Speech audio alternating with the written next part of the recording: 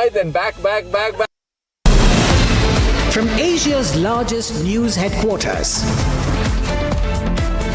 setting the agenda for Bharat.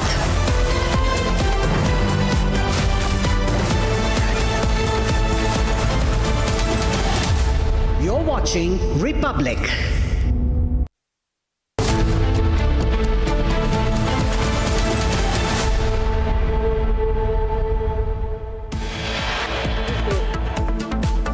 Massive anti-Pakistan protests erupt in PoK. Protesters chant, PoK not part of PoJK, not part of Pakistan, says India will take care of us.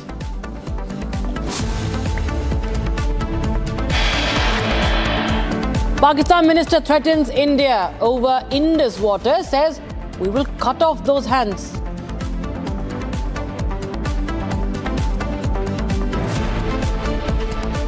PM Modi calls key meet with all central secretaries today. Governance reforms on agenda. Clashes erupt between BJP and the Congress workers over SIR exercise in Karnataka. Another setback for Uddhav Thackeray. UBT MLC Sachin Ahir joins Shinde's Shiv Sena.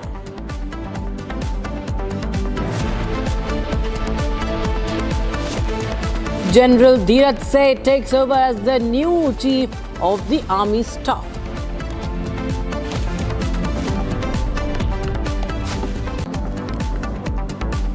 Anti-immigration protesters agitation erupts in Johannesburg of South Africa, says deadline is over. Immigrants to leave, undocumented migrants to leave the country.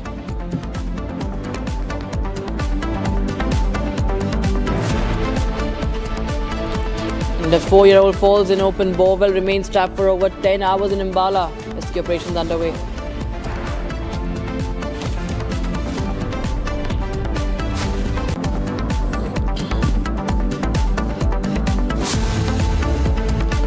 Giribala and her son Samad Singh's judicial custody extended to 14th of July.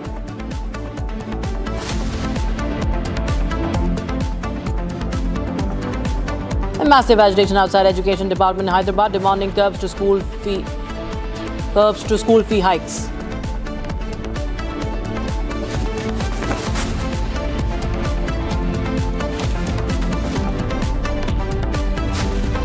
Viewers, we start with the situation that's unfolding in Pakistan-occupied Jammu Kashmir. Breaking news now coming in. Reports suggest that a drone attack by Pakistani forces on protesters has been carried out. Last night, 4 bombs resembling RDX were dropped by drones in Rawalakot. The bombs were fitted with timers. Some protesters took immediate action, safely disposing of the bombs, saving many lives. And that's the breaking news we have right now. Child fallen, and that's the breaking news we have. Drones with RDX bombs. You can see they have been recovered in those visuals that are running on your screens right now, viewers.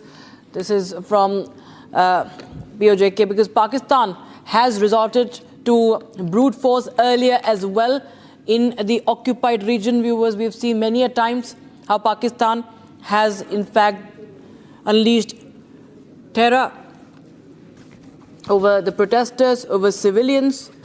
It does the same in Afghanistan, in Balochistan. And now you have these visuals coming in from PoJK. Video shows RDX was dropped from drones over park protesters. You understand, viewers, how the situation is exploding in Pakistan-occupied Jammu Kashmir. You see those visuals from a location where the people of the occupied region have reported that these drones, these bombs have been recovered. They were laden with RDX. And that's how grim the situation is, how scared the Pakistanis are of the protesters, how scared Asim Munir is of the protesters in the occupied regions, because they are losing it. And you have the proof of it just right now. We had in fact also showed you what happened in Rawalakot earlier, viewers, when the people of the occupied region said that they are not part of Pakistan, that India will take care of them. Listen in.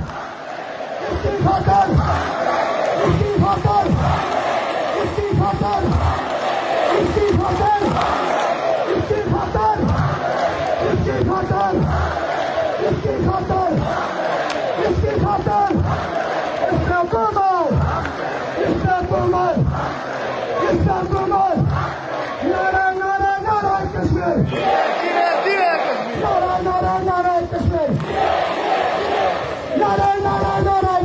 पर cease fire line पे 0 point पे तितली note हमारी खवातीन और हमारे बच्चे वहां धरना दे के बैठे हुए हैं। ये जो कहते हैं कि राशन जो है वो कश्मीरियों का राशन बंद करेंगे, मैं कहता हूँ हमें तुम्हारे राशन की जरूरत नहीं है, तुम्हें हमारी जरूरत है। थोड़ा ख्याल करो, थोड़ा ख्याल करो, तुम्हें हमारी जरूरत है। कहीं ऐसा ना हो, कहीं ऐसा ना हो कि बाकी रास्ते खुल जाएं और फिर तुम हमारी मिन्नतें करो, हमारे तरले करो। कहीं ऐसा ना हो, कहीं ऐसा ना हो कि तजारती रास्ते फिर बाकी इख्तियार कर लिए जाएं। इसलिए गुजारिश ये है, हालात को नॉर्मल करने के लिए हुक्मरानों को ये अवाम की स्टेट है, यहाँ पर कोई मार्शल लॉ नहीं है, यहाँ पर कोई डिक्टेटर नहीं है। अगर कोई डिक्टेटर हो तो हम किसी डिक्टेटर को नहीं मानते। कश्मीर के अवाम किसी डिक्टेटर को कबूल नहीं करेंगे, किसी भी डिक्टेटर को कबूल नहीं करेंगे। इसलिए गुजारिश इनसे यही है, यही इनके साथ जो है वो हम जो है वो पुरअमन ज़बान में यही हम इनसे कहना चाहते हैं कि कश्मीर के लोग अवाम की बैत नहीं करेंगे।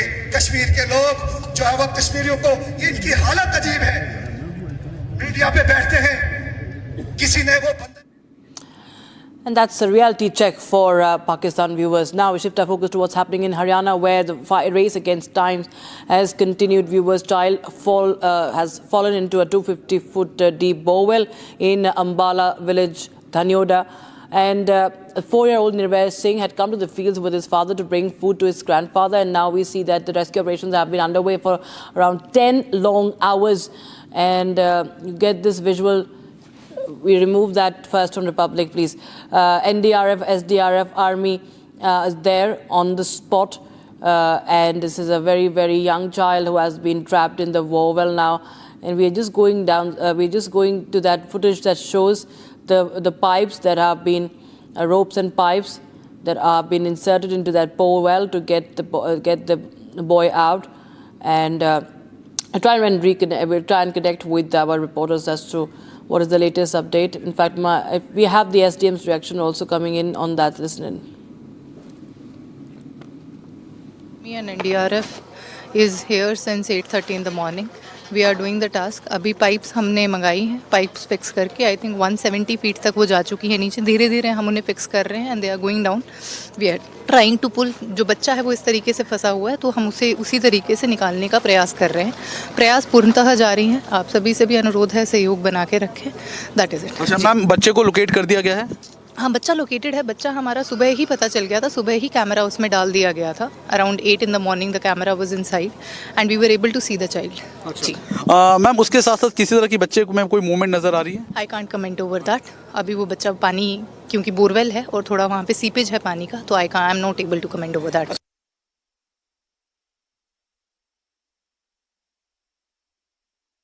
You're picking up right now. What is the latest update?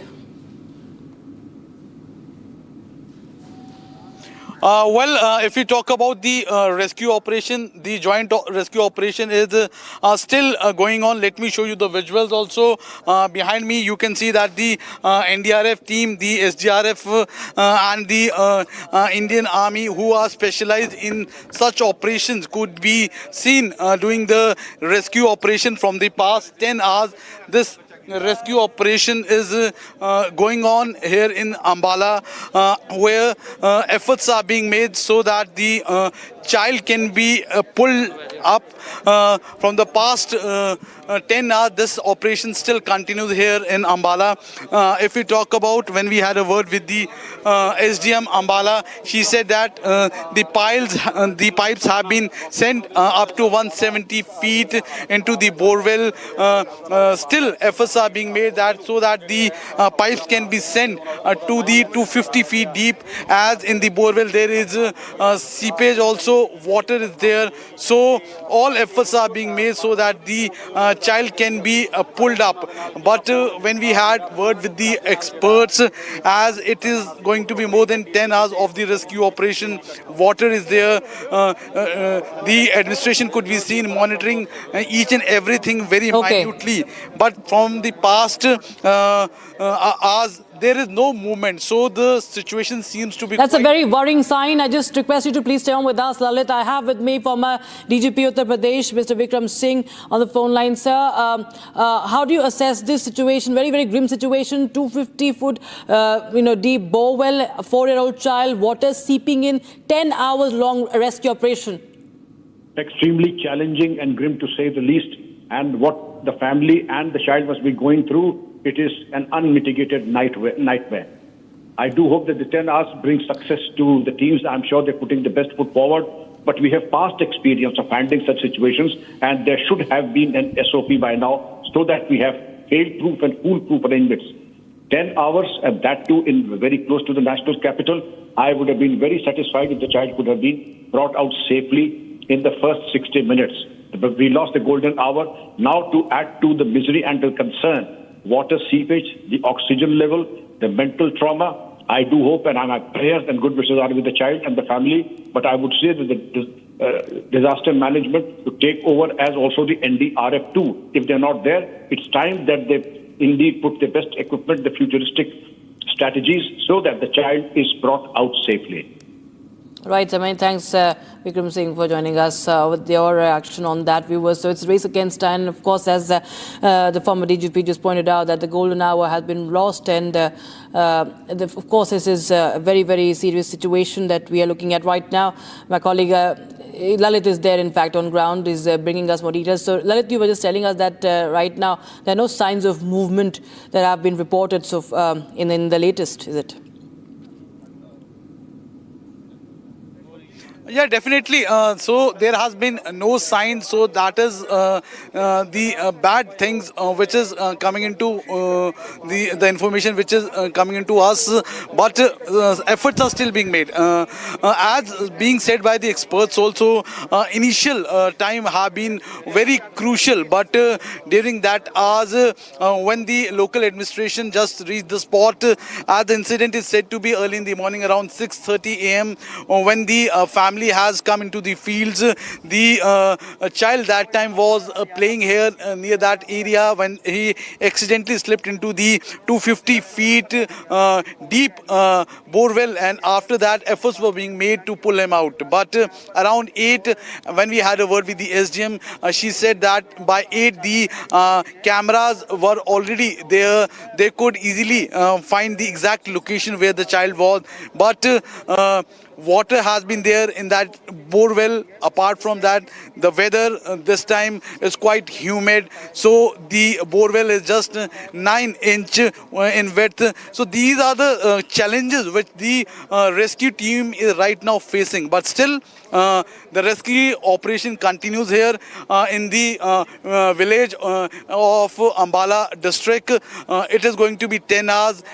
Every efforts are being made. It's a joint operation. Already the NDRF, the SDRF team can be seen doing the operation. They are looking everything very minutely. Army has also been put into action. But what we are also learning from experts, from the senior officials, but there has been no official confirmation regarding that.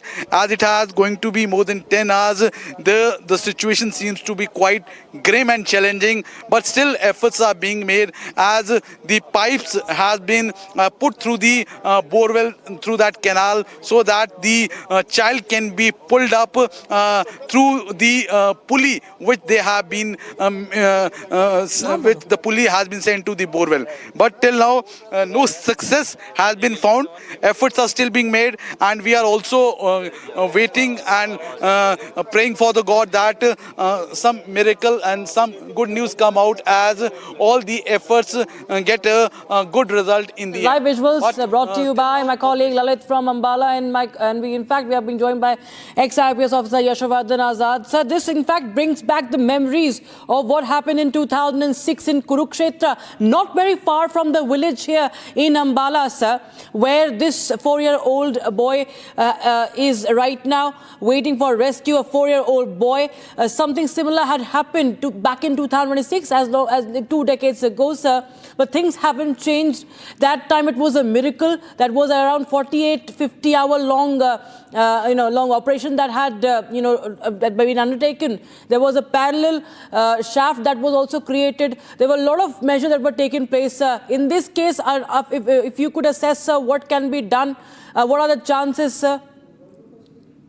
Well, I can only say that this kind of a criminal neglect, which happened, there should be a very, very long for it. My heart goes out to that 4-year kid where the entire village people, because this is such a tragedy, could have been easily avoided. And if only a mudsack or been kept over there, this wouldn't have happened, and see the child had gone food for the grandparents. Now, given the situation now, I think they are doing their best, but it's so deep. It's about 220 feet. I believe they have reached up to 180. There is some seepage also. But, a 4-year-old, since 8 a.m., they are at it. I do hope they can do it. It's possible. And, all we can do is to more strength to these officers who are trying to do their best and pray to God for his good health and that he may be rescued. Right, sir. Do you feel that there could be, what measures can be taken, or rather you can say the challenges, if you could just describe to our viewers in such a situation where you see the water is also seeping, there are rains also that have marred the rescue operations. So in such situations, how difficult could it be to carry out such an operation, sir? It's certainly difficult, but it's not impossible. Because understand that seepage is there. And I read about it that, you're expecting rains and this is already on. But they can certainly reach. It's just a question of pulling him out and sucking him. Right now, maybe a little difficult. But I don't know whether an alternative route can be created or something at least to ensure that the child there gets to know that he's being rescued. That itself would be a great incentive for him. I think this is extremely important. Some kind of noise, some kind of music, some kind of a camera, which can capture him. That would be a great thing to do. I do hope that the SDRF or the NDRF, which is there, is able to communicate somehow or let the child know that efforts are being made. That will add 50% to the strength of the operations. Mr. Azad, many thanks for joining us. Yashovardhan Azad, IPS officer, joining us on Republic TV. Viewers, the boy has been trapped since 6 a.m. Lalit, I'll just go across to you once again. Lalit, it was not very far away from the village right now. That is the Dhanaura village where, Prince was rescued from 20 years ago. And, just hardly 4 to 5 kilometers away from that same locality. And we see that this brings back those memories, but it could again take a miracle, just like what happened in 2006. Now, can you just highlight the measures that have been taken as far as this particular operation is concerned? Has there been any special measure that has been taken so as to reach the child as soon as possible? In 2006, when Prince fell into the Borewell, there was a long operation which lasted for many hours, more than 40 hours. But miracle that time happened and he was successfully saved. But 20 years later down the line, if we talk about this operation, which is going on since 7 a.m. here in the Ambala district of Dhanaura village, the operation continues. If we talk about the SOPs and the measures which the local administration are taking, as soon as the boy just slipped into the deep borewell, which was around 250 feet, immediately the family informed the village, the Sarpanch, and he immediately just informed the local administration, that is the DC. So by 7:30, the local administration was here on the spot, who further informed the NDRF and the SDRF teams who immediately reached the spot. So after that, a camera was being sent into the Borewell to exactly find where the exact location of the child is. So by 8 a.m. when we had a word with the SDM Ambala, Ishika Gupta, she confirmed that by 8 the camera was inside the Borewell and they could exactly find the location where the child has been. After that, the operation has been there. The DC Ambala then informed to the Indian Army who has specifications in such operations, the NDRF and the SDRF teams who have specifications in such operations. They all are doing a joint operation, but till now, no success has been received as it is going to be more than 10 hours. But already 10 hours has passed. As experts also said, we also had word with the senior officials that the initial time has been the golden time. Water is there, water seepage is being done there. So these are the grim challenges which the 4-year-old boy is right now facing. And as the time has passed, it is going to be more than 10 hours now that the operation is when the child has slipped into the canal. So looking into those situations, a miracle. This is only a miracle where a child can be brought safely. But still, all the officials, all the team which are set into operation, they are doing their best so that the 4-year-old boy can be easily pulled out safely and he can be met with his parents. But still, if we talk about the operation continues, and Republic TV is giving you each and every detail from ground zero. Keep watching Republic TV.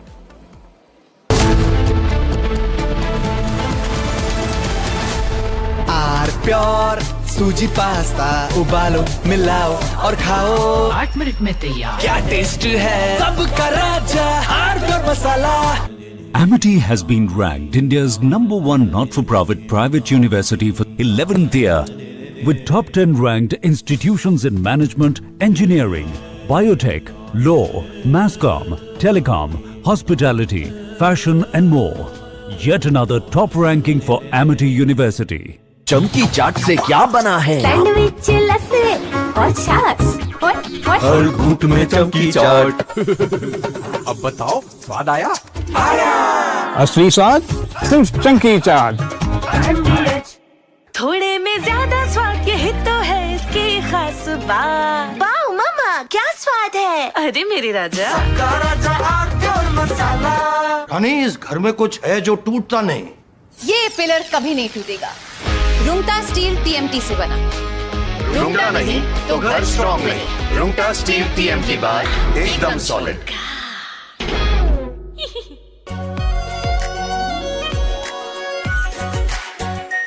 Are pure shahi paneer masala, delicious, healthy every day.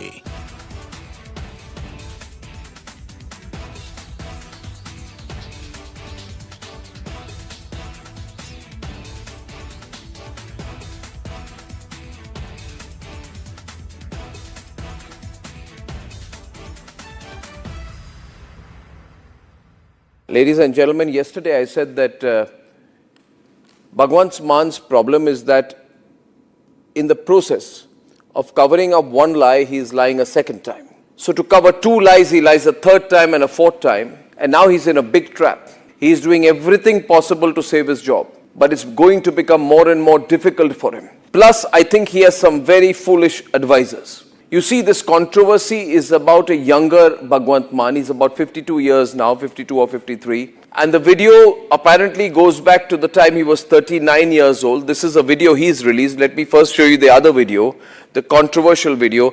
This, ladies and gentlemen, is a picture of Bhagwant Mann at the age of 39.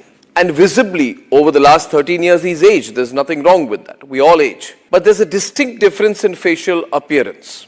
I'd like to show you a picture of Bhagwant Mann at present, which is about 52, 53 years old. And Bhagwant Mann on the other side at the age of 39, when he was a performer. Well, he is still a performer in a way, but there's a distinct physical difference. A, he's put on a lot of weight. His face is much more puffy. He's older. He's wearing a turban. He was not wearing a turban at that time. Not always, at least. Not always photographed with a turban. And so there's a distinct difference. So if you see the picture of the younger Bhagwant Mann, you'd actually have a blink and miss moment. Is this the same guy, you'd say? We all age.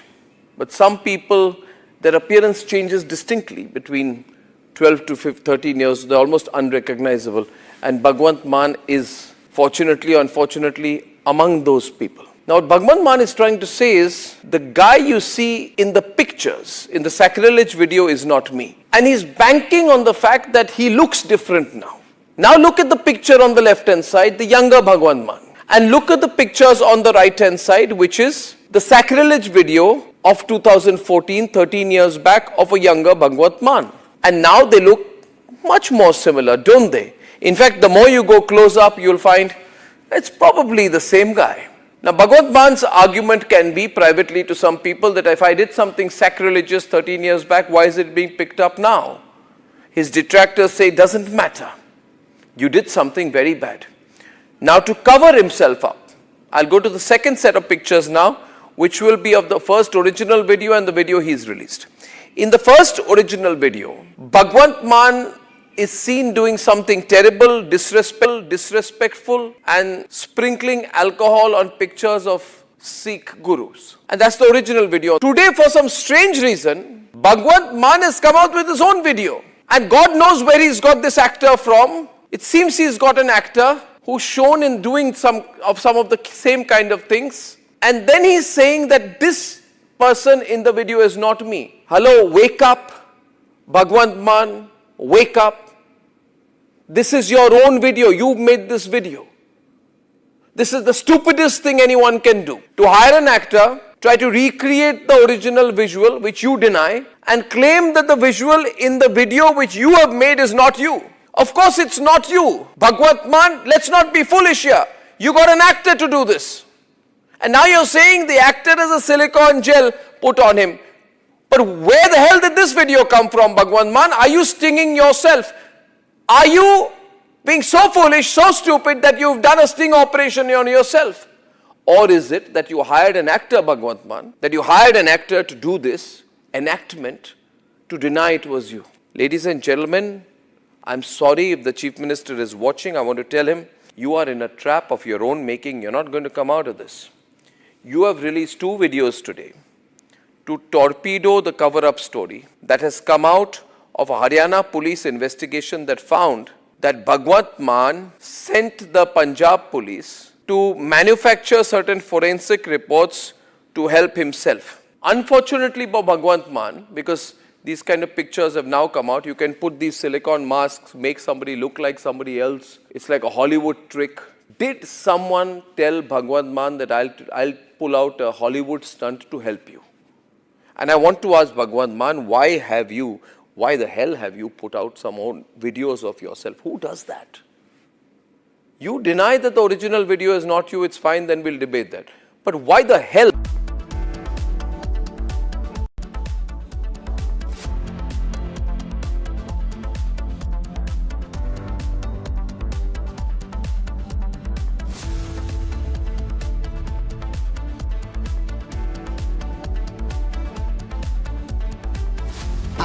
Pure सूजी pasta उबालो मिलाओ और खाओ 8 minute में तैयार। क्या taste है सबका राजा R masala. AU savings account में मिलते हैं amazing benefits, paperless banking and higher interest, वो भी हर महीने। Money money money money every month. सोच बदलो और बैंक भी।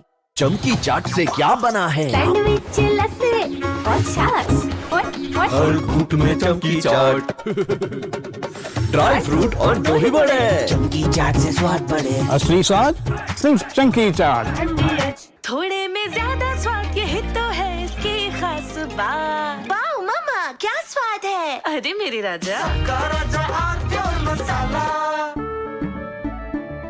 केसरिया से मन जोगी हुआ रे, दिल झूमे देखो मतवारा हुआ रे। केसरिया से मन जोगी हुआ। हर पल मनाओ केसरी त्योहार। विमल, बोलो जुबान Kesari.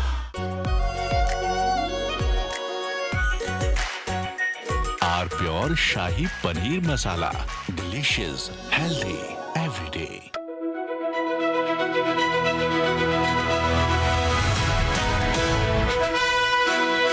By the way, viewers, I'm driving in Delhi with Delhi wala boy Aman Gupta, who is too busy waving to his fans than talking to me. Please come down to earth, Aman. Yes, I am sorry. You're on my show. I forgot. This is not your show. This is my show. Stop waving to your fans. Be modest. Now everybody look. अरे आप politician हो. आप politician हो. आप ये क्या कर रहे हो? This is too much. आपने बोला humble हो, मैं humble हो रहा हूँ.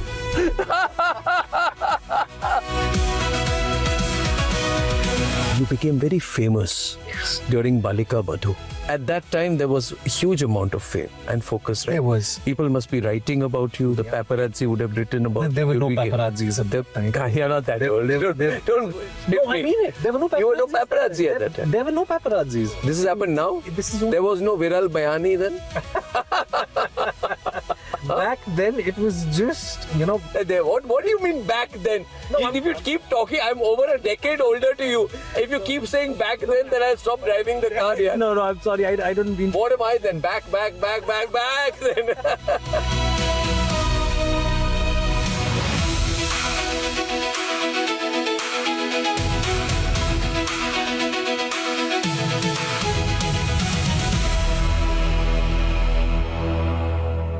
Ladies and gentlemen, yesterday I said that Bhagwant Mann's problem is that in the process of covering up one lie, he is lying a second time. So to cover two lies...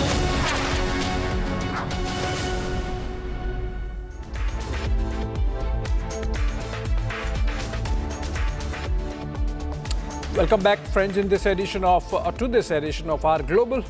We'll begin with growing unrest in South Africa. Anti-immigrant protests have spread across several cities after activist groups issued a June 30th deadline for undocumented migrants to leave the country. Heavy security deployments, business shutdowns, and fears of violence have put authorities in a state of high alert.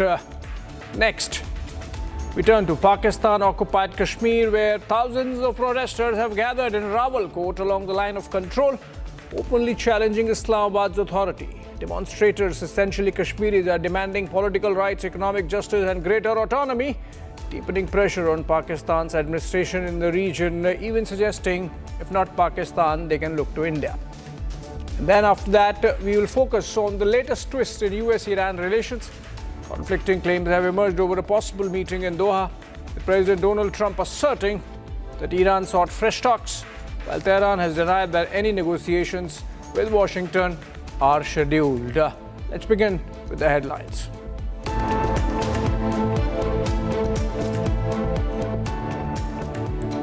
Anti-immigration protesters agitation erupt in Joburg.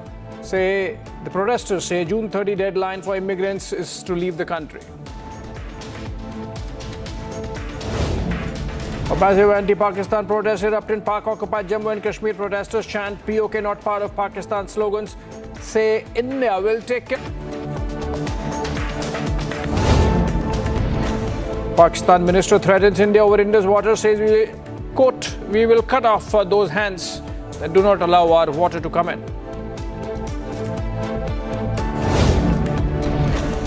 And Trump claims Iran sought Doha nuclear talks, while Tehran denies any planned negotiations as diplomatic uncertainty deepens.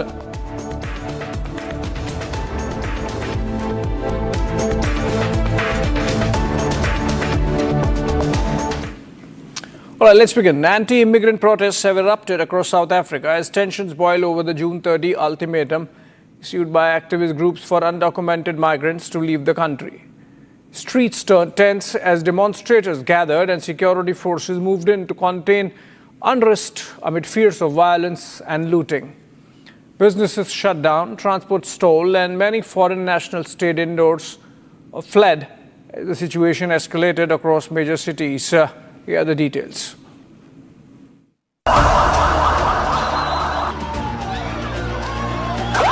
Streets deserted, shops shut, buses off the roads, and security forces flooding city centres. South Africa is on the edge as anti-migrant protests grip parts of the country, raising fears of fresh unrest and violence. From Johannesburg to Durban, normal life has been disrupted. Businesses have pulled down shutters, workers have stayed home, and thousands of migrants are living in fear as tensions continue to rise. At the heart of the controversy is an unofficial 30th of June deadline issued by activist groups demanding that undocumented migrants leave South Africa. For many foreign nationals, the deadline has been viewed not as a warning but as a threat. Reports suggest thousands have already fled while others remain indoors, fearful of becoming targets. With memories of past xenophobic attacks still fresh, police and military personnel have been deployed across major cities to prevent violence and maintain order.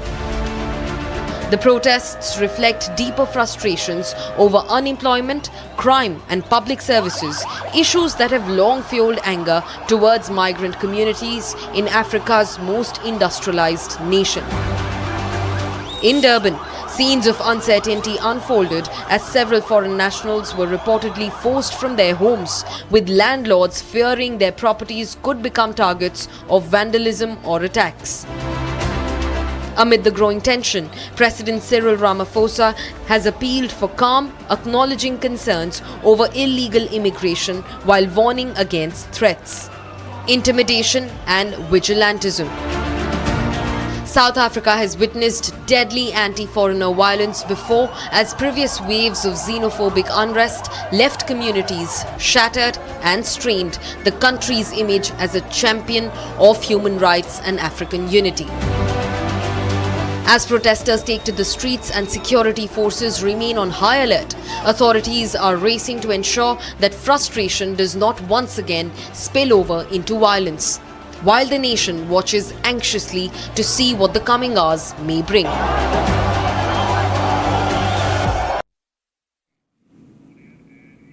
Some pictures of cows there. Moving on, a political storm is intensifying in Pakistan-occupied Kashmir, where thousands have taken to the streets of Rawalakot, chanting that PoK is not part of Pakistan. The protests, going on since June 9, are driven by demands for political rights and economic justice. And they have escalated tensions with Islamabad as crowds continue to swell despite a crackdown and rising unrest in the region.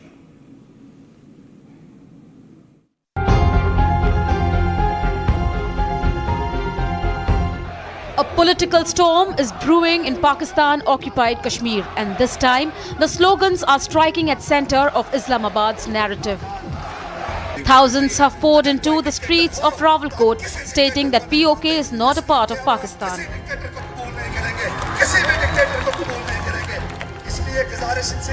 Massive crowds gathered at Rawalakot's Eidgah Ground, raising anti-administration slogans.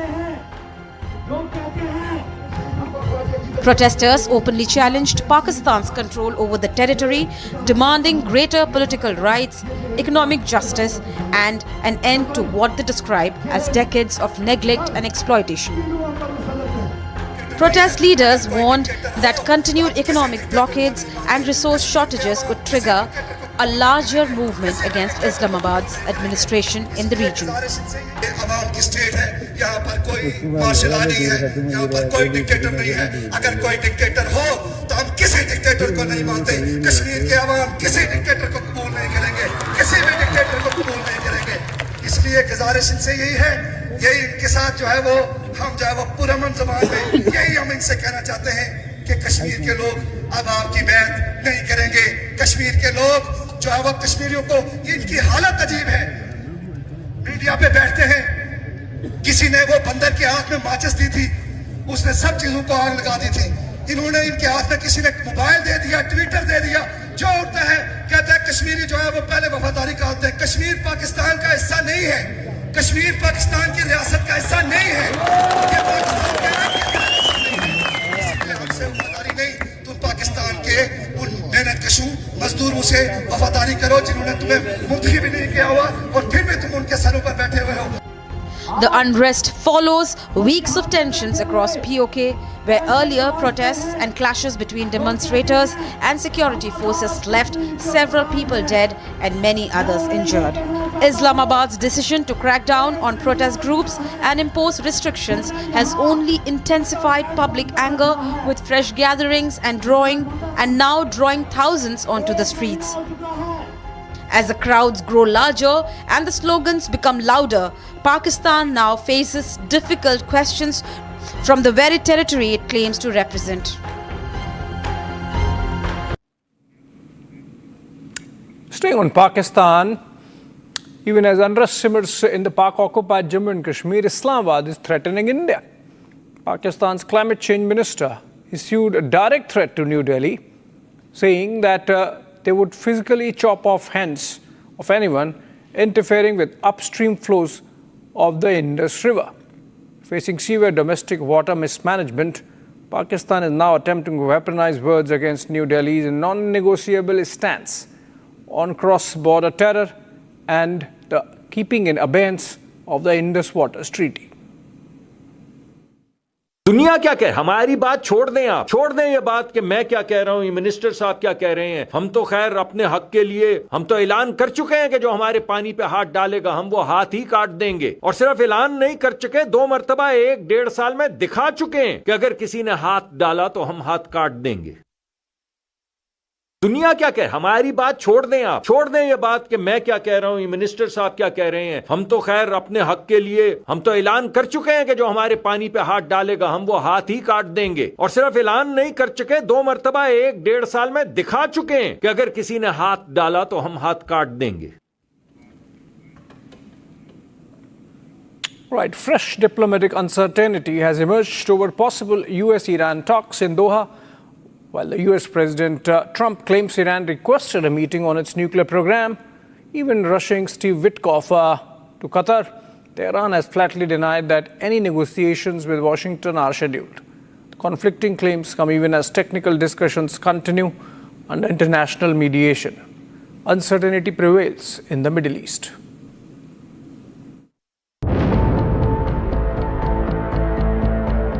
Almost won militarily, I would say.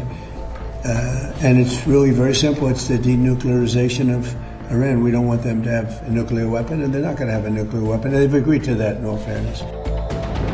US President Donald Trump says American negotiators are heading to Doha after Iran allegedly questioned a meeting. Trump says the talks could prove important as Washington pushes for the denuclearization of Iran. Trump also claimed Iran has agreed not to pursue nuclear weapons and said discussions would focus on Tehran's nuclear program. As you know, oil prices are way down. We hit $69 today. It was higher than that prior to the denuclearization of Iran fight that we have, which we're doing very well. There'll be a meeting on that tomorrow in Doha. And they're going to Qatar. I think they've already left, or they're just about getting ready to leave. So we'll see how that goes. But we're doing very well on that front. But the meeting in Doha is going to be perhaps important, perhaps not. We're going to find out. But we're winning militarily. US Special Envoy Steve Witkoff and Kushner are expected to lead the American delegation. But however, Iran has rejected Trump's claims, insisting that no negotiations with the United States are scheduled. Tehran also claimed that there will be no talks with Washington at any level in the coming days. Doha has confirmed that US envoys are in Doha, but says no meeting with Iranian officials is currently scheduled. Iran says its delegation is traveling to Doha only to follow up on the release of the frozen Iranian funds. The diplomatic confusion comes days after a temporary ceasefire eased tensions following missile and drone exchanges. Shipping through the Strait of Hormuz has begun recovering, though the strategic waterway remains under close watch. Technical teams from both sides are expected to continue discussions this week with Qatari and Pakistani mediators. The broader negotiations also include sanctions relief, frozen Iranian assets, and the future of Tehran's enriched uranium stockpile. With Washington speaking of diplomacy and Tehran denying direct talks. All eyes are now on Doha to see whether dialogue finally begins or the standoff deepens. All right, connected with the same breaking news development coming in, and that's from Doha itself, giving some clarity, if not in its entirety, about what's happening there. Diplomatic efforts surrounding the US-Iran negotiations. Qatar has now confirmed that US envoy, special envoy to the Middle East, Steve Witkoff and Jared Kushner, the son-in-law of President Trump, will be in Doha for discussions with Qatari mediators, but ruled out any direct high-level meeting between Washington and Tehran.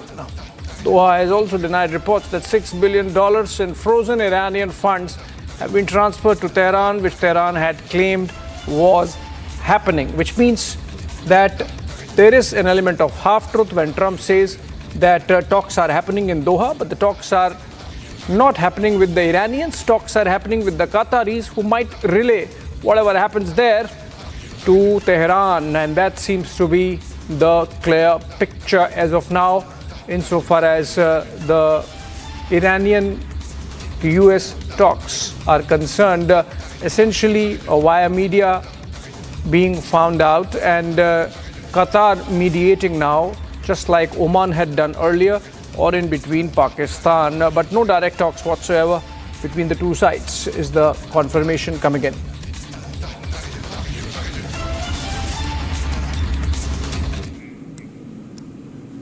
All right, moving ahead, a powerful explosion has rocked the wealthy Mediterranean principality of Monaco, leaving 3 people seriously injured, including a prominent Ukrainian businessman and members of his family. Authorities say the suspected attacker fled across the border into France moments after the blast, triggering a cross-border manhunt. The motive remains unclear, but the incident has sent shockwaves through one of Europe's most secure and exclusive destinations.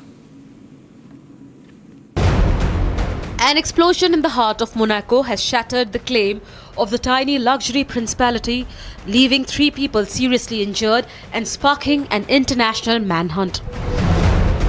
The blast occurred late Monday night at the entrance of a residential building near Monaco's border with France, sending emergency teams rushing to the scene. 2 adults and a child suffered serious injuries and were immediately shifted to hospitals in France for treatment. Investigators say the suspect escaped on foot shortly after the blast and crossed into neighboring France.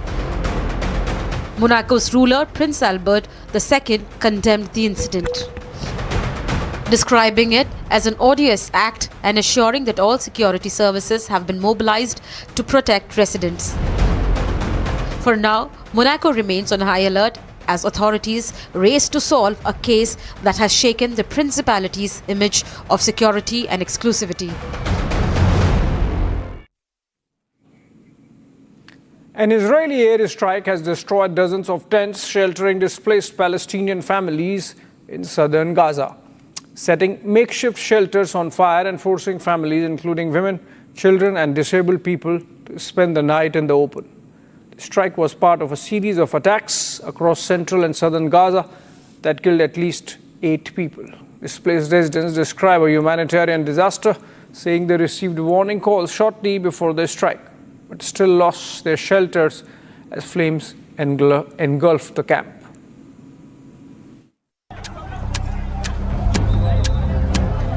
Flames tearing through rows of tents, families running into the darkness, and yet another night of fear for displaced Palestinians in Gaza.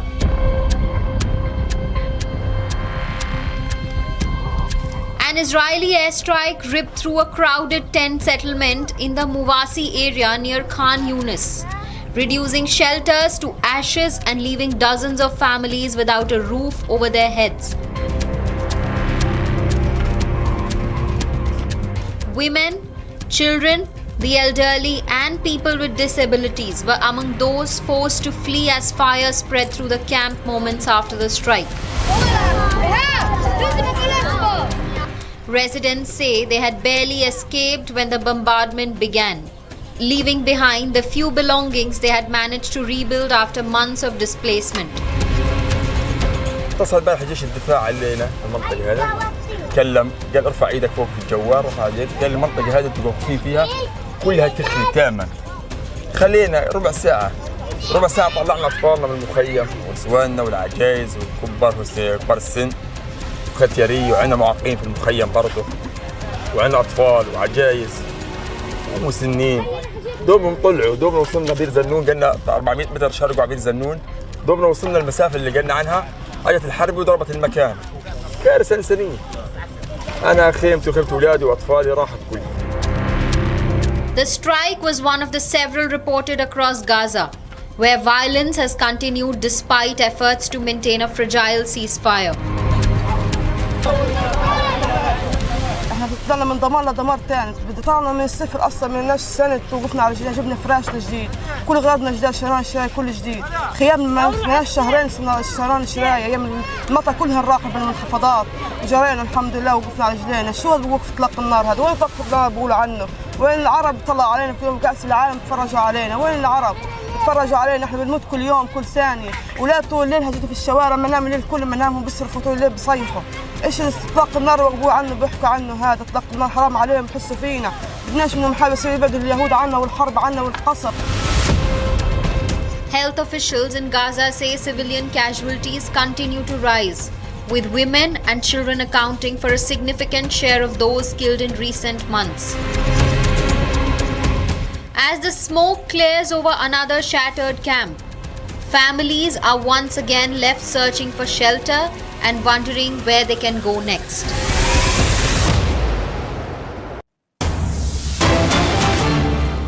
All right, some developments of upset from the FIFA World Cup. Paraguay have pulled off a major upset at the Cup group stage by defeating four-time champions Germany to book their place in the round of 16. The historic victory marks Paraguay's best World Cup performance in more than a decade and brings an end to Germany's campaign in the tournament. In another match, even Netherlands was knocked out, and those two big claimants to the Cup now out of the FIFA World Cup 2026 taking place in Mexico and the United States. With that, we come to an end of this bulletin of our global. This is all what we could pack for you from across the world in 20 minutes. Short break coming up on the other side. This is exclusive with Niranjan.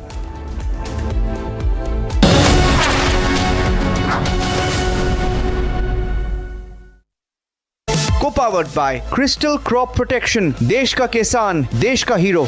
Are pure सूजी pasta उबालो मिलाओ और खाओ 8 minute में तैयार क्या taste है सबका राजा R pure masala. Amity has been ranked India's #1 not-for-profit private university for 11th year, with top 10 ranked institutions in management, engineering, biotech, law, masscom, telecom, hospitality, fashion and more. Yet another top ranking for Amity University. थोड़े में ज्यादा स्वाद यही तो है इसकी खास बात. वाओ मम्मा क्या स्वाद है. अरे मेरे राजा राजा आर प्योर मसाला.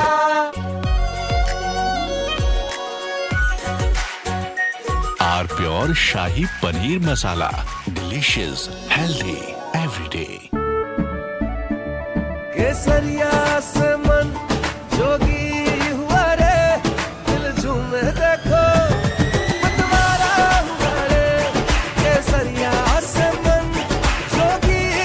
हर पल मनाओ केसरी त्योहार. विमल बोलो जुबान केसरी. आर प्योर सूजी पास्ता उबालो मिलाओ और खाओ 8 मिनट में तैयार क्या टेस्ट है सबका राजा R pure masala.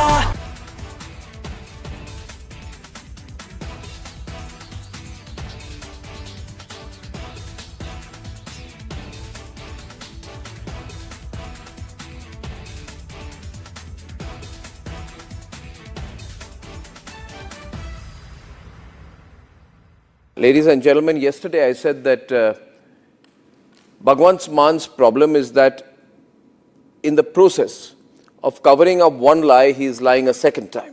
So to cover two lies, he lies a third time and a fourth time, and now he's in a big trap.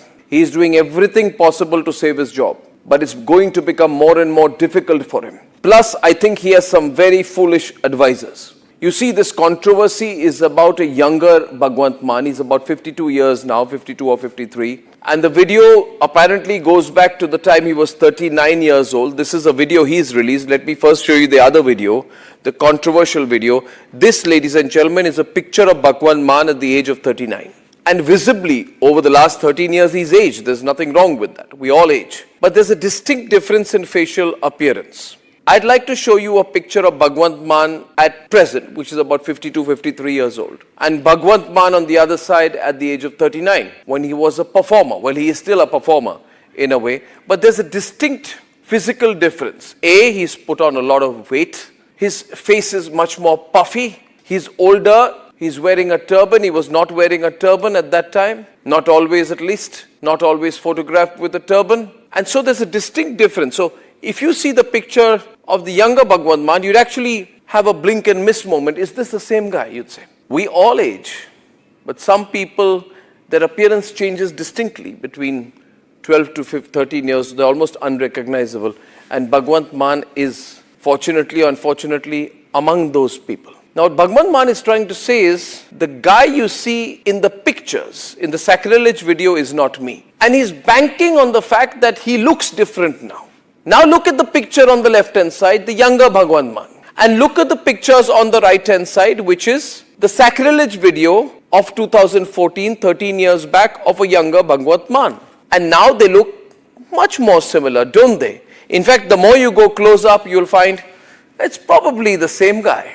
Now, Bhagwant Mann's argument can be privately to some people that if I did something sacrilegious 13 years back, why is it being picked up now? His detractors say it doesn't matter. You did something very bad. Now, to cover himself up, I'll go to the second set of pictures now, which will be of the first original video and the video he's released. In the first original video, Bhagwant Mann is seen doing something terrible, disrespectful, and sprinkling alcohol on pictures of Sikh gurus. And that's the original video. Today, for some strange reason, Bhagwant Mann is...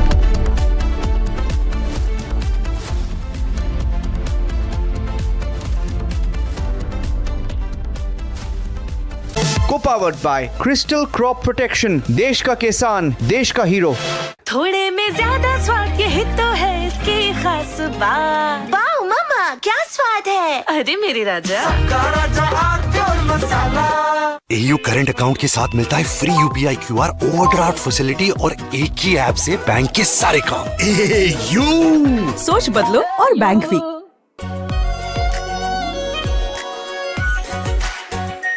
are pure shahi paneer masala, delicious, healthy everyday.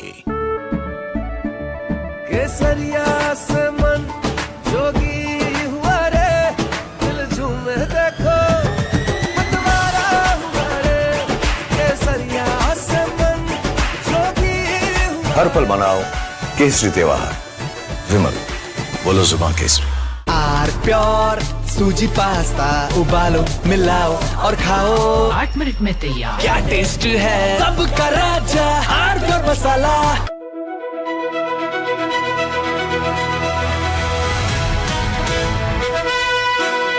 By the way, viewers, I'm driving in Delhi with Delhi wala boy Aman Gupta, who is too busy waving to his fans than talking to me.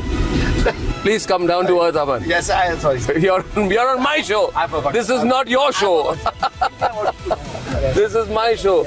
Stop waving to your fans. Be modest. Now everybody look. अरे आप politician हो. आप politician हो. आप ये क्या कर रहे हो? This is too much. आपने बोला हम्बल हो, मैं हम्बल हो रहा हूँ.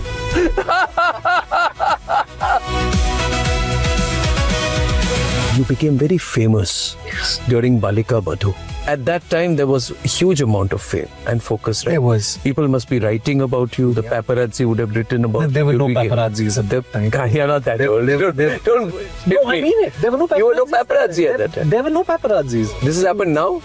There was no Viral Bayani then? Back then, it was just, What do you mean back then? If you keep talking, I'm over a decade older to you. If you keep saying back then I'll stop driving the car here. No, I'm sorry. I don't mean... What am I then? Back then.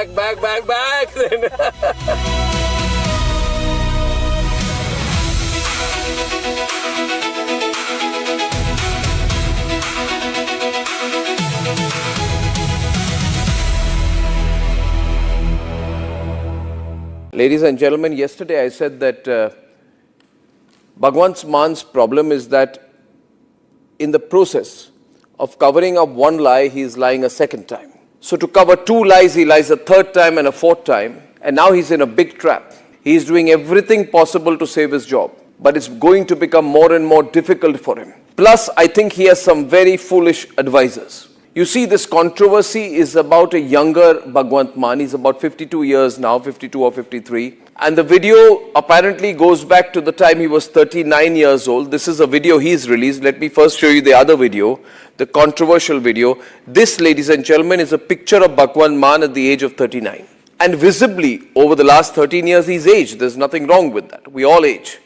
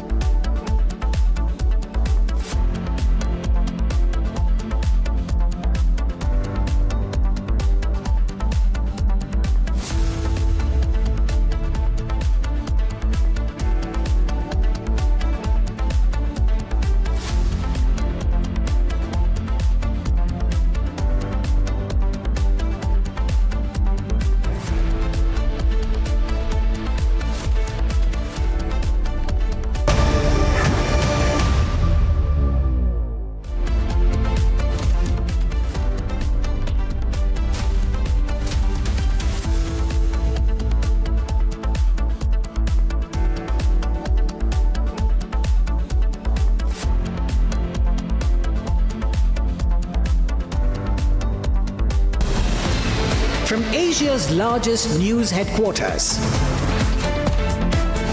setting the agenda for Bharat.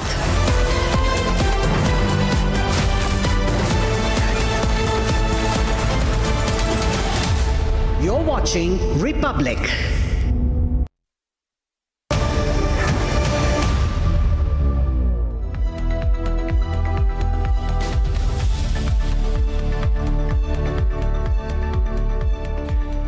Thank you for joining us here on Republic TV. You're watching This Is Exclusive at 7 p.m. Ladies and gentlemen, while we get you the news daily from across the country, there is something happening in Pakistan-occupied Jammu and Kashmir, PoJK. We call it POK, but PoJK. There's something happening and it's been ongoing for almost 2 months now. Almost 2 months. There is a revolt. And today people in POK are openly saying we do not belong to Pakistan. They want a reintegration with India. We have some breaking news from POK. Here are the headlines this evening. Massive protests erupt in POK.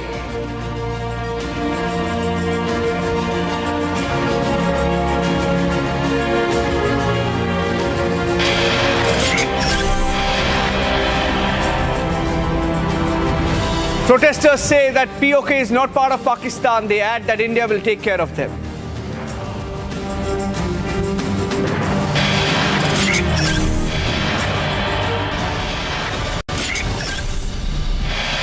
Pakistan minister openly threatens India a day after they were celebrating Track 2. They're now saying they will cut off India's hand. There's no point of Track 2 with a country called Pakistan.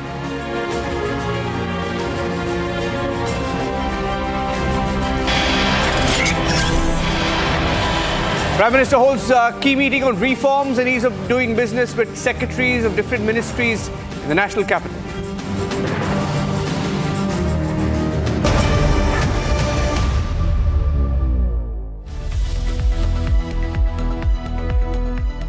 And the breaking video here on Republic this evening, Pakistan-occupied Jammu and Kashmir witnessing one of its strongest public uprisings in recent years. And this time, the anger is going beyond what we used to see before of just a few protests, blockades, etc.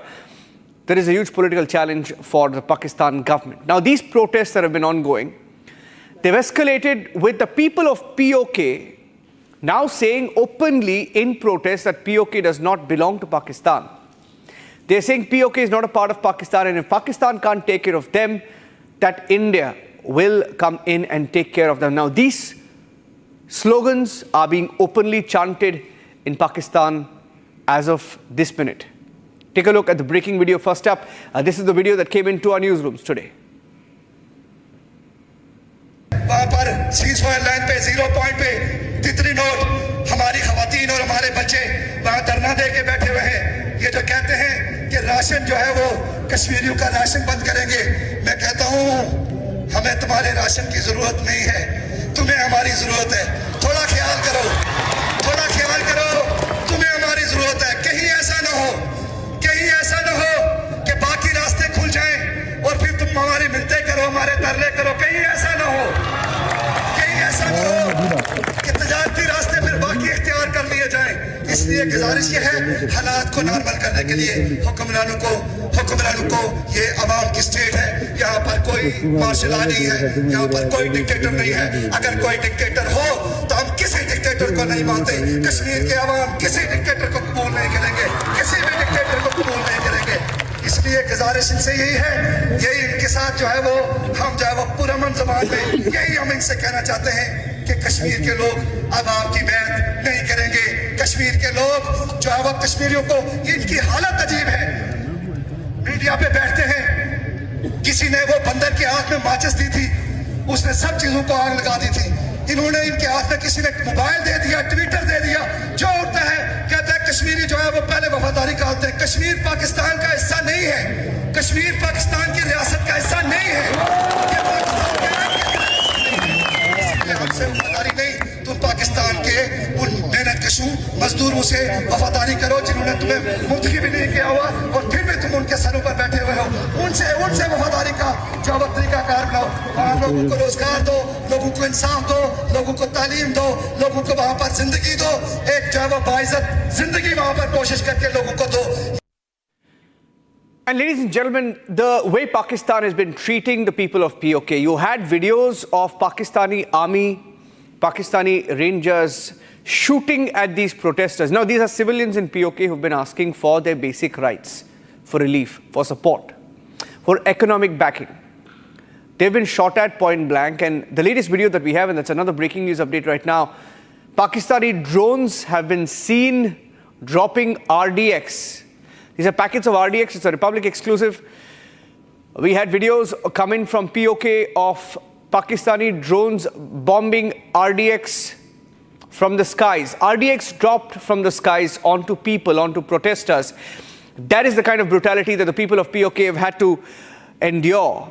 So on the broadcast this evening, as we get you the details and the pictures coming in from Pakistan-occupied Kashmir, let me go across to Lieutenant General P.R. Shankar, PVSM, AVSM, VSM, a former DG Artillery in the Indian Army, joining us as a strategic affairs expert, and along with Dr. Amjad Ayub Mirza, who's an activist from PoJK. Originally, he's live from London. Okay, first up, General Shankar, looking at the videos, in fact, this has been ongoing and this is not stopping. And somewhere we get a sense with each day the kind of videos and comments and slogans that are being heard. It appears that even the people of PoJK have had enough of Pakistani government. Yeah, thanks a lot for inviting me at the outset, and very good evening to Dr. Mirza also, who's joining us from London. What I'd like to put across is, look, this is an unprecedented scale of protests which are happening in PoJK. PoK, I'll prefer to call it PoK, right? And it has not happened so far, the scale. The violence itself is about 26 days old, but the protests you go back to about 2 months, like you rightly said. In the past 3 years, every 6-7 months, there's been a protest of some kind in PoK. And each year, each protest, the protests have become bigger, the violence has become bigger, and the issues have become more intransigent.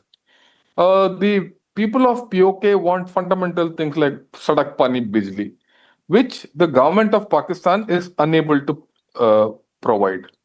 More importantly, Pakistan, the people of PoK, they have one simple request. They say, look, they want representation. If there's no representation, there's no taxation. It's that old thing, no taxation without representation.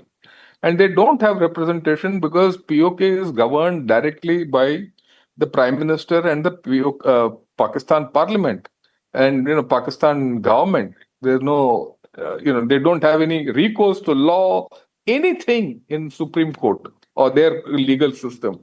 So Pakistan-occupied Kashmir is in a very, very funny state. And then the Pakistanis have split this into two further parts, calling it PoJK and Gilgit-Baltistan. Now they've already held sham elections in Gilgit-Baltistan for which there are no results. And some jiggery-pooggery is going on out there. And they're trying to do the same thing here also. Now, this is like, putting a matchstick to kerosene oil. So you know what's going to happen. But then Pakistan has different calculations because it doesn't have a political way of dealing with this. The only way Pakistan will deal with all of them is through repression. And more violence is just on the cards. That's the way, that's the Pakistani playbook. You'll have to just look across what they've done in Balochistan. Balochistan is essentially a political problem, which is being handled militarily. You see Afghanistan and Taliban. After all, Afghanistan, Taliban were all the creation of Pakistan. Now those people are against them. Whatever has happened in POK was, the handiwork of Pakistan. And now the very same people are against them. So you see a familiar set of events happening in Pakistan. Okay. Now, what I'd like to put across to everyone is, the Pakistanis have, the POK people say that, look, India can help us. India will help them. In fact, our external affairs spokesperson has said, we have noted the whole thing and we're going to help them. And probably for the first time, India has made this comment publicly to say that it will help them. What will be the contours of this help? How will this help go? Everything is to be seen. That's the first part. The second part is, look, we have to also be clear. What is the stance of the POK people as far as India is concerned? What is the stance of the POK people as far as Pakistan is concerned? If you see in this, they're still talking of being within the constitution of Pakistan or within the framework of the Pakistan. Now, if that be so, and you want to go and put your finger in there, it will not lead to anything. We should be very clear that what we are doing here. Please remember, this is our land. The entire land of POK is ours. We should have a game plan very clearly as to how we are going to get it back. And we should have a political outreach to this, this area. The protests are everything is just part of the story. And we need to take this. A lot of people in India say we need to have a military solution for that, invade POK and retake POK. It will not happen. It will happen only politically. And I go with what our defense minister said that, look, one day the people of Kashmir, POK, will say we want to rejoin with India. Are we having a strategy to get that back? I'm very clear about it. Okay. That's what I think we should do. And this situation is going to go worse as we go along. They might come with some promises and all that, but all those promises are empty because the promises given last time the protests happened to the people of POK have not been fulfilled by Pakistan. And Pakistan can't do it because it's economically bankrupt. So the basic needs, Sadak Bijli Pani, from where I started, remain. Yeah. And they are not fulfilled, they are not going to be fulfilled. So India needs to have a very clear game plan as to how to, capitalize on this situation because, like I said, this land is ours and we must take it back politically. Yeah, sir. Over to you. Sir, look at the videos, and I want to bring in Amjad Ayub Mirza here. Mr. Mirza, we saw videos of people being shot in the leg, shot in the chest, some being shot in the head. This video that came in, I want to show the video of the RDX being dropped from the skies from the drones. RDX was dropped from the skies, we were told. We hear that you still have some details pouring in. What is the situation there of the kind of brutality that the people of POK are seeing? If you can share with our viewers, please. Well, the brutality is being uploaded on every social media platform. So there's nothing for me to add to that. The situation is getting worse. There's no doubt about that. But answering some of the issues here about India's intervention, people of Pakistani-occupied Jammu Kashmir do not expect that India will intervene. I'm telling you this in very clear words, because when I say intervene, I'm not talking about Indian army marching into PoJK, because that is impossible. I'm telling you now, that is impossible. And if India tries to liberate PoJK by sending troops in there, they will get bogged down in a very, very long war with Pakistan. What the people of Pakistani-occupied Jammu Kashmir expect from India is support, verbal support, moral support, in form of, statements from the Prime Minister of India, from the Foreign Minister of India, from the Defense Minister of India, from the Home Minister of India, and moreover from the Lieutenant Governor of Jammu Kashmir, Manoj Sinha. Because Manoj Sinha, if you think that PoJK and Gilgit-Baltistan are part of India, then Manoj Sinha also should be acting as a Lieutenant Governor of PoJK and Gilgit-Baltistan. But what the people of PoJK have seen over the years is that India and Pakistan have used Kashmir issue for a tit-for-tat diplomatic... There, 1 minute. I disagree with you, sir, because our Prime Minister has mentioned it. Our Prime Minister said PoK belongs to India. Our Defense Minister has said it, that PoK will reintegrate that with India. Not, that those are diplomatic. Those statements mean nothing. The statement should have been that we condemn the violence in PoJK. We demand that the trade route should be opened so that the economic blockade that Pakistan has now set up should be, we should compensate that by sending rations from the LOC. These are all cosmetic statements. ये हो जाएगा तो हमारा to टांग है, to टांग की ऐसी की तैसी फिरी हुई है.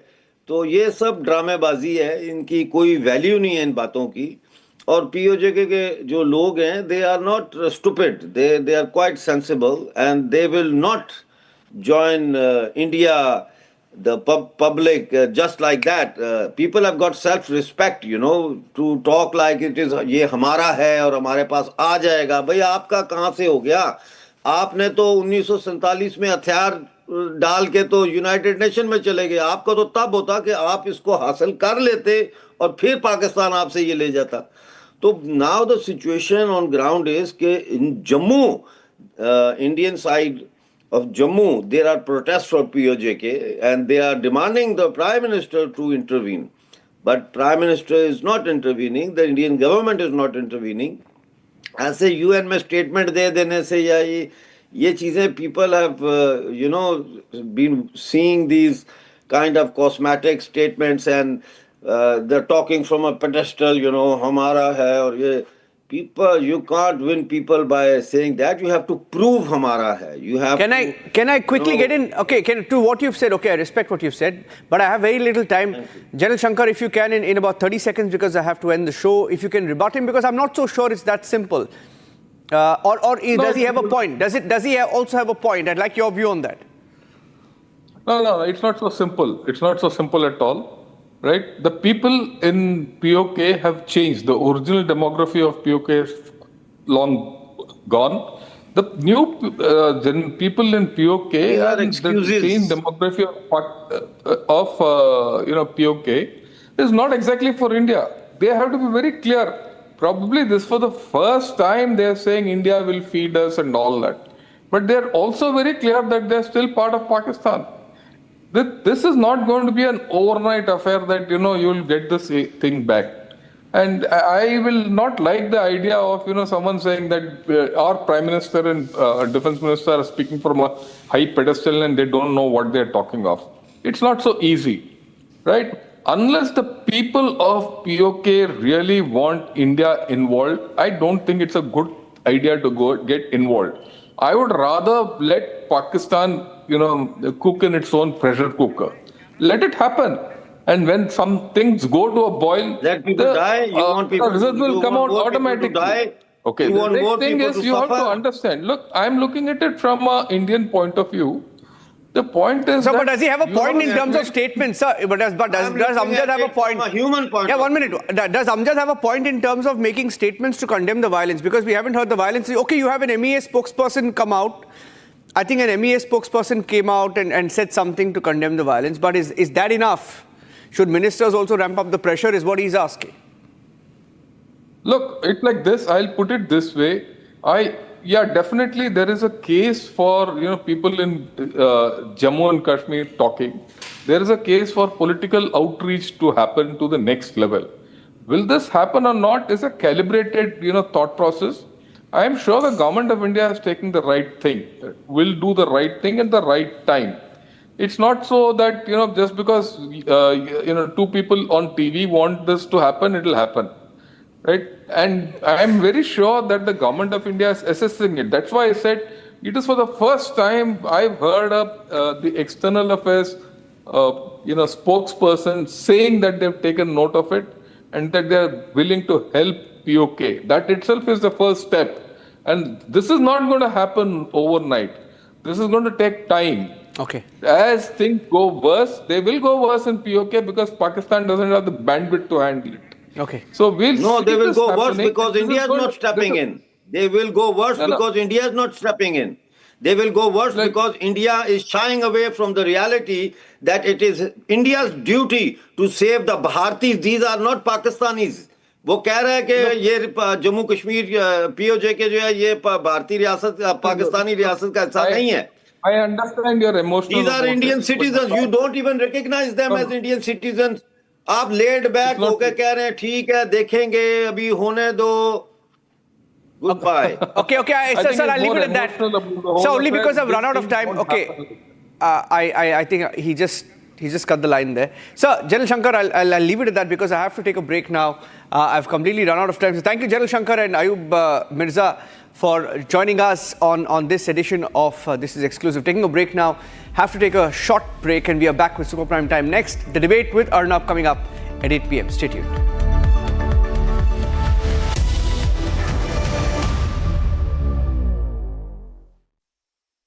Amity has been ranked India's #1 not-for-profit private university for 11th year, with top 10 ranked institutions in management, engineering, biotech, law, masscom, telecom, hospitality, fashion and more. Yet another top ranking for Amity University. चमकी चाट से क्या बना है? आलू चाट या fruit चाट, स्वाद बढ़ाए चमकी चाट. क्या बात है? स्वादिष्ट पकोड़े और परेशान, अरे चमकी चाट है इसकी जान. असली स्वाद सिर्फ चंकी चाट. केसरिया से मन जोगी हुआ रे, दिल झूमे देखो मतवारा हुआ रे. केसरिया से मन जोगी हुआ. हर पल मनाओ केसरी त्योहार. विमल, बोलो जुबान केसरी.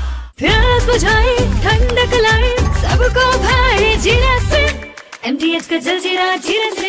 जीरा सिप, असली रिफ्रेशिंग, असली स्वाद, असली मजा. MTH. जिंदल साथी सील है तो असली स्टेनलेस स्टील है. तो जब भी आप stainless steel pipes and tubes खरीदें, जिंदल साथी सील जरूर चेक करें. Jindal stainless, India's leading producer of stainless steel.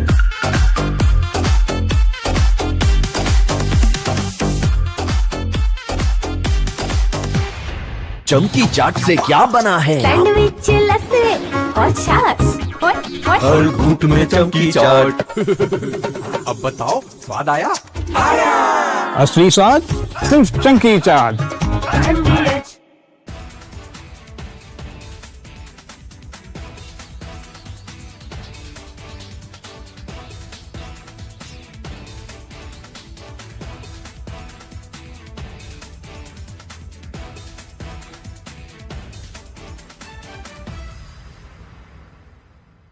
Ladies and gentlemen, I want to talk tonight about an incident where an FIR got registered against 4 people. This is an incident which has happened in Madhya Pradesh, in Ujjain, and there is this strange video which shows a van suspended about 40 feet in the air. And it's suspended with a crane, some kind of a huge big crane. And there are explosives which are put inside this van, and then the van is detonated. Watch this very carefully, ladies and gentlemen. This is apparently during a Muharram procession, where the organizers fill a car with explosives, lift it 40 feet in the air with explosives, put a slogan on.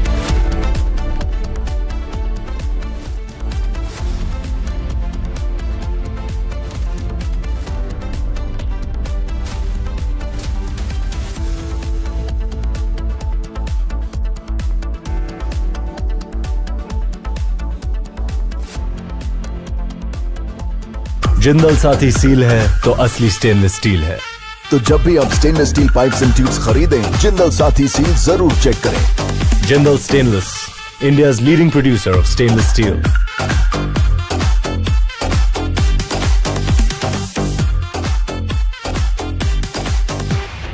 चमकी चाट से क्या बना है? Sandwich लस्सी और छाछ हर घूंट में चमकी चाट, ड्राई फ्रूट और दही बड़े। चमकी चाट से स्वाद बढ़े। असली स्वाद सिर्फ चमकी चाट। ऑक्टोरोमा मैनुअल वाइंडिंग 4 लोगों के पास है ये। कुछ इससे भी अनोखा। कमला पसंद, सिर्फ एक अनोखा स्वाद। कमला पसंद पान मसाला। प्यास बुझाए, ठंडक लाए, सबको भाए जीरा से। MTH का जलजीरा जीरा से। जीरा से असली रिफ्रेशिंग, असली स्वाद, असली मजा। AU करंट अकाउंट के साथ मिलता है free UPI QR overdraft facility और एक ही ऐप से बैंक के सारे काम। AU सोच बदलो और बैंक भी। चमकी चाट से क्या बना है? आलू चाट या फ्रूट चाट, स्वाद बढ़ाए चमकी चाट।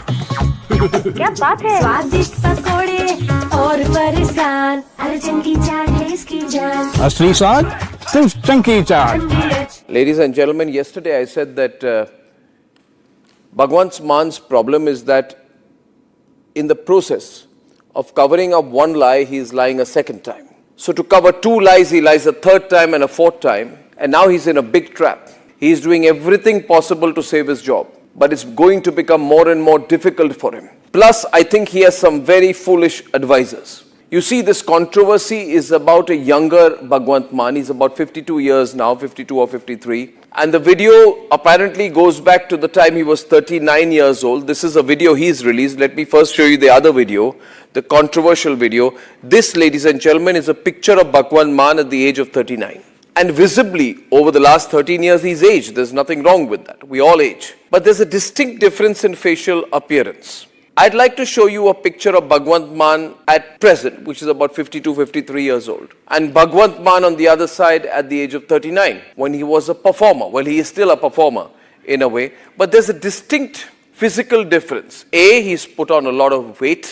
His face is much more puffy. He's older. He's wearing a turban. He was not wearing a turban at that time. Not always, at least. Not always photographed with a turban. And so there's a distinct difference. So if you see the picture of the younger Bhagwant Mann, you'd actually have a blink and miss moment. Is this the same guy, you'd say? We all age. But some people, their appearance changes distinctly between 12 to 13 years. They're almost unrecognizable. And Bhagwant Mann is, fortunately or unfortunately, among those people. Now, what Bhagwant Mann is trying to say is, the guy you see in the pictures, in the sacrilege video, is not me. And he's banking on the fact that he looks different now. Now look at the picture on the left-hand side, the younger Bhagwant Mann. And look at the pictures on the right-hand side, which is the sacrilege video of 2014, 13 years back, of a younger Bhagwant Mann. And now they look much more similar, don't they? In fact, the more you go close up, you'll find it's probably the same guy. Now, Bhagwant Mann's argument can be privately to some people that if I did something sacrilegious 13 years back, why is it being picked?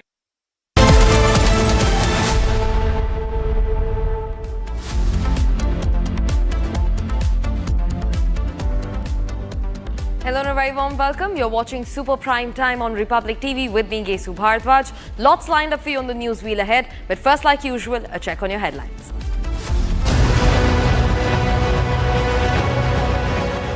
Four-year-old falls in an open borewell, remains trapped for over 10 hours in Ambala. Rescue operations underway.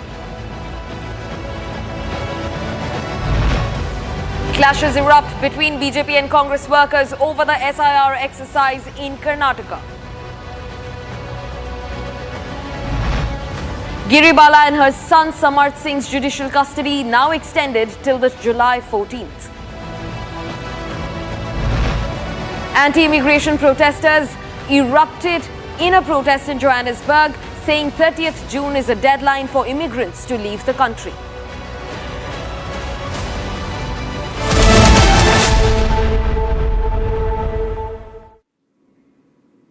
And viewers, starting first, a decisive action in Ayodhya cracks down on those allegedly involved in the Ram Mandir donation theft. With 8 accused already arrested, banking records from 7 banks under scanner, jailed suspects are yet to face fresh interrogation, including Avinash Shukla, caught on CCTV from the 5th of June. Former Trust General Secretary Champat Ray has cooperated fully with investigators, asserting it was his own swift intervention that led to the accused being caught in the first place. As per the probe that gathers pace, UP Congress chief Ajay Rai is now under a house arrest ahead of the Ram Mandir visit, while AIMIM chief Owaisi maintains that there is a pattern of casting doubts on this investigation. The probe proceeds methodically, securing records, examining transactions, and questioning the accused. Here's a full report. Take a look. The actions alleged to the Ram Mandir theft is gathering pace. Police have stepped up the probe, making arrests, recovering cash and valuables, while scrutinizing financial transactions and digital evidence. So far, 8 accused have been arrested in connection with the case. As investigators continue questioning the accused and collecting evidence to establish the alleged conspiracy, the court has extended their judicial custody. Police claim to have recovered cash worth 79.85 lakh during the investigation. Gold jewelry and other valuables allegedly linked to the case have also been recovered and are being examined as a part of the probe. The Ram Mandir theft has taken a dramatic turn, as Uttar Pradesh Congress President Ajay Rai has been placed under house arrest at a hotel in Ayodhya. This is ahead of the proposed Congress delegation visit to the Ram Mandir. Meanwhile, AIMIM chief Asaduddin Owaisi has also entered the debate, questioning aspects of the investigation. जिनको गिरफ्तार किया गया उनको police custody भी नहीं ली जाती। अब शायद आज के बाद, मेरे बोलने के बाद शायद कल पुलिस कस्टडी ले लेंगे। बताओ आज क्या हो रहा है उत्तर प्रदेश में। मेरे अजीज दोस्तों और बुजुर्गों, हम आपसे अपील कर रहे हैं कि अपने इत्तेहाद को मजबूत करिए। और ये बीजेपी आरएसएस वालों से हम पूछना चाह रहे हैं, ये चंपक आपका लाडला है या नहीं है, बताओ हमको। Former Trust General Secretary Champat Ray has also recorded his statement before the police. According to the police sources, Ray denied any involvement in the alleged theft. He reportedly told investigators that he initiated action immediately after learning about the alleged theft and claimed that the accused were apprehended following his intervention. Champat Ray and Anil Mishra have resigned from their respective positions in the connection. Investigators have now secured permission to question accused Avinash Shukla inside the jail after his alleged presence was detected in a CCTV footage from June 5. आज राम की भक्ति की वकालत कौन कर रहा है? आज भगवान राम की भक्ति की दुआई कौन दे रहा है? 2017 के पहले जो जय श्री राम बोलने पर लाठी मारते थे, 2017 के पहले जब उत्तर प्रदेश में राम भक्त कहता था कि राम लला हम आएंगे, मंदिर वहीं बनाएंगे, और राम भक्तों पर जो समय गोली चलाते थे, आज वे आस्था की वकालत करते हुए दिखाई देते हैं। With 8 arrests, judicial custody extended, cash and valuables recovered, financial records under scrutiny, and digital evidence being examined, the Ram Mandir donation theft investigation continues to widen. Police say the probe remains underway and further action will be based on the evidence collected. And now shifting focus. After West Bengal's transformation, Karnataka is now preparing for a massive voter verification exercise. Beginning today, the Election Commission rolled out a special intensive revision across the state covering over 5.5 crore voters after a gap of nearly 24 long years. While the poll body calls it a routine exercise to clean and update the electoral rolls, the opposition has already raised political concerns, alleging that the exercise could impact voter inclusion in key constituencies. As the groundwork begins, lakhs of voters, especially in Bengaluru, remain under the unmapped category, setting the stage for one of Karnataka's biggest electoral verification drives yet. And this drive began with the house of the Chief Minister, D.K. Shivakumar. Take a look. After West Bengal, Karnataka also begins its special intensive revision drive for the upcoming polls. From June 30th to July 29th, nearly 59,000 booth-level officers will conduct house-to-house visits across Karnataka. The exercise follows an electoral roll mapping process where 5.08 crore electors have already been mapped, while over 46 lakh voters remain unmapped. EC officials say that BLOs will visit each household at least 3 times, distributing and collecting enumeration forms. The Home Minister of Karnataka, Priyank Kharge, mentioned the fact that they aren't against the special intensive revision, but they are completely against the deletion of the votes for minor reasons. And the Election Commission at this point of time in the state of Karnataka have announced 12 documents which are mandatory, and any of the documents or any of the document within the 12 stipulated documents will have to be produced to the booth level officer, and there will be if there is any correction in the data will be taken over by the booth level officer. And at this point of time, the special intensive revision in the state of Karnataka across the city and across the state have started peacefully, and we will have to see how the government responds to this SI, and also we will have to see how the opposition parties respond to this special intensive revision, and also we will have to see if there will be any issues in the upcoming days while this process is ongoing, and we will have to see if the process will be completed on or before the stipulated time. Karnataka Chief Minister D.K. Shivakumar formally inaugurated the drive by filling out the enumeration form. Chief Minister D.K. Shivakumar also requested the public to fill the enumeration forms in order to access government schemes. All of you, I request you to see that you retain your voter list, and if you doesn't have your voter list on record, tomorrow you may find difficult to get the benefits from the government. This is the decision already taken in various states.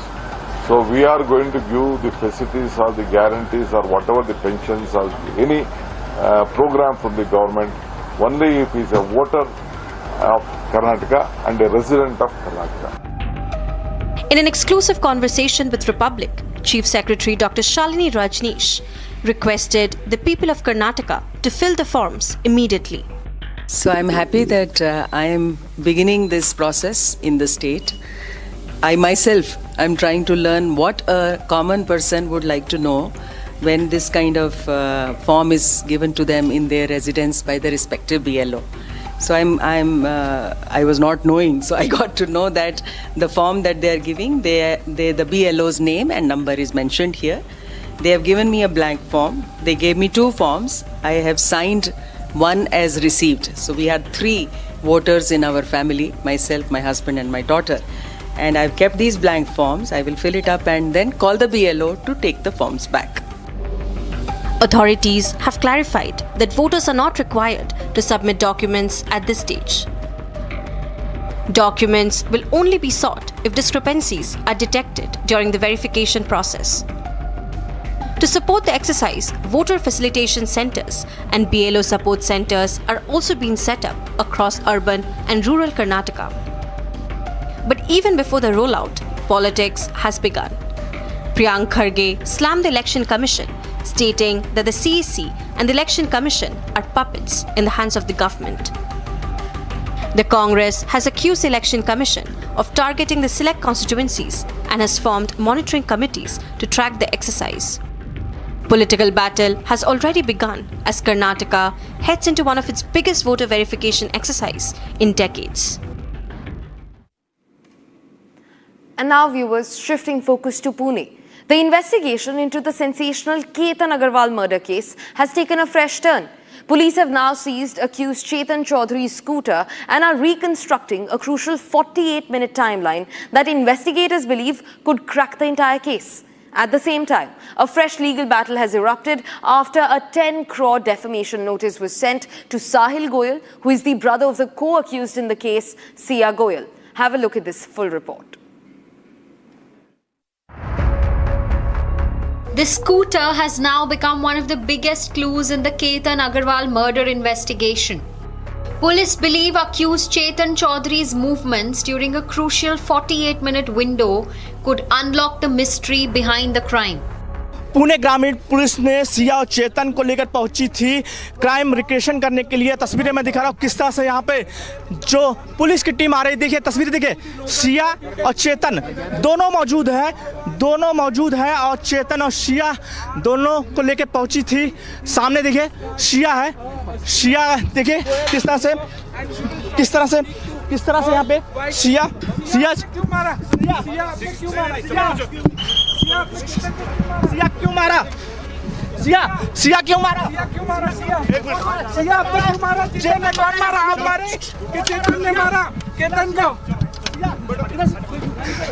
देख सकते हैं कि सिया को लेके जा रहे हैं। सिया चेतन मारा था, तुमने मारा था सिया। तस्वीरें देखिए किस तरह से पुलिस की टीम क्राइम रिक्रिएशन करने के बाद लेके जा रही है। तस्वीरें दिखा रहा हूँ। Investigators say Chetan left home on this scooter, reached his shop, swapped phones with employee Neeraj Kumar and left his own phone behind. Carrying Neeraj's phone, he allegedly rode to Lohagad Fort, parked the scooter and returned within just 48 minutes. Police say the climb to Lohagad Fort itself takes nearly 48 to 50 minutes, making the timeline a key focus on the investigation. Investigators are now verifying whether the accused could have climbed the fort, committed the crime and returned within that time. Chetan Chaudhary was brought to Lonavala Rural Police Station for fresh questioning. Police will now conduct a gait analysis after CCTV reportedly captured a man resembling Chetan walking near Lohagad Gate on the day of the murder. A fresh crime scene reconstruction involving Chetan will also be carried out, as only Sia Goyal's reconstruction has been completed so far. Police is also trying to recover the clothes Chetan allegedly wore on the day of the incident. Meanwhile, advocate Ashutosh Srivastav has served a ₹10 crore defamation notice to Sahil Goyal, brother of the accused Sia Goyal. The notice alleges false and defamatory statements damaged the advocate's professional reputation, also seeking a public apology. Ketan Agarwal died after falling into gorge at Lohagad Fort on June 18 during a trip with his fiancée Sia Goyal. Police have registered a murder and criminal conspiracy case, with Sia Goyal and Chetan Chaudhary named as the principal accused. With the scooter, the 48-minute timeline, gait analysis and fresh legal developments now under scrutiny, investigators believe the next phase of the probe could prove crucial.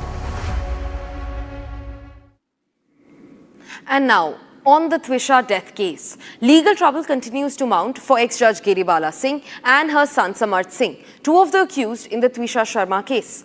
A Bhopal court has now remanded Tisha's husband, Samarth, and mother-in-law Giribala to 14 more days of judicial custody. We have this report, which also involves exclusive conversations with Tisha's family and her lawyer. Take a look. Tisha Sharma's mother-in-law Giribala Singh and husband Samarth's judicial custody has been extended further by 14 days. The main accused in the Tisha Sharma death case will be in judicial custody till July 14. Meanwhile, the report of Twisha's second post-mortem has not yet been produced before the court. The CBI has meanwhile asked for access to Samarth's password to continue their investigation. Giribala reportedly asked to be taken home to compile a list of things which were reportedly taken in the recent alleged burglary attempt at her house. However, Twisha's lawyer as well as her family questioned the authenticity of the alleged theft. नहीं, ये तो हम नहीं कहेंगे कि case को कमज़ोर करने के लिए उसमें कोई डिले हो रहा होगा. टेक्निकली ज़रूर चीज़ें हो सकती हैं. मुझे शुरू से ये आभास था कि न्यू दिल्ली एम्स की team second postmortem report piecemeal में नहीं देगी, क्योंकि पहले ही कुछ इश्यूज आए थे. हम सबको मालूम है कि जो लिगेचर बेल्ट है वो सेकंड पोस्टमार्टम में भी नहीं हो पाया था अवेलेबल, क्योंकि FSL के लिए भेज दिया गया था सागर. तो एक पॉसिबिलिटी जो मुझे समझ में आती है वो ये है कि they want to give a complete report. FSL reports आने में टाइम लगता है, जिसमें त्विशा के नेल सीज हुए थे तो उसके ज़रूर DNA एग्जामिनेशन की रिपोर्ट एक इशू है, विसरा रिपोर्ट एक इशू है, और हो सकता है कि उनने ये भी हो कि अब अगर बेल्ट चला गया है FSL के लिए तो उसकी FSL भी हो जाए, तो उससे फिर क्रॉस मैच भी हो सकता है. मतलब अगर देखिए दोनों पक्षों के लिए वो एक स्थिति बनती है. अगर हमारे एंगल से देखें तो एक ये पॉसिबिलिटी है कि उस बेल्ट में अगर कुछ FSL की चीज़ें नहीं मिलती हैं तो इसका मतलब वो बेल्ट ही नहीं था. Meanwhile, Twisha's father, Navnidhi Sharma, spoke exclusively to Republic after Giribala and Samarth's custody extension. Twisha's father said that the accused tried to use the alleged theft to their advantage during court proceedings. He also said that the accused were using desperate tactics to get out of jail. चोरी हुई है. FIR से लेकर के जो 5-6 statement जो media के अंदर आए हैं, ACP ने दिए हैं, पुलिस कमिश्नर ने दिए हैं, और आज जो वकील ने कोर्ट में बोला है वो सब डिफरेंट है. कोई कॉन्क्रीट पता ही नहीं है किसको कि चोरी का हुआ एक्चुअल में क्या है. वहां पर सब अपनी अपनी स्टोरी बता रहे हैं. और इसमें एक चीज जो निकल के आ रही है वो ये है कि आज वकील ने उस चोरी को, घटना को पूरी तरीके से यूज करने की कोशिश की, ताकि जो है जज साहिबा उसको उन्होंने प्रेशराइज किया जज साहिबा को कि कैसे भी उस केस को, चोरी के केस को इस केस से रिलेट किया जाए, जो कि मना कर दिया गया. With the second post-mortem report still awaited and police pursuing multiple leads, it remains to be seen when and how CBI concludes its investigations into one of the most widely followed court cases in the country.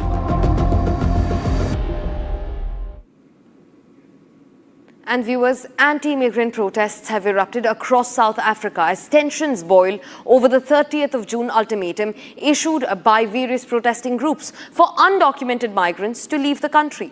Streets turned tense as demonstrators gathered and security forces moved in to contain unrest amid fears of violence and looting. Businesses shut down, transport stalled, and many foreign nationals stayed indoors or even fled as the situation escalated across major cities. Take a look at this.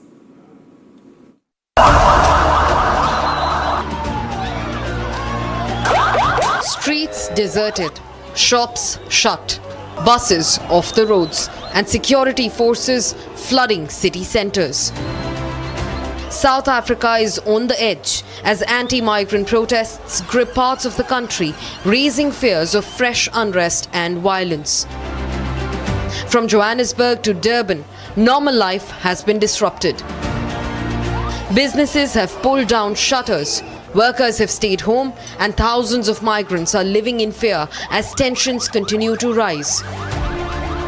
At the heart of the controversy is an unofficial 30th of June deadline issued by activist groups demanding that undocumented migrants leave South Africa.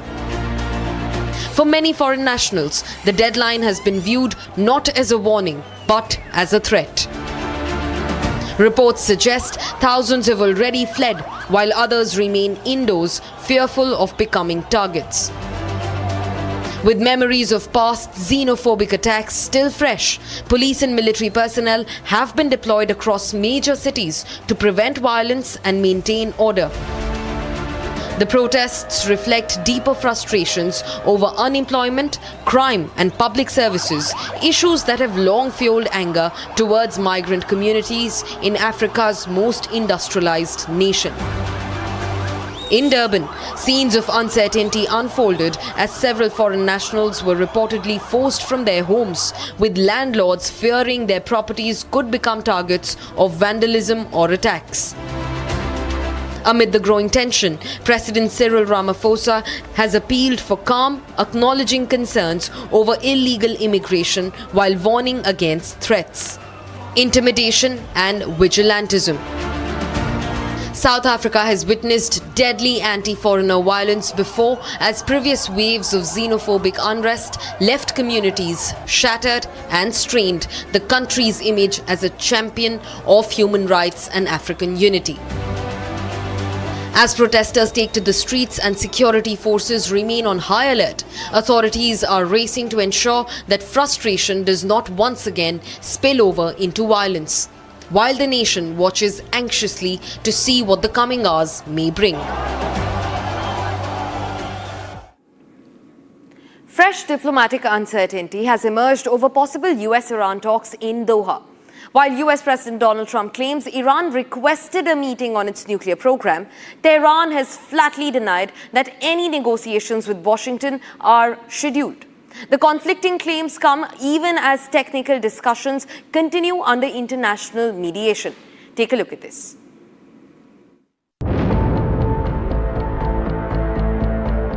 Almost won militarily, I would say. And it's really very simple. It's the denuclearization of Iran. We don't want them to have a nuclear weapon, and they're not going to have a nuclear weapon. They've agreed to that, in all fairness. US President Donald Trump says American negotiators are heading to Doha after Iran allegedly questioned a meeting. Trump says the talks could prove important as Washington pushes for the denuclearization of Iran. Trump also claimed Iran has agreed not to pursue nuclear weapons and said discussions would focus on Tehran's nuclear program. As you know, oil prices are way down. We hit $69 today. It was higher than that prior to the denuclearization of Iran fight that we have, which we're doing very well. There'll be a meeting on that tomorrow in Doha. And they're going to Qatar. I think they've already left, or they're just about getting ready to leave. So we'll see how that goes. But we're doing very well on that front. But the meeting in Doha is going to be perhaps important, perhaps not. We're going to find out. But we're winning militarily. It's US Special Envoy Steve Witkoff and Kushner are expected to lead the American delegation. But however, Iran has rejected Trump's claims, insisting that no negotiations with the United States are scheduled. Tehran also claimed that there will be no talks with Washington at any level in the coming days. Doha has confirmed that US envoys are in Doha, but says no meeting with Iranian officials is currently scheduled. Iran says its delegation is traveling to Doha only to follow up on the release of the frozen Iranian funds. The diplomatic confusion comes days after a temporary ceasefire eased tensions following missile and drone exchanges. Shipping through the Strait of Hormuz has begun recovering, though the strategic waterway remains under close watch. Technical teams from both sides are expected to continue discussions this week with Qatari and Pakistani mediators. The broader negotiations also include sanctions relief, frozen Iranian assets, and the future of Tehran's enriched uranium stockpile. With Washington speaking of diplomacy and Tehran denying direct talks, all eyes are now on Doha to see whether dialogue finally begins or the standoff deepens. And that's all for this edition of Super Prime Time. But don't go anywhere. On the other side, at 8 p.m, our editor-in-chief Arnab Goswami dissects exactly what the Congress has been doing when it comes to the Ayodhya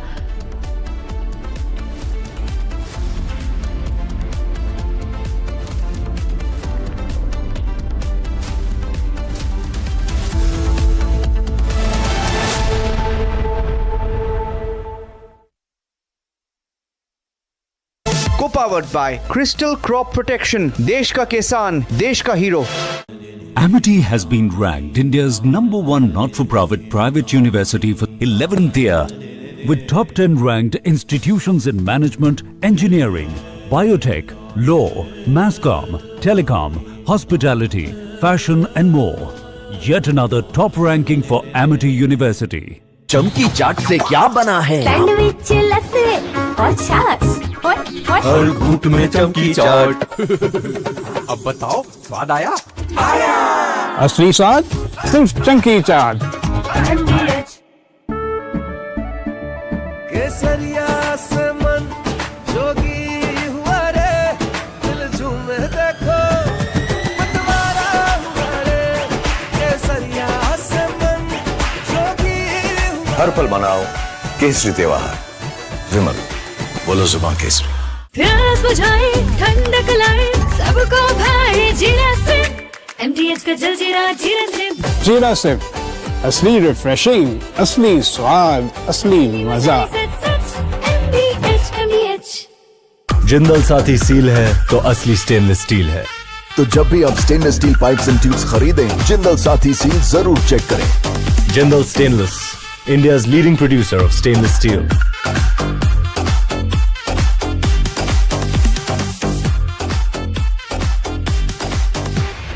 चमकी चाट से क्या बना है? Sandwich लस्सी और छाछ हर घूंट में चमकी चाट. अब बताओ स्वाद आया? असली स्वाद सिर्फ चंकी चाट.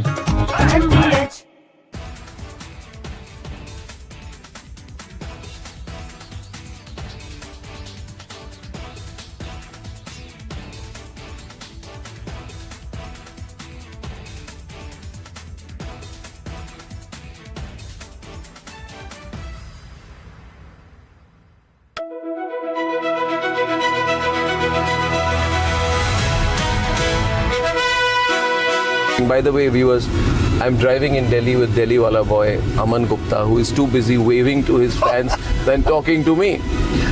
Please come down to earth, Aman. Yes, I am sorry. You're on my show. This is not your show. This is my show. Stop waving to your fans. Be modest. Now everybody. अरे आप politician हो. आप politician हो. आप ये क्या कर रहे हो? This is too much. आपने बोला humble हो, मैं humble हो रहा हूँ.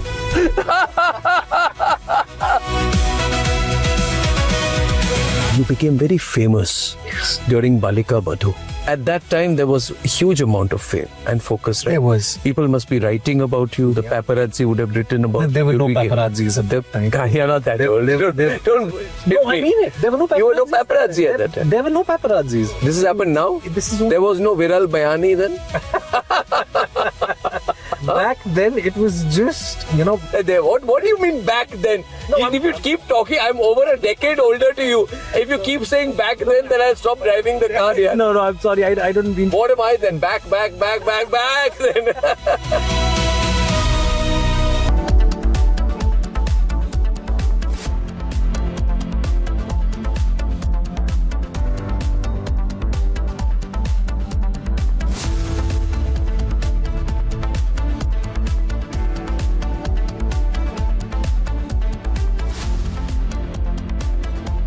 Co-powered by Crystal Crop Protection. देश का किसान, देश का हीरो. जिंदल साथी सील है तो असली स्टेनलेस स्टील है. तो जब भी आप stainless steel pipes and tubes खरीदें, जिंदल साथी सील जरूर चेक करें. Jindal stainless, India's leading producer of stainless steel.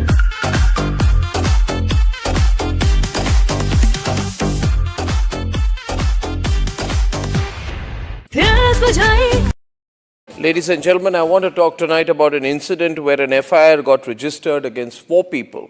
This is an incident which has happened in Madhya Pradesh, in Ujjain, and there is this strange video which shows a van suspended about 40 feet in the air.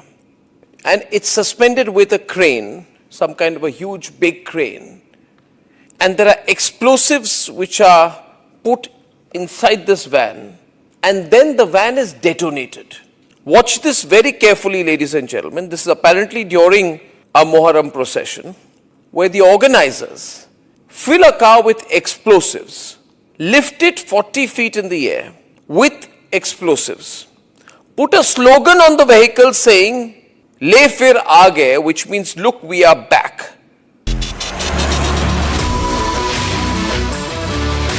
Vivek, by the way, my co-founder, who comes with the background of building Aadhaar for 15 years, he's more responsible. So he's the one who instigated me to create Sarvam, right? So we were working together. Explain instigate. Yeah, it was like, come on, yaar, abhi ChatGPT ho gaya hai. So hame kuch karna hai. I had no clue what we were getting into. I had no clue what building a company meant, how much effort it takes. I'm telling you, that's a good thing.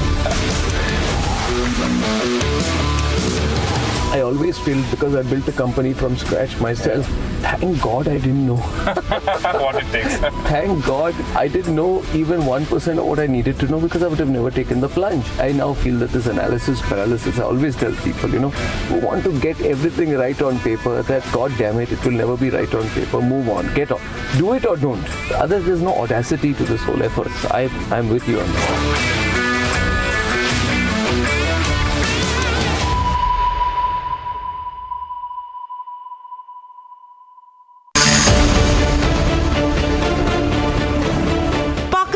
Threatens India on Indus waters. Pakistan government's threat will cut off your hands. Exactly why a track 2 won't help. Debating tonight at 9 p.m. Presented by Amity University, ranked amongst the top 3% universities globally. Powered by RP Sanjeev Goenka Group, growing legacies since 1820. TVS iQube, India's favorite family EV.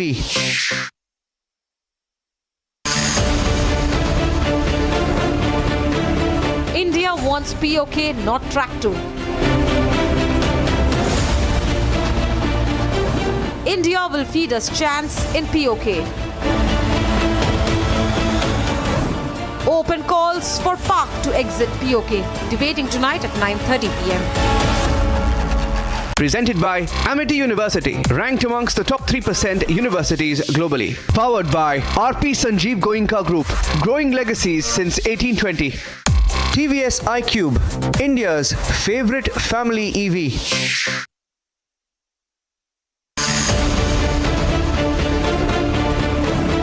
Pakistan threatens India on Indus waters.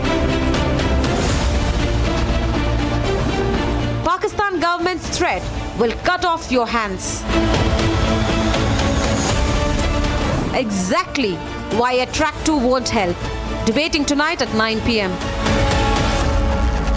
Presented by Amity University, ranked amongst the top 3% universities globally. Powered by RP Sanjeev Goenka Group, growing legacies since 1820. TVS iQube, India's favorite family EV.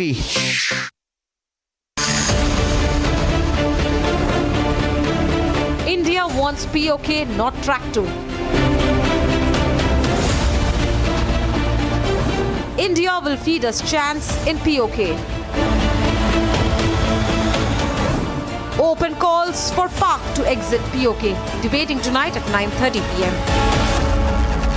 Presented by Amity University, ranked amongst the top 3% universities globally. Powered by RP Sanjeev Goenka Group, growing legacies since 1820. TVS iQube, India's favorite family EV.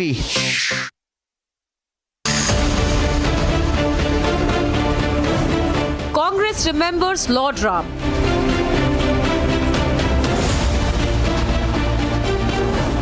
Boycotted during consecration.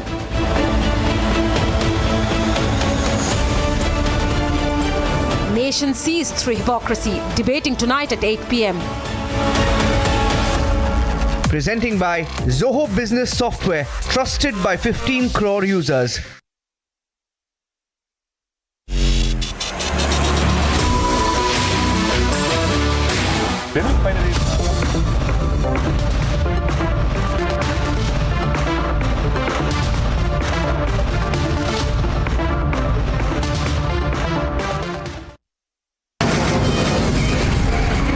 From the Republic Media Network headquarters, it's time for Arnab Goswami on the debate.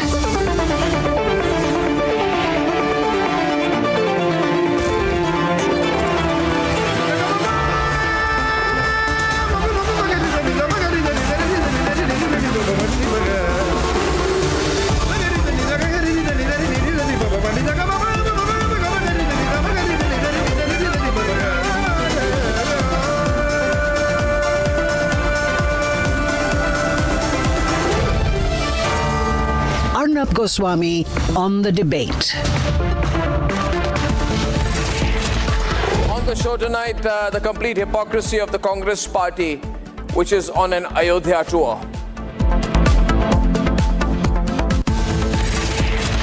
On the show tonight, 21 parties write to the Chief Justice of India on SIR.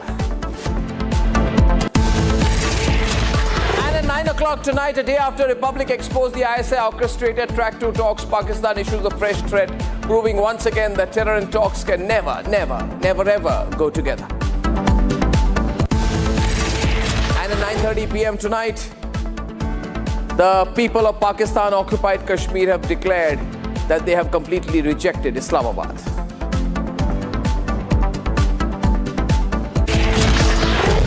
And ladies and gentlemen, a 9-member tour of the Congress party led by the UP Congress Committee is on a tour of Ayodhya. And ladies and gentlemen, this delegation is led by the UP Congress chief Ajay Rai. The same Ajay Rai tonight claims he was placed under house arrest. He's doing drama at a hotel in Ayodhya. You can see him in those pictures there. He shifted to a university guest house and prevented from offering prayers. Those are his claims. Ladies and gentlemen, the Congress party is calling the UP government Chadhawa Chor. And the reality is that the SIT has already arrested 8 people. Champat Ray has resigned. Anil Mishra has resigned. And the Ayodhya Bar Association has refused, I repeat, refused to defend the accused. Now, I'm glad that the Congress party has realized that Ayodhya exists. I'm glad that the Congress party has realized that the Bhavya Ram Mandir exists. I'm glad, ladies and gentlemen, that they have woken up that there is something called the Ram Mandir. Is this not the same Congress that on the 22nd of January 2024, formally, in their own words, declined and boycotted the formal and official invitation to the consecration of the Bhavya Ram Mandir? Because you see, Sonia Gandhi and Mallikarjun Kharge think that the Muslim vote will go away. Rahul Gandhi thinks the Muslim vote will not be there if he goes to the Bhavya Ram Mandir. Is this not the same Mallikarjun Kharge, the same Sonia Gandhi, the same Adhir Ranjan Chaudhary who called the inauguration of the Bhavya Ram Mandir, the Pran Pratishtha, and I quote them directly, quote, a political project brought forward for electoral gain? Is this not the same Ajay Rai of the Congress party doing drama today, leading the so-called Darshan delegation, who days before that very boycott in January 2024, led another delegation to Ayodhya, even as his own party's central leadership stayed away? The same man played the same double game 2 years apart. And is this not the same Congress party whose Rahul Gandhi, when his Bharat Todo Yatra entered Uttar Pradesh, for 11 days in 2024, deliberately chose to avoid Ayodhya? Is it not the same Rahul Gandhi? Ladies and gentlemen, is it not the same Congress? Or is this a new Congress that has suddenly rediscovered its faith? You see, so the hypocrisy of the Congress party is they had no time for Lord Ram when the temple was being built. They had no time for the temple when it was being consecrated. They called the Pran Pratishtha a political event and boycotted the inauguration. They stayed away on January 22nd, 2024 by choice. But the very moment, a donation controversy erupts at the same temple, suddenly the Congress party remembers Lord Ram. Where was your Astha then? I asked the Congress party. Where is your Astha now? Is this devotion or a 9-member photo op timed precisely to a scandal that they are determined to exploit? I asked tonight, would Ajay Rai be heading to Ayodhya this week if there was no donation scandal to politicize? Would there be a delegation if there was no controversy to weaponize against the BJP? The nation wants to know tonight, is Lord Ram only convenient to the Congress party when there is a controversy to encash? And is the Bhavya Ram Mandir inconvenient on every other day in between? Now, viewers, I'd say to Rahul Gandhi, Priyanka Vadra, and all of these others, declare your faith by first going to the Bhavya Ram Mandir. When you go there, apologize to the priests there, the people there for avoiding it, for calling it a political event during the Pran Pratishtha. You have a lot to atone for. Don't do the politics even after that. That's my advice. Let's debate.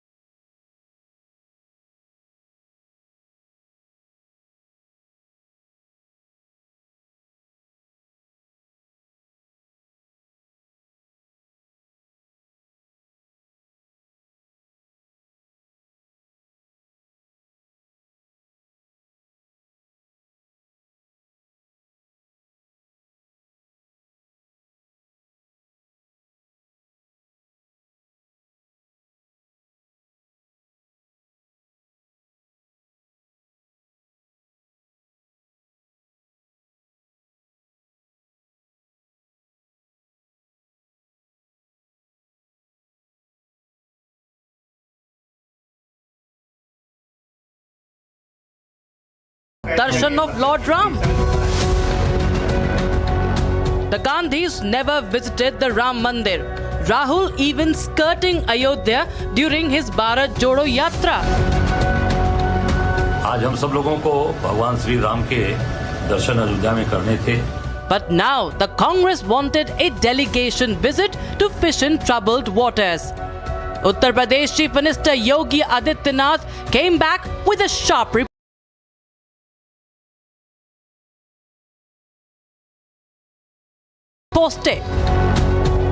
आज राम की भक्ति की वकालत कौन कर रहा है? आज भगवान राम की भक्ति की दुआई कौन दे रहा है? 2017 के पहले जो जय श्री राम बोलने पर लाठी मारते थे. Ram Bhakts today are left to wonder what brought this sudden devotion in the opposition.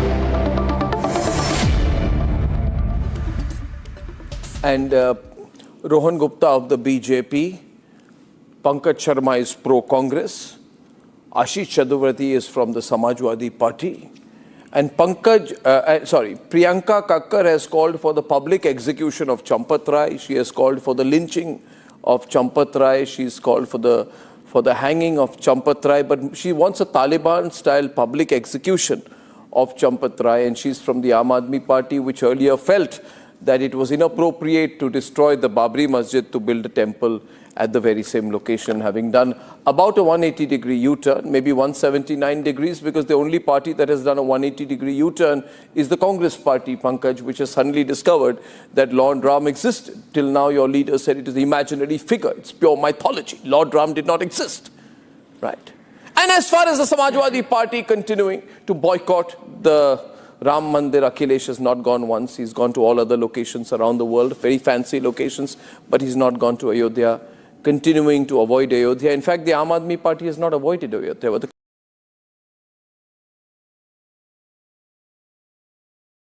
Congress and Samajwadi Party continue to avoid Ayodhya because you see,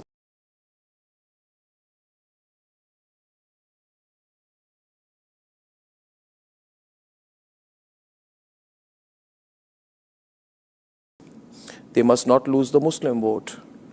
And maybe by going to Ayodhya, people will think that they are pro-Hindu, and you must not be seen to be pro-Hindu. If you're pro-Hindu,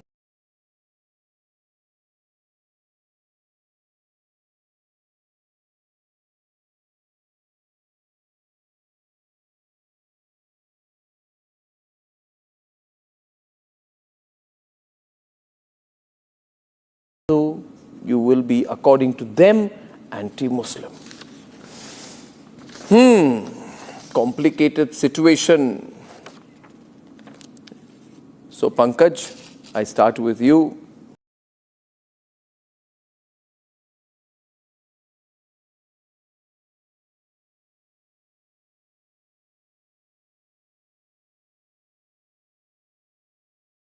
The party you support is doing all kinds of tamasha. You see Ajay Rai is doing tamasha. Subrashta joining the debate. What is this tamasha about? What is his tamasha?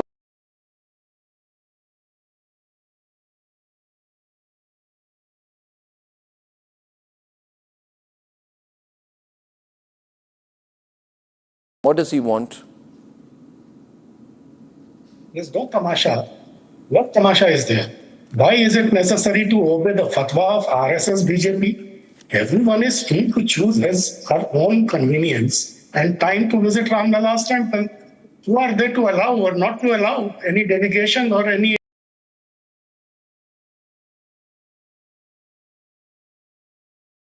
individual to have a darshan of Ramlala? If there is no straw in thief's beard, why a delegation of the Congress party was not allowed to have darshan of Ramlala today? Why the members of the delegation, all senior leaders, were put under house arrest? No, this the other day, Arvind Kejriwal this is like CJP type behavior. He was facilitated with all comforts. But because the Congress is raising valid questions about the loot of Ram Bhakt's donations, you will not give them permission to enter the temple. What is wrong in the Congress party's demand? Because you cannot do politics inside the Bhavya Ram Mandir Parisar. आप परिसर के अंदर राजनीतिक नहीं कर सकते. What politics is there? Congress is demanding that the Chief Justice of India takes suo cognizance and that the investigation be conducted under the direct supervision of a sitting Supreme Court judge. But what politics is there in this? That the Supreme Court has rejected an urgent intervention yesterday. Let the vacations be over. Let there be due process. The Supreme Court is aware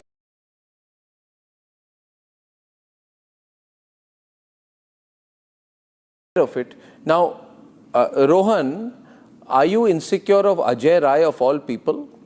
That you are not letting him go where he wants to go? He is claiming that the whole UP police has landed up to stop him from entering the Bhavya Ram Mandir.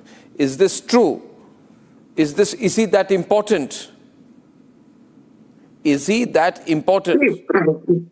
Rohan. See, Arnav, we have to understand, for Congress party for 2 years, the religious tour to Ram Mandir was not possible. But now they are sensing that, okay, there can be political gain. So political tour has been organized. If they had faith in Ramlala, you tell me for last 2 years, why their leader Rahul Gandhi has not gone in once? I can understand, I agree with Pankaj that maybe in the initial function, they would have thought that if Congress leadership goes, BJP might have got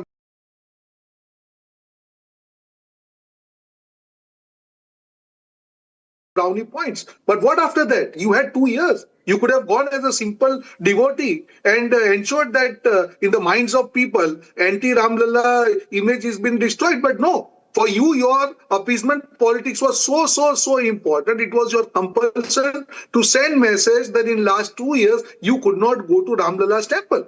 Samajwadi Party gives example, okay, look, we have won from Ayodhya in Lok Sabha. After that, what happened? So my point is very simple. When the intention of the Congress party was to gain political brownie points at the time when the investigations are going on, and we have to ensure as BJP leadership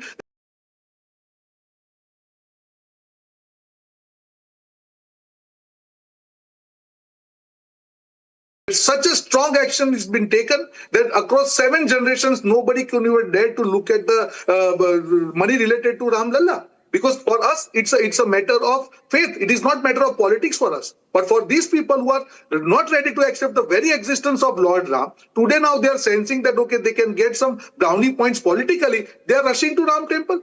So this is the hypocrisy of Congress party. And you ask any Congress spokesperson why Rahul Gandhi has not gone to Ram temple for 2 years, they won't have any convincing answer. The message is very clear. This is the ideology of Congress party that in endeavor to ensure appeasement politics, they will not go to the Ram temple. Their supreme leader will not go. I feel particularly bad and sad, Pankaj. I feel bad that even Priyanka Kakkar and Ashish Chaturvedi do not have the courage to question you, because otherwise Priyanka would have said one thing. But she won't say it, I'll tell you. Because Priyanka has a problem. She is heart of heart pro Rahul Gandhi. So Rahul Gandhi, Priyanka never said Rahul Gandhi went to Brown University. He never would say that Jesus Christ is a mythological figure. I would like to see Rahul Gandhi say, Subrashta, that Jesus Christ never existed. But he didn't say that. He said Lord Ram never existed. No, you never. No, one point. Don't do that, Pankaj, don't do that. Because when you say that Lord Ram was a mythological kind of figure, one minute, would Rahul Gandhi say that Jesus Christ was a mythological figure? I don't want him to say that. But why he wouldn't say that, would he? Would he? I'm asking tonight, Pankaj, would Rahul Gandhi say to his mother, Sonia Gandhi, Antonia the Minor, that I think Jesus Christ was the mythological figure? He wouldn't say that. He would go by what is seen to be historical and scholarly consensus that Jesus Christ existed. But he would have no qualms in going to America and saying that Lord Ram never existed. He was of that type, he said. That type. Yeah, of that type. He said Lord Ram was a mythological figure. And now you're sending your party chief in UP to Ayodhya to take advantage of a controversy when you don't believe in the existence of Lord Ram. You said Lord Ram is a mythological figure. I want Priyanka Kakkar to condemn that. I want Ashish Chaturvedi to condemn that today. Otherwise I will not move on the debate. I want them to condemn that. See, calling for the public execution and lynching of Champat Ray is easy. The strongest words. Yes, Priyanka. Arnab, let me say one thing. It is very strange to me that you are also falling into the BJP's trap. Imagine Rahul Gandhi has not even spoken on this issue. It's been over 25 days now since this issue was unearthed, since it was spoken about. He's not even spoken a word. And yet BJP is only targeting Rahul Gandhi because they cannot handle Arvind Kejriwal. Arvind Kejriwal went to Ayodhya and they had to immediately register the FIR, even if it's on the pawns. The problem is, Priyanka ji, the problem is that you have stopped listening to people like us. I don't speak in anyone's turn. Okay, Subrashta, just wait, let her complete. Subrashta, I come right to you after. Yeah, I'll come right to you after. Open up the debate. Yeah, thank you. Can we have the windows, the verses, the kind of action on the screen? Thank you. That is expected. Yeah. Go on, Priyanka. So it is very strange to me that they're taking the debate on BJP versus Congress when Rahul Gandhi is not even bothered about the issue. The issue is, why is Champat Ray not behind bars? And every day there is no more evidence getting unearthed. Today I was watching a report कि वो एक secret दरवाजे से राम मंदिर के अंदर अभी भी जा रहे हैं. Imagine, जिसने चोरी की है वो अभी भी वहाँ का संचालन कर रहे हैं. He is going to delete all the evidence. This is what is happening. The BJP wants you and me to fall into the trap of BJP versus Congress. Let me tell you, Congress is quiet till now. Rahul Gandhi is somewhere in Spain, holidaying, not bothered about this issue. So we should not give him that much importance. It should come back to Champat Ray. It should come back to Anil Mishra. It should come back to the Gopal Rao. It should come back to these Gau Taskars and these people who have done Chanda Chori and Ram Mandir. It should come back to this. We should ask कि क्यों नहीं हो रही FIR उनके नाम पर, क्यों नहीं ED CBI उनके दरवाजे पहुंची, क्यों नहीं अभी तक वो अरेस्ट हुए. Imagine they're not even asking for police custody of the pawns that have been arrested. उन pawns से भी questions करने की औकात नहीं है यूपी पुलिस की. आप उनके पास चले जाइए पहले. I don't know why Subrashta is so excited to intervene. Let us speak because you're trying to make like a moral argument here. So I just wanted to ask you, did Arvind Kejriwal resign after the liquor scam, or was he dragged out literally, metaphorically by the hair through the politics that was happening in Delhi that time? Did he come out and say that, because a scam is sort of unearthed, I should resign and all of that? This is not to take away, Arnab, by the way, from the fact that a scam has happened. Heads must roll. I hope you will go back. I hope you will go back from this debate and read that the summons were illegal, that the arrest was illegal, that he was discharged. And suddenly, why are you getting so queasy? When I've begun to ask questions of you. Are you a Rahul Gandhi fan now? Priyanka ji आप हनुमान भक्त है ना? आप लोग हनुमान भक्त है ना? हनुमान जी को याद करिए, 2 मिनट सुन लीजिए ना, एक राम भक्त की बात लंका में आग। प्रियंका बिल्कुल राम भक्त की आपका तर्क बेतुका था बिल्कुल। ऐसा है ना कि अरविंद केजरीवाल को एक फर्जी केस में जेल में डाला गया, जिसमें कोर्ट ने कहा सम्मान इल्लीगल है, थोड़ा पढ़ा लिखा लीजिए, वो थोड़ा सा कम रखिए। चेंज कर देंगी ये, राहुल गांधी के डिफेंस में आएंगी। When Aam Aadmi Party spoke, okay, Subrashta, please speak. Priyanka, don't disturb now. Ask certain questions. Priyanka, let her speak now. Priyanka, please. This is not done, Priyanka Kakkar. Ram के नाम का आधिपत्य आपके ऊपर नहीं है, और अगर होता तो आप illogical, senseless arguments you entertain. I don't know why. 5 नाम बताइए कि आप लोगों ने कहा हो, मैं जानना चाहती हूँ। Arnab, the problem is I will not allow any Samajwadi Party or Congress Party or Aam Aadmi Party to do politics over this. I'll tell you why. Because as a Ram Bhakt today, I want to know how many names did Aam Aadmi Party propose? Don't smirk and smile. How many names you propose inside Ram Mishra? And if you did not, then don't laugh. This is not a laughing matter, Ashish. Okay, let me respond. No, 1 minute. Why were you laughing? If it is a question of Hindu sensitivities, you laugh. If it had been Muslim sensitivities, you would be angry. All these people who were yesterday talking about Ram being a mythological figure, today have to speak the language of Sanatanis. Today have to say that we believe in Ram, and that is the greatest victory of the Ram Mandir movement. We've got you can carry on with your politics, but this fact remains unchanged. Arnab, your first thing was on a personal note, I firmly believe that yes, Rahul Gandhi and Akhilesh Yadav should have gone for the Pran Pratishtha. This is my personal view, and I abide by that, and I'm saying it on your debate. Yes, they should have gone for that Pran Pratishtha, for the very same reason, so that, today this question wouldn't have arisen. So they should have gone. Now they haven't gone. Why haven't they gone? Why haven't they gone? Okay. Why haven't they gone? I can't say. About Akhilesh Yadav, I can say. Louder. Akhilesh Yadav has clearly stated that once जो अपना मंदिर वो बनवा रहे हैं, once he finishes that, he will go. He has categorically. So he will boycott the birthplace of Lord Ram. Rohan, did you hear that now? वो अपने मंदिर में जाएंगे। Arnab, today the debate उनको अपना ठप्पा चाहिए, अपनी मंदिर चाहिए। They don't want to believe the real Ram Mandir, and they want to develop their own Ram Mandir, because for them it is politics. It is not the faith. That's the main problem, Arnab. All these people, it is purely the political opportunity. That is the problem. That is the only problem, that those guilty are being shielded by the BJP. That is the problem. That is the concern. And you forgot to mention one thing about the Bar Association of Ayodhya has said Champat Ray, Anil Mishra and Gopal Rai should leave Ayodhya in 3 days. The Bar Association has also asked for this. What is the BJP doing about that? They are not doing anything about it. They are not doing anything about it. That is what is the problem. Akhilesh Yadav go to Ram Temple? Can you tell that? For you? No. आप बताइए ना कब जाएंगे? आप सवाल उठाइए, हम सब जवाब देंगे। पर आपकी आस्था का विषय तो एक बार तो जाइए, क्यों नहीं? क्यों? अगर आपने बोला कि आपका राम मंदिर बन रहा है, तो क्या आपत्ति है ये राम मंदिर टेम्पल में जाने का? If you are saying it is matter of faith, why it is so difficult for you to go there? Just because of appeasement politics? Why?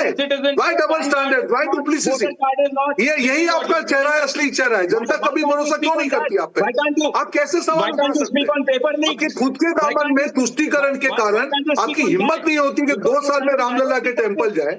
आपको अयोध्या में जनता ने जीता है, फिर भी अखिलेश वहां पे नहीं गए, और यहाँ पे आके आप राजनीति कर रहे हैं। You are doing politics in India. You're not going to talk about that, are you? Your only concern is Ram Mandir कौन कितने बार गया? Has the government been chosen कि Ram Mandir कौन कितनी बार गया? Is that all what you can think of? I know, I understand. I'm aware of your qualifications and the leaders, their qualifications. Your leaders are running to the court कि हमारी degree ना दिखाई जाए, getting stay from there. अरे बनाने क्यों है ऐसे लोगों को? Political tourism, Ashish. This is a matter of religion. This is matter of faith. You should have faith in the concept, then you can do the politics. You are doing just policy for the place of policy, क्योंकि अगले साल चुनाव है। आपको लगता है कि हम रह जाएंगे? नहीं जनता नहीं asking the court not to show your mark sheet. This is where you stand. Ashish, focus on the issue. Focus on the issue. I ask here today. Just 1 minute. Just 1 minute. Is there some competitive politics going on, Priyanka? You can share with me between you and Congress party on politicizing this subject. Like you are seeking ownership. You feel this is your subject. Actually, it is not your subject. It's a matter of concern for all Hindus, right? But are you in some competitive politics because you, Arvind Kejriwal went, this Ajay Rai has now followed. Because Ajay Rai has now gone there, maybe Sanjay Singh will tomorrow follow. Is there some, isn't it becoming obvious to everyone now that there's a little bit of convenient politics going on out here? I think... Yes? Why do I get this feeling? You call out, you hold, you have the debates on Tisha Sharma's when they're killed, right? And rightfully so. You held so many shows on Aravali redefinition. You held so many shows on the Indigo fiasco. You were concerned about the issues, right? Those are the issues which affect common people, right? And we are in politics. ये एक ऐसा issue है जिसने बहुत सारे राम भक्तों को बहुत आहत किया है. ये लोग ऐसे हैं, imagine योगी जी calling शंकराचार्य जी काल Nemi in words like that. So we have, अब ये बैठ के अंदर चोरी भी करे और हम चुप रहे आप चाहते हो. मैं आपको सिर्फ ये हाईलाइट कर रही हूँ कि ये बीजेपी वर्सेस कांग्रेस डिबेट ना बनाइए क्योंकि राहुल गांधी जी तो अभी भी चुप हैं. Which Shankaracharya are you talking about? Are you talking about the Shankaracharya whose title is in doubt and whose matter is before the court? How come you are preempting a court judgment there? नकली POCSO case किया था उनकी बात कर रही हूँ. नहीं मैं वो कह रहा हूँ कि I'm saying are you supporting the Shankaracharya? Are you supporting the Shankaracharya whose title is in doubt and whose matter is in court? Why are you doing that?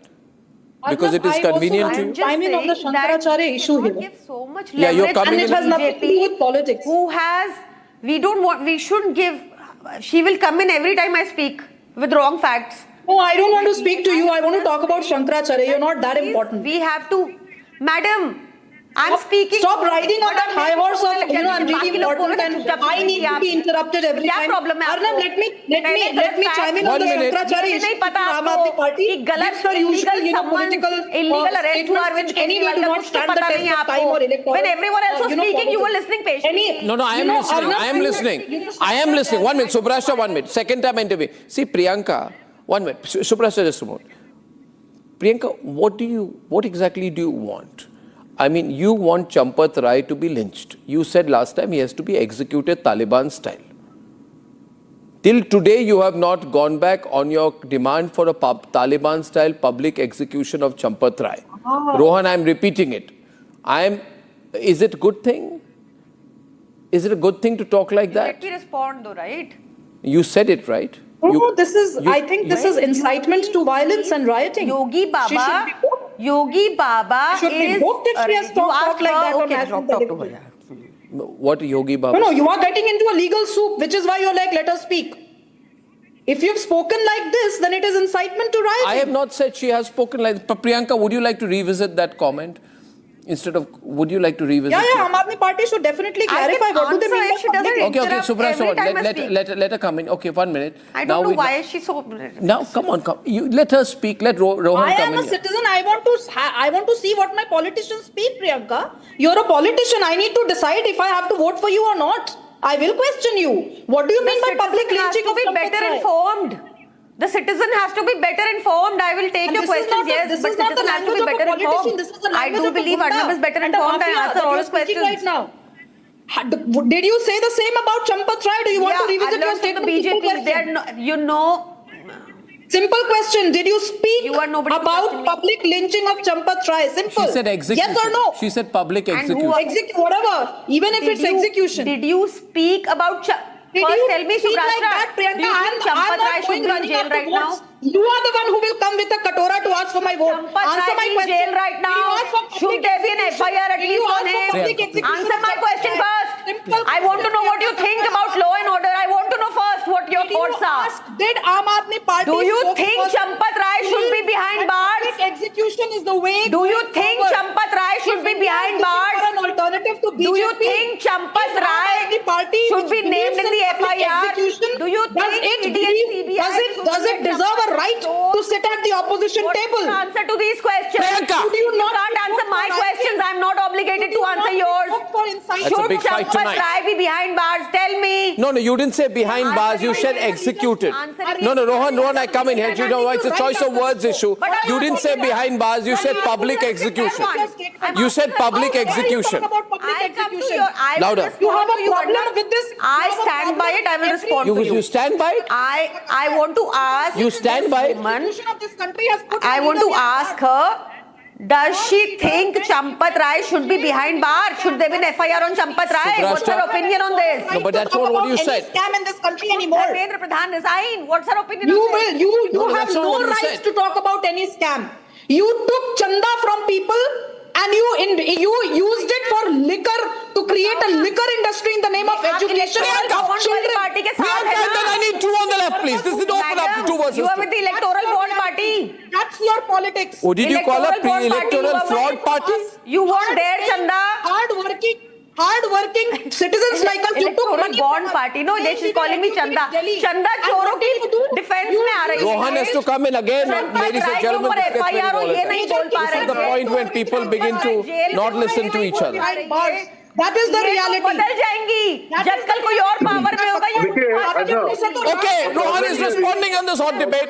Subrashta, calm down. The Subrashta Priyanka fight has gone to another level, and I'm asking Rohan to intervene right now. So Priyanka is not taking back her comments, calling for the public execution of Champat Ray. Rohan is countering. Rohan is please coming in. Yes, Rohan.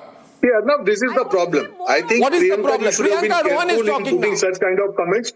If just by the accusations, if this is what you are saying is your ideology, then you should have spoken the same thing against Arvind Kejriwal then when he was accused for Shishmail, when he was accused for the liquor scam. So in public domain, you need to be careful. If it is proved, definitely the action should be taken. You cannot become emotional. Your leaders are not ready to accept Ram Temple. You cannot be emotional in public discourse. This is not the way. Priyanka's countering again. I have proof. I submitted proof. This is the problem. What is the proof? I submitted proof in Ayodhya Kotwali in 2021. I still have the documents. Are you the judge? Rishikesh Upadhyay, through his nephew, are you the judge? How can you say that you have proof? There are no agencies. There is no SIT. There is no police. You go. Have you given evidence to the police? Have you given to the Member of Parliament Sanjay Singh submitted to the SIT also, but SIT took those evidence only after closing the preliminary report. No, I'll tell you. I'll tell you also. This man called Hari Shankar Safriwala. He said Champat Ray ने मेरी property जबरदस्ती हड़प ली, वहां बाहुबली बिठा दिए और Tinnu Yadav phone करके DM को हड़काता था. He is public. He's gone public with his accusations. He's saying he's written to the PM office also. Nothing is happening. He's saying he's given too many complaints already. Nothing is happening. मेरी नहीं सुननी. This Deenanath Verma, the engineer. Give your evidences ना. अब execute करेंगे openly. ये क्या है Arnav? What nuisance is this? This is the nuisance, and that's why people have rejected them. This is pure nuisance party. I need to. This is pure nuisance. I'm requesting Ashish to come in. Ashish, listen. Ashish, and okay, let's have a deal now. Let this CBI SIT thing end. Let's not call for public execution. Let's not do politics. Nothing will happen. Nothing will happen, Ashish. Are you the judge, Priyanka ji? And under which code you are saying? Yeah, law will take its own course. I agree with that. But is the BJP to decide who will go to Ram Mandir, who can visit, who cannot visit? I think that is also unfair and it's incorrect. It's not correct that the Congress people who want to visit Ram Mandir, forget about what reasons, what motive they have. If anybody wants to visit Ram Mandir, why are they being stopped? Nobody should be stopped. Nobody should be stopped. I think everybody should agree on that. Nobody should be stopped from going there. If you are stopping, Pankaj is also coming in. Rohan, Pankaj and Ashish. Pankaj. Why should you divert the fundamental issue? Fundamental issue is that Champat Ray, Anil Mishra should be punished. The accountability of all those must also be fixed. and they all should be brought under the scope of but Rahul investigation. Gandhi is scared to go to Ram Mandir. Who gave shape to the trust? Why doesn't Rahul personally. Gandhi go? Who, including making appointments of the trustees personally, selecting other officials personally, laid the foundation stone for the temple personally, with Pran Pratishtha of the Ramlala idol personally, hosting the Dharma Dhwaja, keeping all the affairs of Ram Janmabhoomi Tirth Kshetra Trust out of RTI. They all should be under the purview of investigation. This is the fundamental issue. Not that Congress walas. Why is he sending Ajay Rai? Why doesn't he go himself? Why is Rahul Gandhi sending Ajay Rai? Why doesn't he go himself? They'll go. When will he go? Would like to go. It's like he will has a liberty to go whenever he wants to go. Mohan, why doesn't he go? Is there a problem? You can tell me. You lose. Obviously, it's the appeasement issue. It is an appeasement problem. There is no other problem. Otherwise, which Congress party would be ready to take the political advantage of an issue? Why will not Rahul Gandhi go? Why doesn't Rahul Gandhi himself go is an issue. Now viewers, 1 minute. After West Bengal, the special intensive revision is now being done in 5 more states. Important states: Delhi, Maharashtra, Karnataka, Jharkhand and Meghalaya. While the SIR is a normal process of revising electors, the Indie bloc is very, very rattled because after this, only genuine voters will remain. 21 parties wrote to the Chief Justice of India, Justice Surya Kant, on the subject. Let's debate.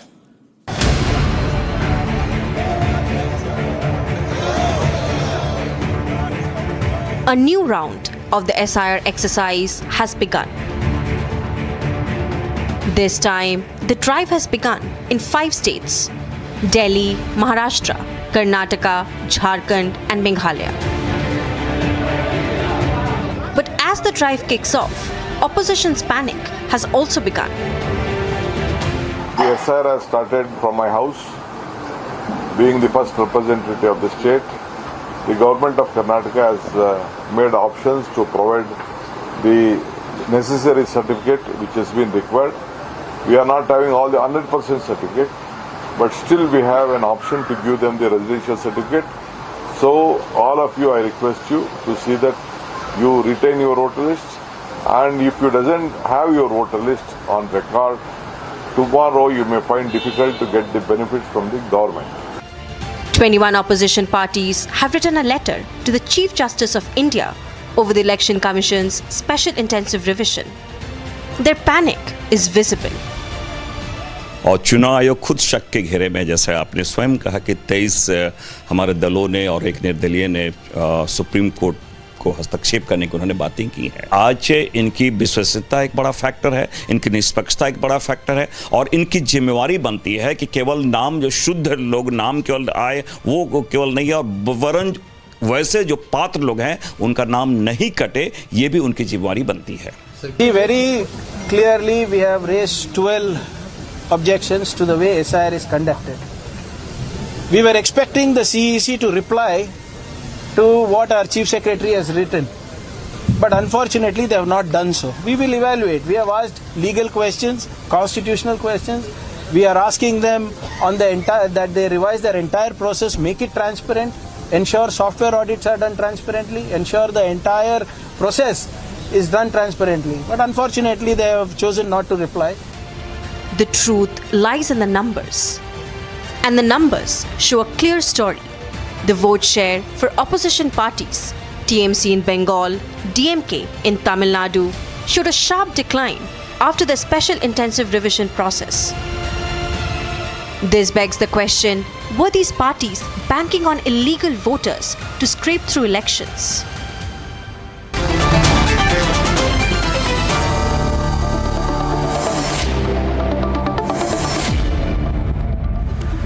I got Ajay Yadav joining in, Priyanka Kakkar joining in, Jyotsna Tirunagari joining in of the RJD, AAP and TDP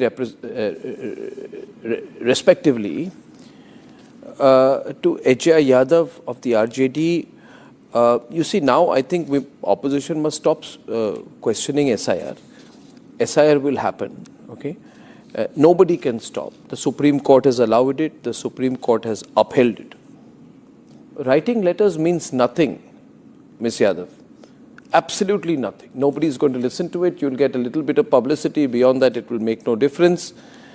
And SIR will happen everywhere. Delhi, Mizoram, Manipur, Odisha, Arunachal Pradesh in the third phase. Maharashtra is also happening.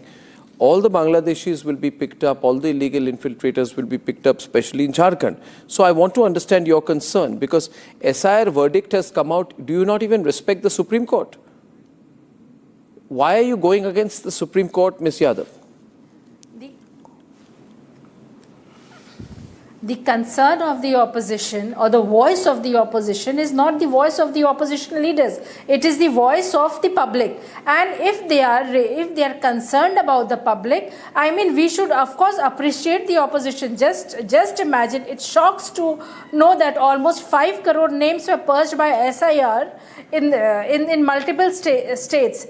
And now the same process, the SIR will be again probably deleting names in the 19 states in the third phase. So of course, if the opposition is concerned, if the opposition feels that democracy is dying, and democracy is not dying slowly or silently, it is, we can see every day democracy is gradually dying. The way each and every organization of the government is being misused by the BJP. I mean, it's difficult. The public cannot even voice their opinion. If the opposition feels that writing a letter to the Supreme Court, to the Chief Justice of India might be of some help, what is wrong in that? No, the point is actually... I mean, criticizing opposition for this, I think... No, I'm not criticizing. No, and criticizing opposition, criticizing or talking against what the opposition is doing, I mean, it is bad. That means you want to discourage the opposition. Can the opposition go to the government and say that SIR is being misused? BJP will not listen to this. No, I am not criticizing the opposition. I am actually in favor of a very strong opposition in this country, which I believe cannot happen as long as you consider Rahul Gandhi to be your supreme leader. Okay? Even Tejasvi is better than Rahul Gandhi. If you need to have an opposition leader, that's my view. I want you to declare independence from Rahul Gandhi, then you will be a strong opposition. Like AAP is trying to do, but they are confused sometimes. My question is that the Supreme Court has made its decision on 27th of May.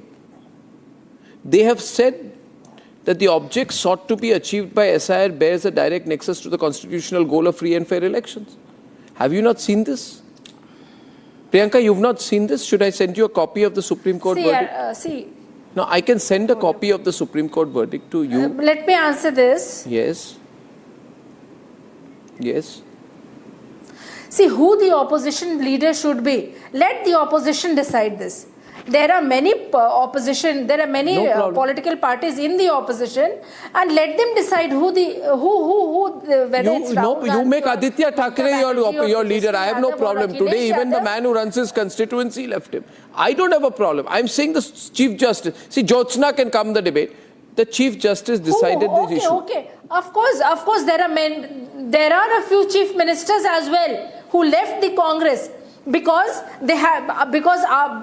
of the washing machine effect. The corrupt leaders, whosoever were corrupt leaders in the India bloc, and Anandji, can I have my point, please? And they joined BJP. So it's okay. There is this. Anandji, can I have Jyotsna is coming into the debate. Yes. Okay, Jyotsna. Anandji, one thing I would like to say is writing to the CJI is their democratic right. Correct. We accept that. But a political letter cannot merely become an evidence, right, Arnabji? Nor an allegation that they are making becomes a judicial finding. And merely 23 signatures absolutely cannot substitute for booth level facts. अगर हमें democracy को बचाना है, तो vote को तो बचाना पड़ेगा. Genuine voter को vote देने का, vote करने का एक जो हक है, we have to give them that right to exercise their vote, right? That is what is happening. अब इसमें इनको problem है तो I can't think anything worse than this, honestly. If they think, literally safeguarding the genuine voters is a problem, and that is killing of democracy, then I think we are in a very bad state. The opposition has to understand this, Arnabji. Now, tell me one more thing, अभी जो हम बात कर रहे हैं, ma'am, one minute, ma'am. I'll come to your question also. But the point is, अभी जो हो रहा है, उसमें क्या हो रहा है? Very simple thing.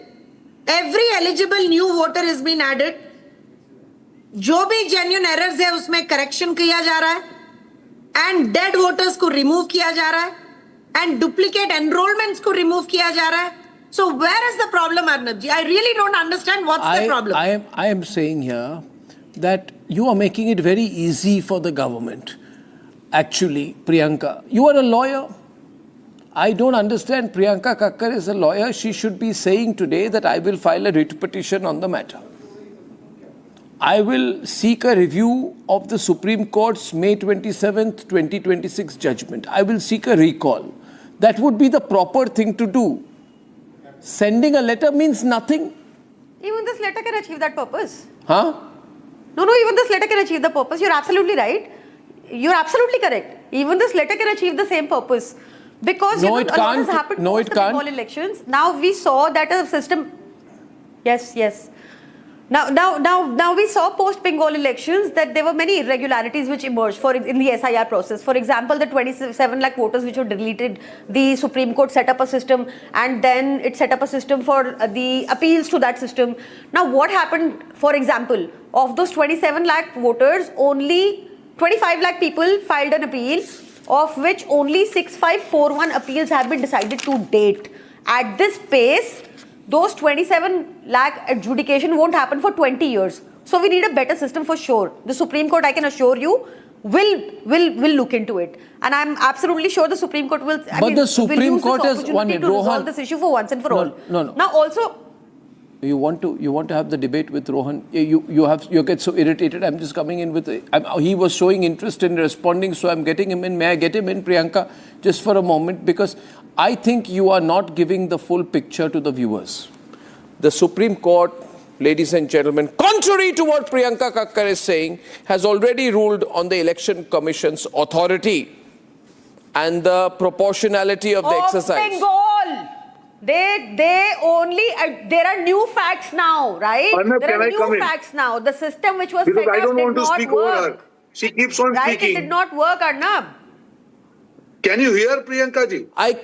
Or you are here just to speak? बोलिए भाई चंदा चोरों का जमाना है बोलिए चंदा चोर आप अपनी भाषा पे कंट्रोल रखिए है ना मैं आप महिला इसलिए ज्यादा मैं बोल नहीं रहा हूँ है ना दारू चोर शीश महल वाले मत बोलिए आप मत बोलवाइए प्रियंका जी अपनी भाषा पे संयम रखिए आप अपनी भाषा पे संयम रखिए आप महिला इसलिए ज्यादा नहीं बोल रहे प्लीज बी नो अपनी भाषा पे संयम रखिए प्लीज आप हैं दारू चोर आप लोग हैं शीश महल वाले आप हैं जनता के विश्वास पर क्या भाषा है आपकी आप महिला आके मेरे ट्विटर अकाउंट पर देखो आपको शर्म नहीं आती मैं कभी भी नहीं बोलता हूँ प्रियंका जी आप अपनी भाषा को ठीक रखिए मेरे सामने प्लीज अपनी भाषा ठीक रखिए क्या बात करते हैं क्या तरीका अर्नब व्हाट इज महिलाओं के लिए क्या बोलते हैं लाइव टीवी पे please Priyanka we should not reduce the debate to colloquialisms we should remain dignified we should keep it dignified. This is the problem. See this SIR, there are two types of SIR in India. One SIR is a good SIR and one SIR is a bad SIR. Kerala SIR is very good, where 8.65 votes were deleted, lakh votes were deleted, and nobody complained. Congress party said, no, this is our good SIR.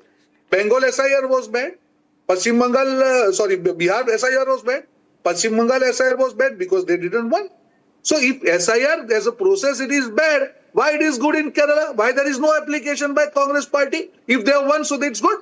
So this is the duplicity of these parties. And now I have minutely monitored all the process of SIR because I was there, completely there in Bihar elections. Every day election commission used to publish the bulletin. Okay, these are the number of objections we have received from each political party. These are the objections we have solved. None of the parties of so-called Mahagathbandhan, whether it is RJD or Congress, they filed any objection when the election commission had given them clear-cut right to raise the objections.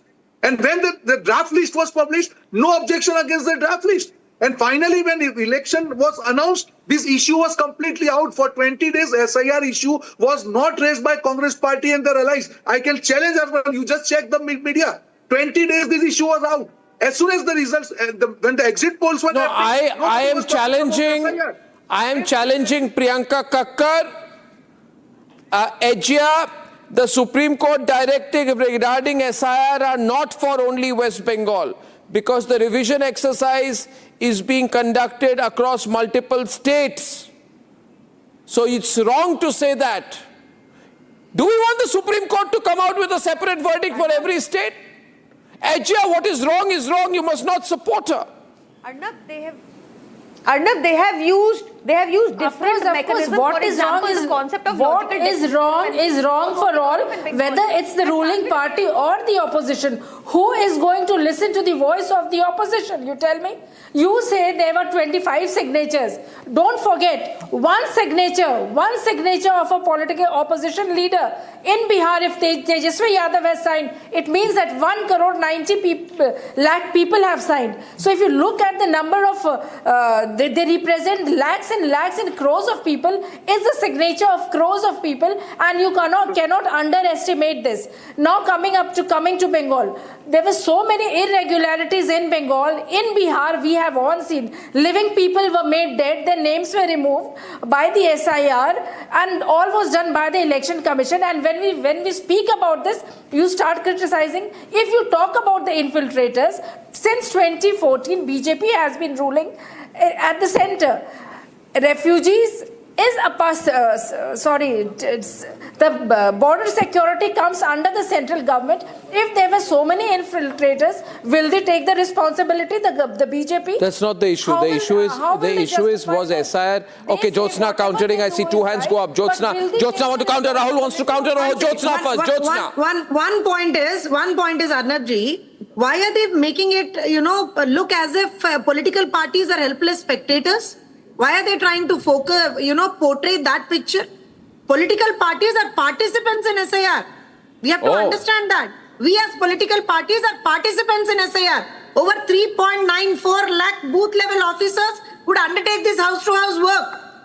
And approximately 3.42, I'm talking numbers, Arnabji. Approximately 3.42 lakh booth level agents are appointed by the political parties and they participate there. Now, tell me, Arnabji, one more thing. Before holding press conferences in Delhi or doing whatever the drama they want to do and, blame the ECI of the country, whatever they are doing, these political parties, opposition parties in particular, have they not appointed the booth level agents? I don't know why, but I must say this. Are they helping the voters there or merely New development, Congress party is now in panic over FCRA. This is going to be a big story. Big story. K.C. Venugopal writes an angry letter to the Prime Minister saying, please allow FCRA. Don't implement FCRA. Everything and anything that NDA does. Very interesting. Who do they want the money to go to? Which NGO? Who's funding whom? Absolutely. We're going to track this. You forgot all the names, They have just won Kerala now. It is their compulsion. They have won Kerala, it is their compulsion. Well, okay, now Priyanka has had a hot debate tonight with Rohan, and Ajia and Jyotsna have been on two different sides of the debate. I thank you all for your respective opinions, and I look forward to seeing you again. Ladies and gentlemen, 9 o'clock tonight, Indo-Pak. And Pakistan is in huge trouble over PoK. And Pakistan's trying to get aggressive with India. We'll tell them who'll cut whose hand. Ladies and gentlemen, big trouble in Pakistan. Hot debates coming up.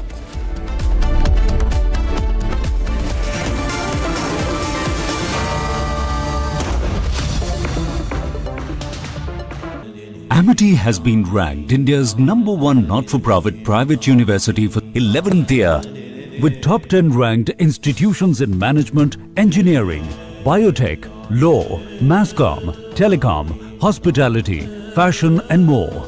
Yet another top ranking for Amity University.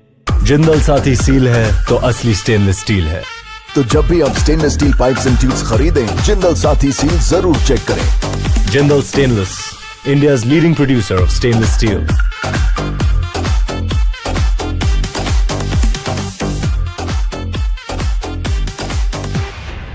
AU savings account में मिलते हैं amazing benefits, paperless banking and higher interest, वो भी हर महीने। Money money money money every month. सोच बदलो और बैंक भी।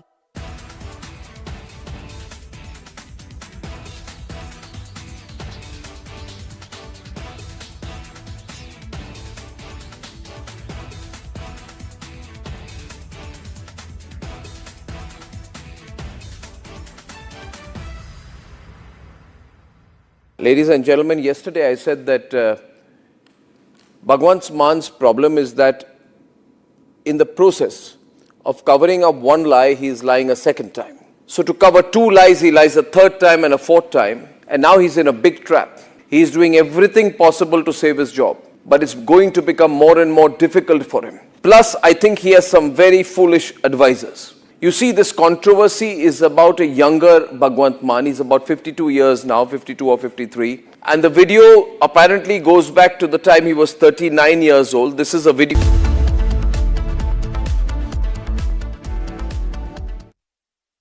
जिंदल साथी सील है तो असली स्टेनलेस स्टील है। तो जब भी आप stainless steel pipes and tubes खरीदें, जिंदल साथी सील जरूर चेक करें। Jindal stainless, India's leading producer of stainless steel.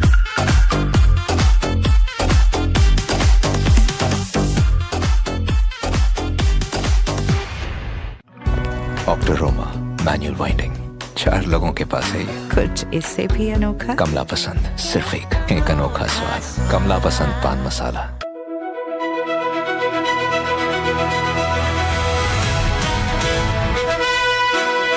By the way, viewers, I'm driving in Delhi with Delhi wala boy Aman Gupta, who is too busy waving to his fans than talking to me. Please come down to earth, Aman. Yes, I am sorry. You're on my show. This is not your show. This is my show. Stop waving to your fans. Be modest. Now everybody look. अरे आप politician हो. आप politician हो. आप ये क्या कर रहे हो? This is too much. आपने बोला humble हो, मैं humble हो रहा हूँ।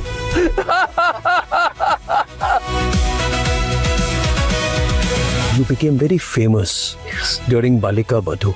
At that time, there was a huge amount of fame and focus. Right? There was. People must be writing about you. The paparazzi would have written about you. There were no paparazzis at that time. You're not that old. Don't No, I mean it. There were no paparazzis. You were no paparazzi at that time. There were no paparazzis. This has happened now? There was no Viral Bayani then?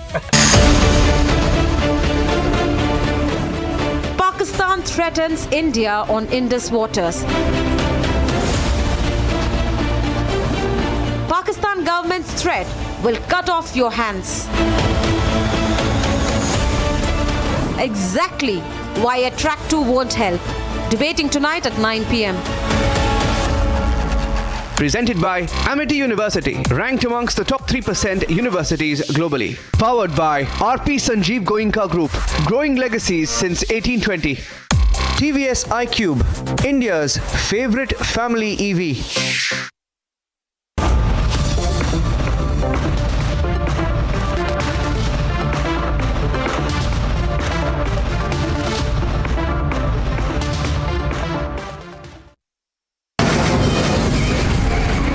From the Republic Media Network headquarters, it's time for Arnab Goswami on the debate.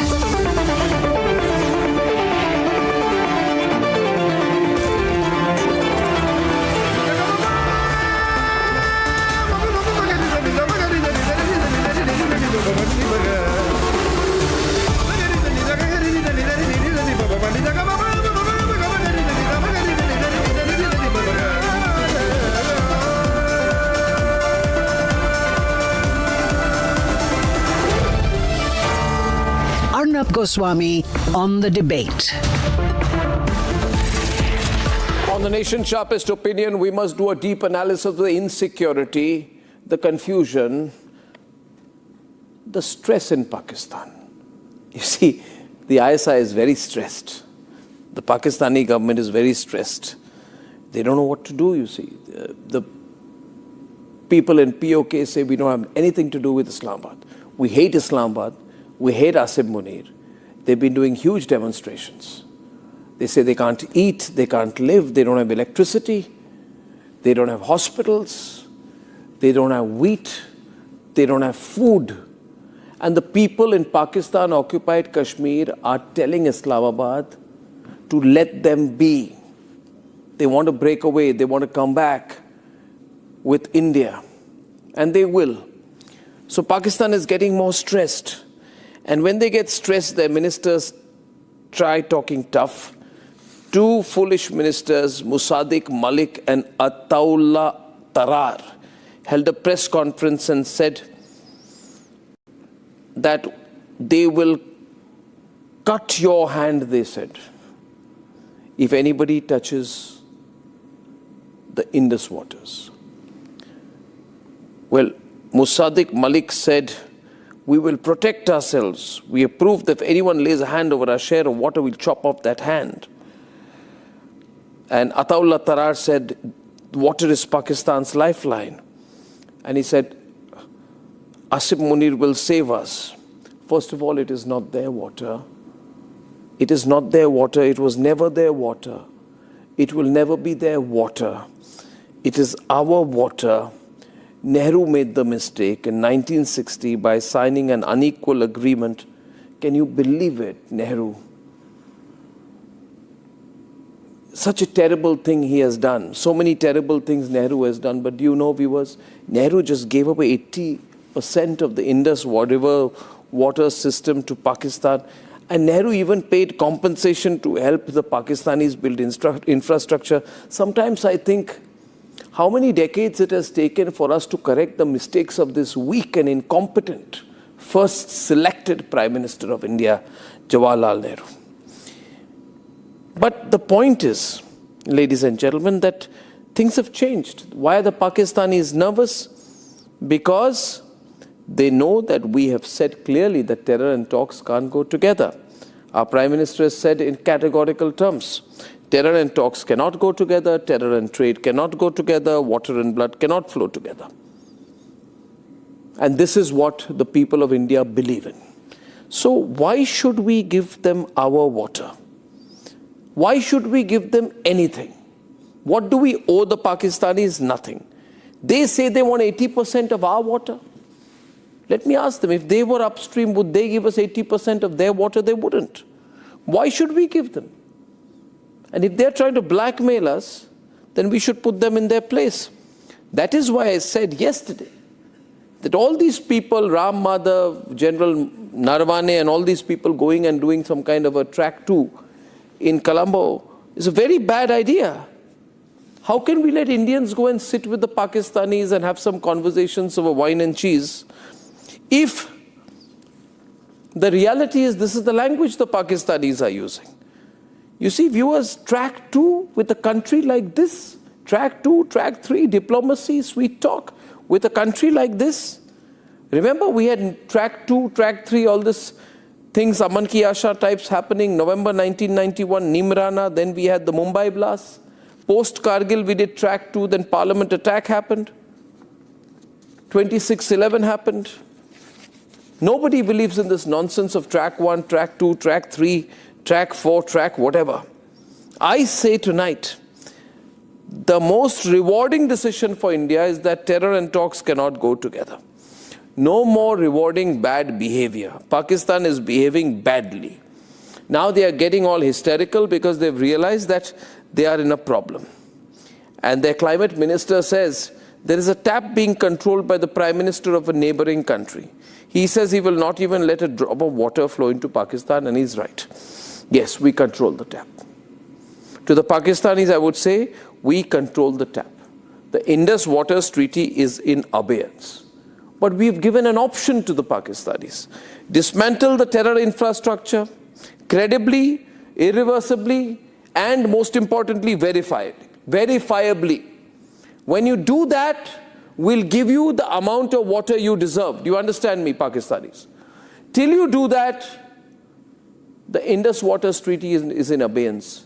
Every drop of water that goes to your side, say thank you for it and stop trying to threaten us. You're in no position to. Pakistanis, do you hear me? You're in no position to threaten us. Let's debate. The last 48 hours, Pakistan propaganda centered around success with track 2 talks in Colombo. And this Pakistan minister's reaction is exactly why Islamabad can never be trusted. हम तो ऐलान कर चुके हैं कि जो हमारे पानी पे हाथ डालेगा हम वो हाथ ही काट देंगे, और सिर्फ ऐलान नहीं कर चुके, 2 मरतबा 1-1.5 साल में दिखा चुके हैं कि अगर किसी ने हाथ डाला तो हम हाथ काट देंगे. Now, listen to him again as he makes blatant comments while referring to India's Operation Sindoor.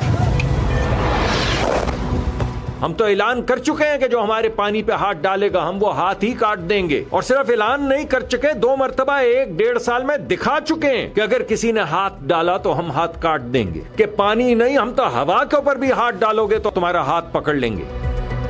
Cutting off Pakistan's Indus water supply has been the most effective retaliation against their state-sponsored terror. With Pakistan, there can be no track to diplomacy, and India must continue to take a hard stand.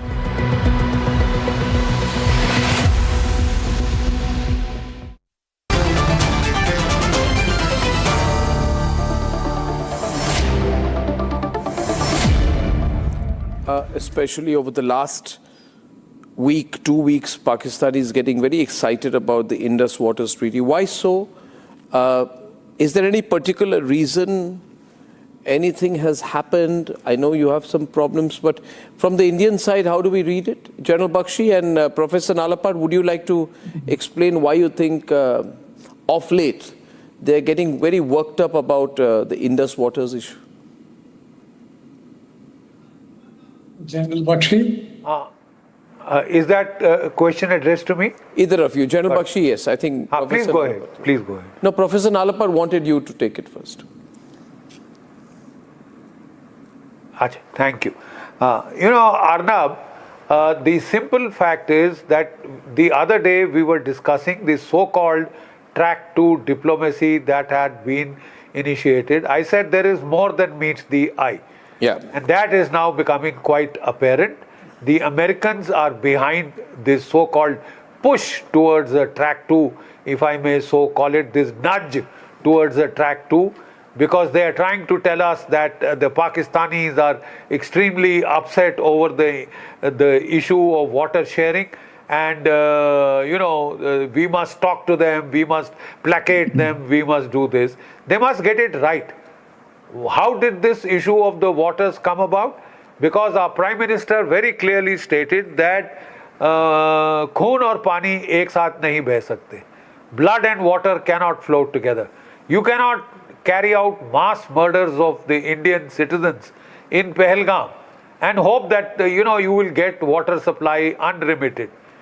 And even in the water supply, we haven't really, touched what is yours as per the Indus Water Treaty. A lot of Indian waters was going towards Pakistan, which rightfully belonged to us. Yeah. And quite obviously, with the El Nino effect and everything, we would like to use our own waters to help our own farmers.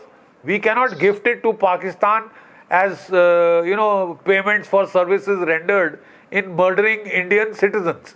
Well said. Murdering innocent Indians. Unarmed Indian civilians cannot be touched. Raja, You want more understanding in terms of Raja, if you are having a problem, one minute. I give you one. If you are having a problem, you can ask politely, you can seek, you can request, right? Professor Nalapad, we're a larger country. You can even, you can beg, but you can beg. No problem. You have a right. You have. That's one of your options. You can beg. You can beg. We are a lower riparian country of India, and India itself is a lower riparian country of China. China is even bigger than you, and China is creating dams. And if you are going to stop Pakistan's waters, somebody else will be stopping your waters as well. Of course, we have that option in the hand. Professor Nalapad will respond to you. Raja, listen. I'll tell you one thing, okay? You need to understand a couple of things out here, okay? See, we are a big country, I know that, okay?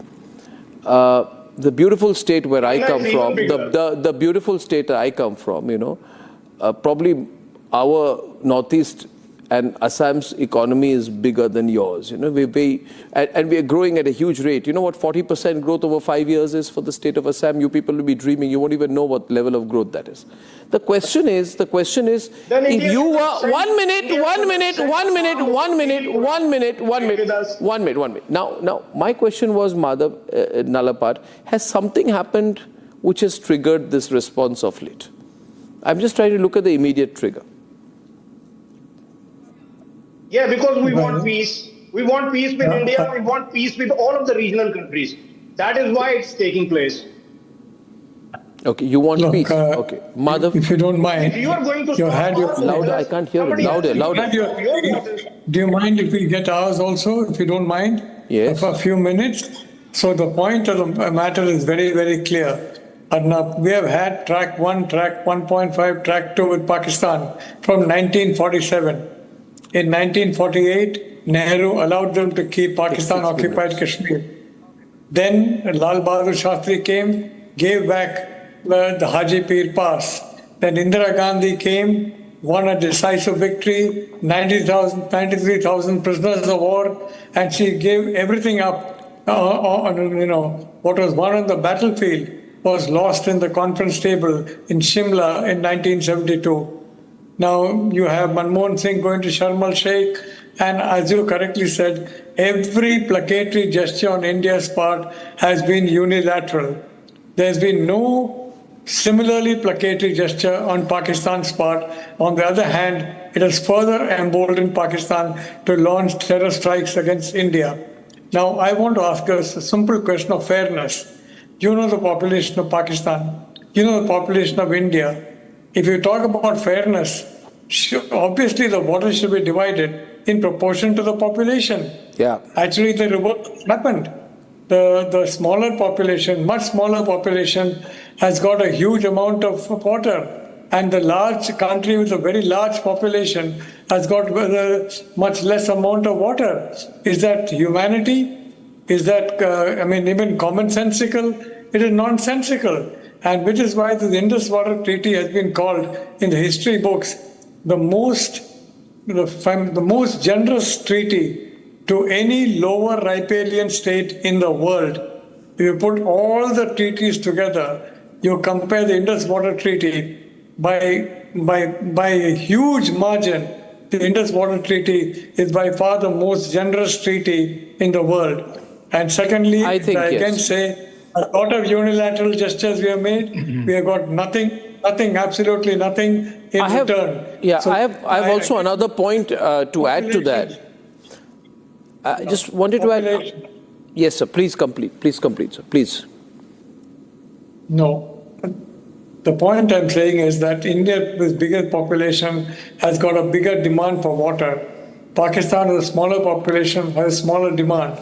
The reverse happened in the Indus Water Treaty. The country with a smaller population got the lion's share, more than the lion's share, 2 lion's shares of Indus waters. And we got nothing, virtually, compared to what they got. They're talking about China. Well, that's one of the good reasons why we have to scrap the Indus Water Treaty. Because assuming the Chinese are building all those dams, and they are, we need our water to feed our 1.4 billion people.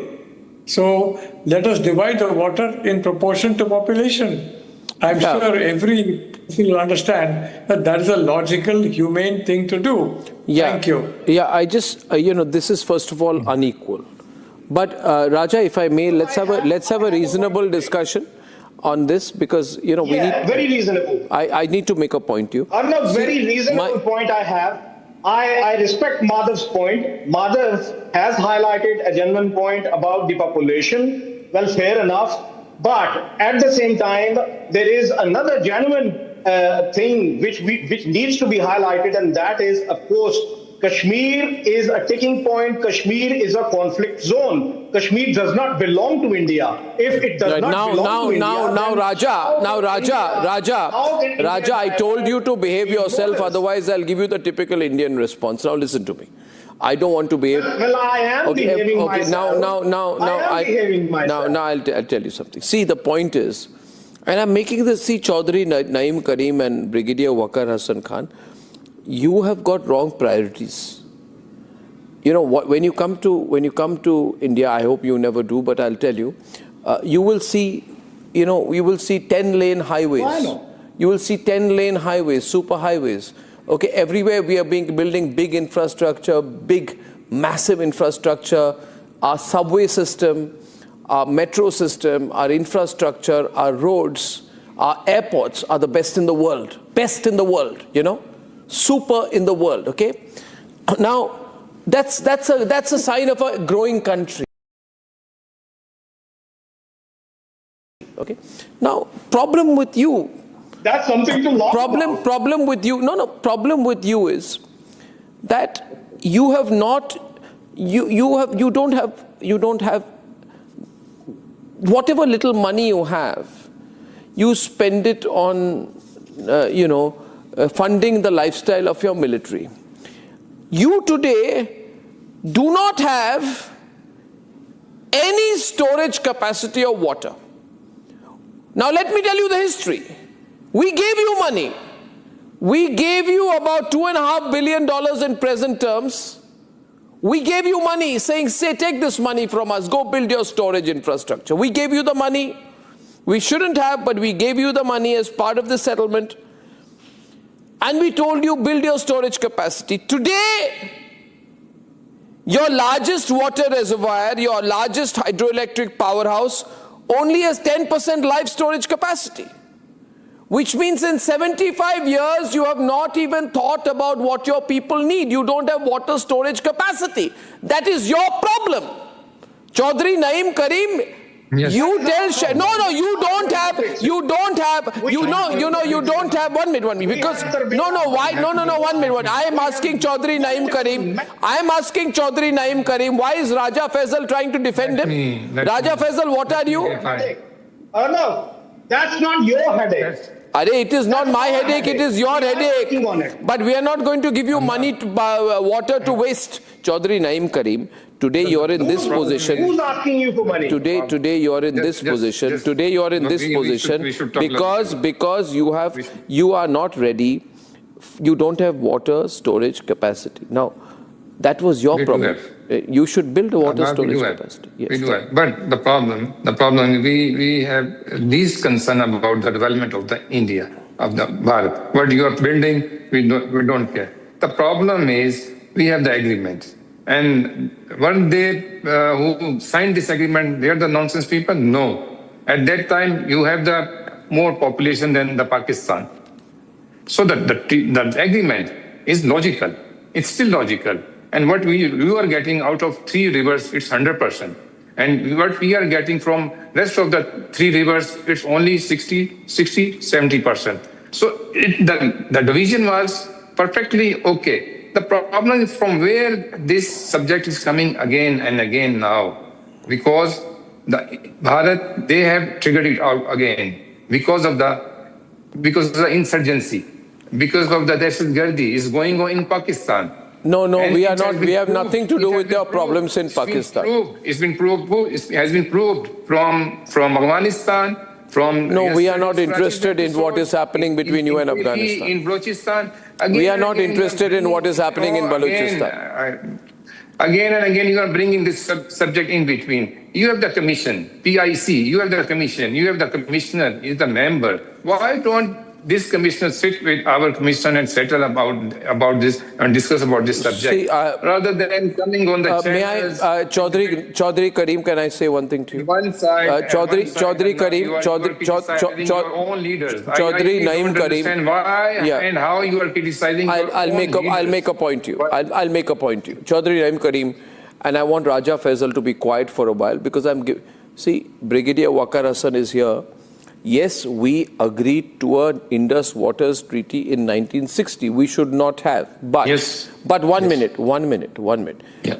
We will honor our side of the agreement if you honor your side of the agreement. Now, let me explain why I'm saying that.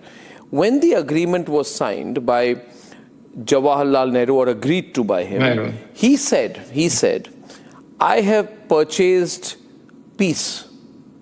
And he said, basically, that Pakistan is going to behave itself, okay? When he was asked that, we are giving them 80.36% of the water and keeping only 19.64% of the water, he said, through the Indus Waters Treaty, we purchased the settlement, if you like, we purchased peace in that extent. And it is good for both countries. But you don't believe in peace.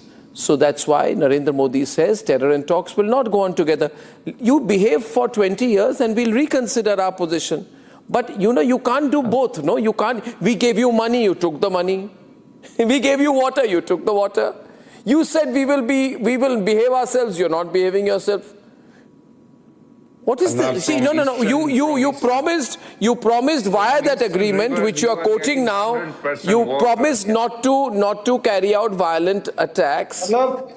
Not to indulge in terrorism. You promised not to indulge in terrorism. And now we are on the same page. Terror and talks cannot go together. We are still on the same page, but where you are standing. If that is the case, then you see the parliament attack, the 26/11, 26/11, the Pulwama attack, the 26/11 attack, you violated it. Brigadier Waqar Hasan Khan, if you didn't violate it, it would not come to this. Then what was doing Kulbhushan in Pakistan? What was he doing here in Pakistan? I don't know. It has been proved. It has been proved. Nothing has been your proved. People are here. Brigadier Waqar Hasan Khan. Attacked. No, we are not involved in anything. Unknown people are killing your terrorists, and you must investigate that who those unknown people are yourself. We have nothing to do with it. Brigadier Waqar Hasan Khan, I think that it would make better sense if there was no terrorism. In that present context, these threatening gestures really mean nothing.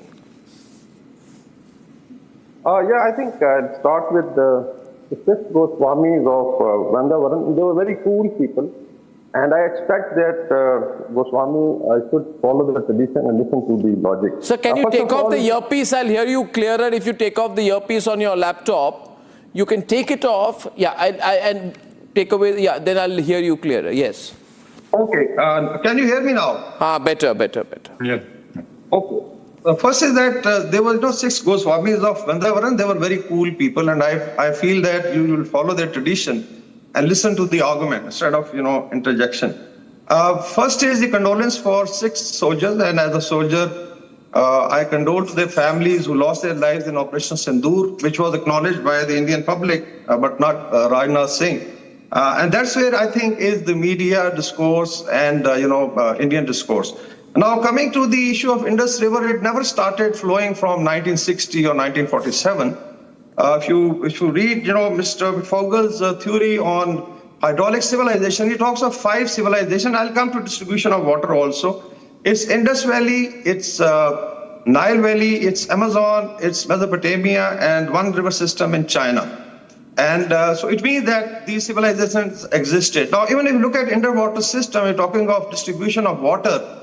Was India before partition totally dependent on this? Let's say whatever is there in India, basically it was feeding Punjab and by and large, Haryana and these areas. Otherwise, India is dependent on Gangetic system, or you have your lower systems, through basically your other areas in the south. So Indus water system was never feeding entire India. The word Punjab meant 5 rivers. So basically, it's a civilizational argument. And whatever Pakistan got, I think, was genuine, and it was agreed. And there are, I think, distribution in terms of rivers given to India, the 3 rivers. We feel that actually Pakistan was cheated. These 3 rivers, which belong to Punjab and Sindh, were given to India. But anyway, there was an agreement. Now, coming on to the issue of Indus Water Treaty itself, in case you start violating treaties, then probably all 6 rivers are open. So if you don't agree on these 3 rivers, that means the entire thing is disputed, and whosoever has the power will get it. And then we have recently, Brigadier Waqar Hasan Khan, we had an event. General Bakshi was there. General Bakshi was there at the Republic Summit a few days back, just 6 or 7 days back. Prime Minister Narendra Modi was there, attending the event, and I congratulated the Prime Minister. I said, Prime Minister Modi, we are so proud of you for the 19 to 20 Brahmos that you delivered 124 kilometers into Pakistani airspace, and these Pakistanis got hit so badly in Jacobabad, Noor Khan and Sargoda with the hyperfast Brahmos that they are still recovering from there. So don't teach me about power. Brigadier Wakar Hassan Khan, don't teach me about power. Don't teach me about power, because you could not. You had no power to respond to the Brahmos. You had no power, and even now you expect the Chinese and the Americans to help you, but they won't. They won't because you are not. You see this. No. 1 minute. You can go to the World Bank. You can go to the World Bank and you can cry to them about the Indus Waters Treaty, because you have to cry to them because the Indus Waters Treaty was brokered by the World Bank. You can go to the World Bank and cry. You can go to the World Bank and cry. Study the Kharkov Dam in Ukraine, how the Russians took it out, and will this time maybe take out Reliance, power structures and all the dams. And mind you, your dams. See, you're only showing what kind of a terrorist country you are. You are realizing you are showing publicly what a terrorist country you are, and this is the precise reason. This is the precise reason we can't be nice to you. You see, we can't be nice to you. We're telling you. See, Professor Nalapar, I was nice till this point. I was not being aggressive with them. I said, I'm going to be nice with you. There was a deal. You promised to be peaceful. You're not peaceful, you're not going to get the water. It's as good as that, right? That was the nature of the deal. The Pakistanis have been crying in the UN, in the Court of Arbitration, at the World Bank. Nobody's listening to them. India is now heading into a civil war. 250 million Muslims are now, forming their action committee. You have squeezed the Muslims in India. Professor Nalapad, this is the problem. This is the problem. I was being nice to them. I was being nice. I was being nice to the Pakistanis today. I was being very nice. I was being very nice. I was being very nice. I just want to make the point. I was being very nice so far. No, I was nice so far. The provisions of treaty, it can be suspended. Secondly, it can be renegotiated. The treaty is now nearly 70 years old, 60 years old. Surely it is time for renegotiation. Suspension and renegotiation are part of the treaty. So even if we are not breaking the treaty, start from zero. Start from 1947. Let's negotiate all the we're asking for renegotiation. We're asking for renegotiation on the basis of fair population distribution, which is what any human heart will say. Chopping off hands and chopping off various things. Is that the way diplomacy talks? Is that the way civilized people talk? I'll chop your hand off. No, they are not giving the truth. They are not. See, one minute. Can I come to? Okay, gentlemen. See, I'll go about language properly. I want to talk very reasonably to the Pakistanis. I want to get Raja Faisal back. I want them to think. I want them to think about what is going on. And I'm going to say something tonight that will shock you. You see, the problem is not the water we are giving or not giving you, okay? Please understand, be reasonable people. You don't have, see, Brigadier, you are an army man, maybe you don't understand certain issues. No problem, but I want to tell you something so you can understand this, okay? Okay, now please remember, Brigadier, you are on the largest news network of India, okay? As you know, this is the largest network of this scale in all of Asia, and you are on a program being watched by lots of people on television and streaming, and therefore laughing is no answer. See, you have a dam called the Tarbela Dam, Tarbela Dam, okay? It is, I'm told, your largest contributor to electricity generation. You have an installed capacity of 4,888 megawatts, okay? Now, this represents 51 or 52% of the total capacity generated by WAPDA-associated power projects, and about 30% of Pakistan's power needs as of 2012. I don't have the latest numbers. Now, I want to tell you something which will shock you, Raja and Chaudhary. You are busy fighting Taliban. You are busy protecting Osama. You are busy trying to compete with India. You are busy buying private planes from Asif Munir. You are busy arresting Imran Khan. Do you know something that you should truly be ashamed of? You have not been able to stop or repair this dam for over 20 years. This dam has had so much sediment build up, right? Your life capacity of the dam has gone down by 40%. Any country's leaders would have said the dam which matters the most for electricity generation, should spend some money for our people by repairing the sediment buildup. There are ways, engineering ways, by spending a little money for your people, you can do that. You have the capacity, electricity capacity of this dam has gone down by 40%. You have done nothing, and now you are saying we will do this, we will do that, we will blame India. Did India stop you from repairing this dam? Did India stop you from repairing your own dam? Tell me. Your figures are incorrect. No, 1 minute. Tell me tonight. Tell me. It's a live debate. Tell me. Thank you for highlighting this issue. 9.8% of Pakistan's capacity. It is not 30%, 9.8%. Pakistan It has become 9% because you can't take the sediment out. Don't you understand? 2012 current figures are, it's just 9.8%. But you can't take the sediment out. मिट्टी जम गई है नीचे, आप उसको ठीक करवाइए. Bhakra dam को चेक करो ना. आप समझते रहे हो? General Bakshi, somebody tell him. आपके डैम्स बंद हो रहे हैं, क्लॉग्ड हो गए, आप उसको ठीक करवाइए पैसे खर्च करके. कुछ समझने की कोशिश कीजिए. अपने आंख में पट्टी, चश्मा तो पहने हुए, उसके ऊपर आंख में पट्टी लगा दी आपने. देखना नहीं आपको, बता दिया आपको मैंने. General Bakshi, someone tell him.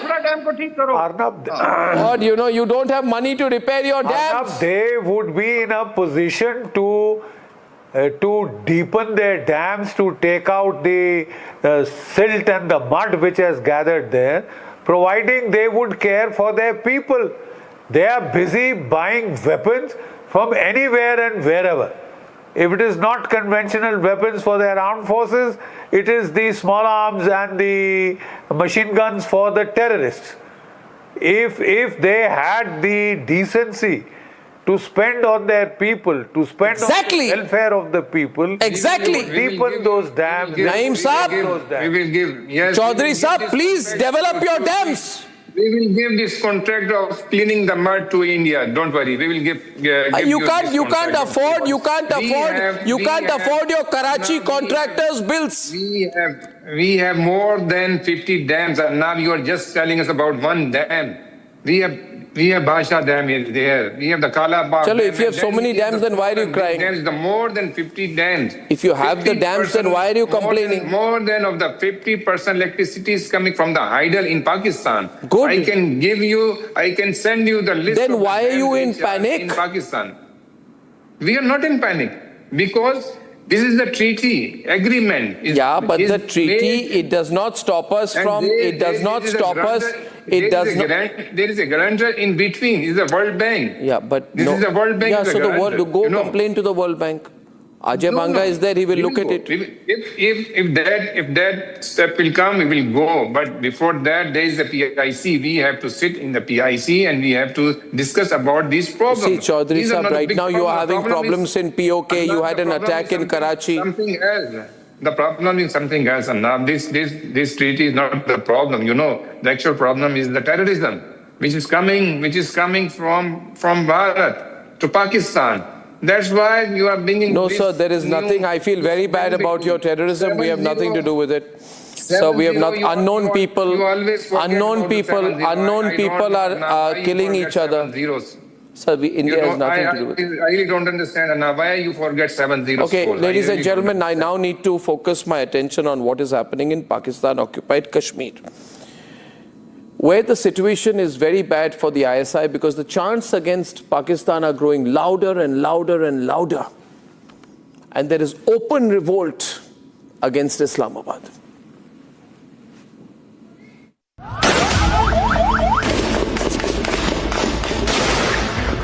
For nearly a month, Pakistan-occupied Kashmir has been witnessing a wave of anger against Islamabad. The chants against Pakistan is growing louder. Kashmir Pakistan का हिस्सा नहीं है, कश्मीर पाकिस्तान की रियासत का हिस्सा नहीं है। ये जो कहते कश्मीरियों का राशन बंद करेंगे, मैं कहता हूं हमें तुम्हारे राशन की जरूरत नहीं है। This comes after the long march protests that shook Pakistan's hold over the region. Instead of addressing the grievances, Pakistan responded with a stringent crackdown. Protesters were fired upon, detained, and forcibly silenced.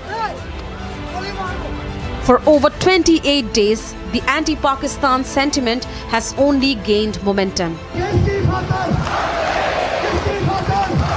Over rallies carried out chanting PoK is not part of Pakistan. Kashmir Pakistan का हिस्सा नहीं है, कश्मीर पाकिस्तान की रियासत का हिस्सा नहीं है। Open revolt on the ground rejecting the authority of Pakistan over PoK. The message from the streets of PoK is becoming harder for Islamabad to ignore. Are these protests growing towards a faster merger to India? PoK में demand होने लगी। आपने सुना होगा एक दो बार कुछ लोगों ने नारेबाजी की। PoK को आक्रमण करके हड़पने की जरूरत नहीं पड़ेगी। तो हमारा पड़ोसी है ही, हमारा है ही PoK। और PoK के लोग स्वयं ये कहेंगे कि मैं भी भारत हूँ और वह दिन आने वाला है। The big question tonight is Islamabad losing its grip over PoK?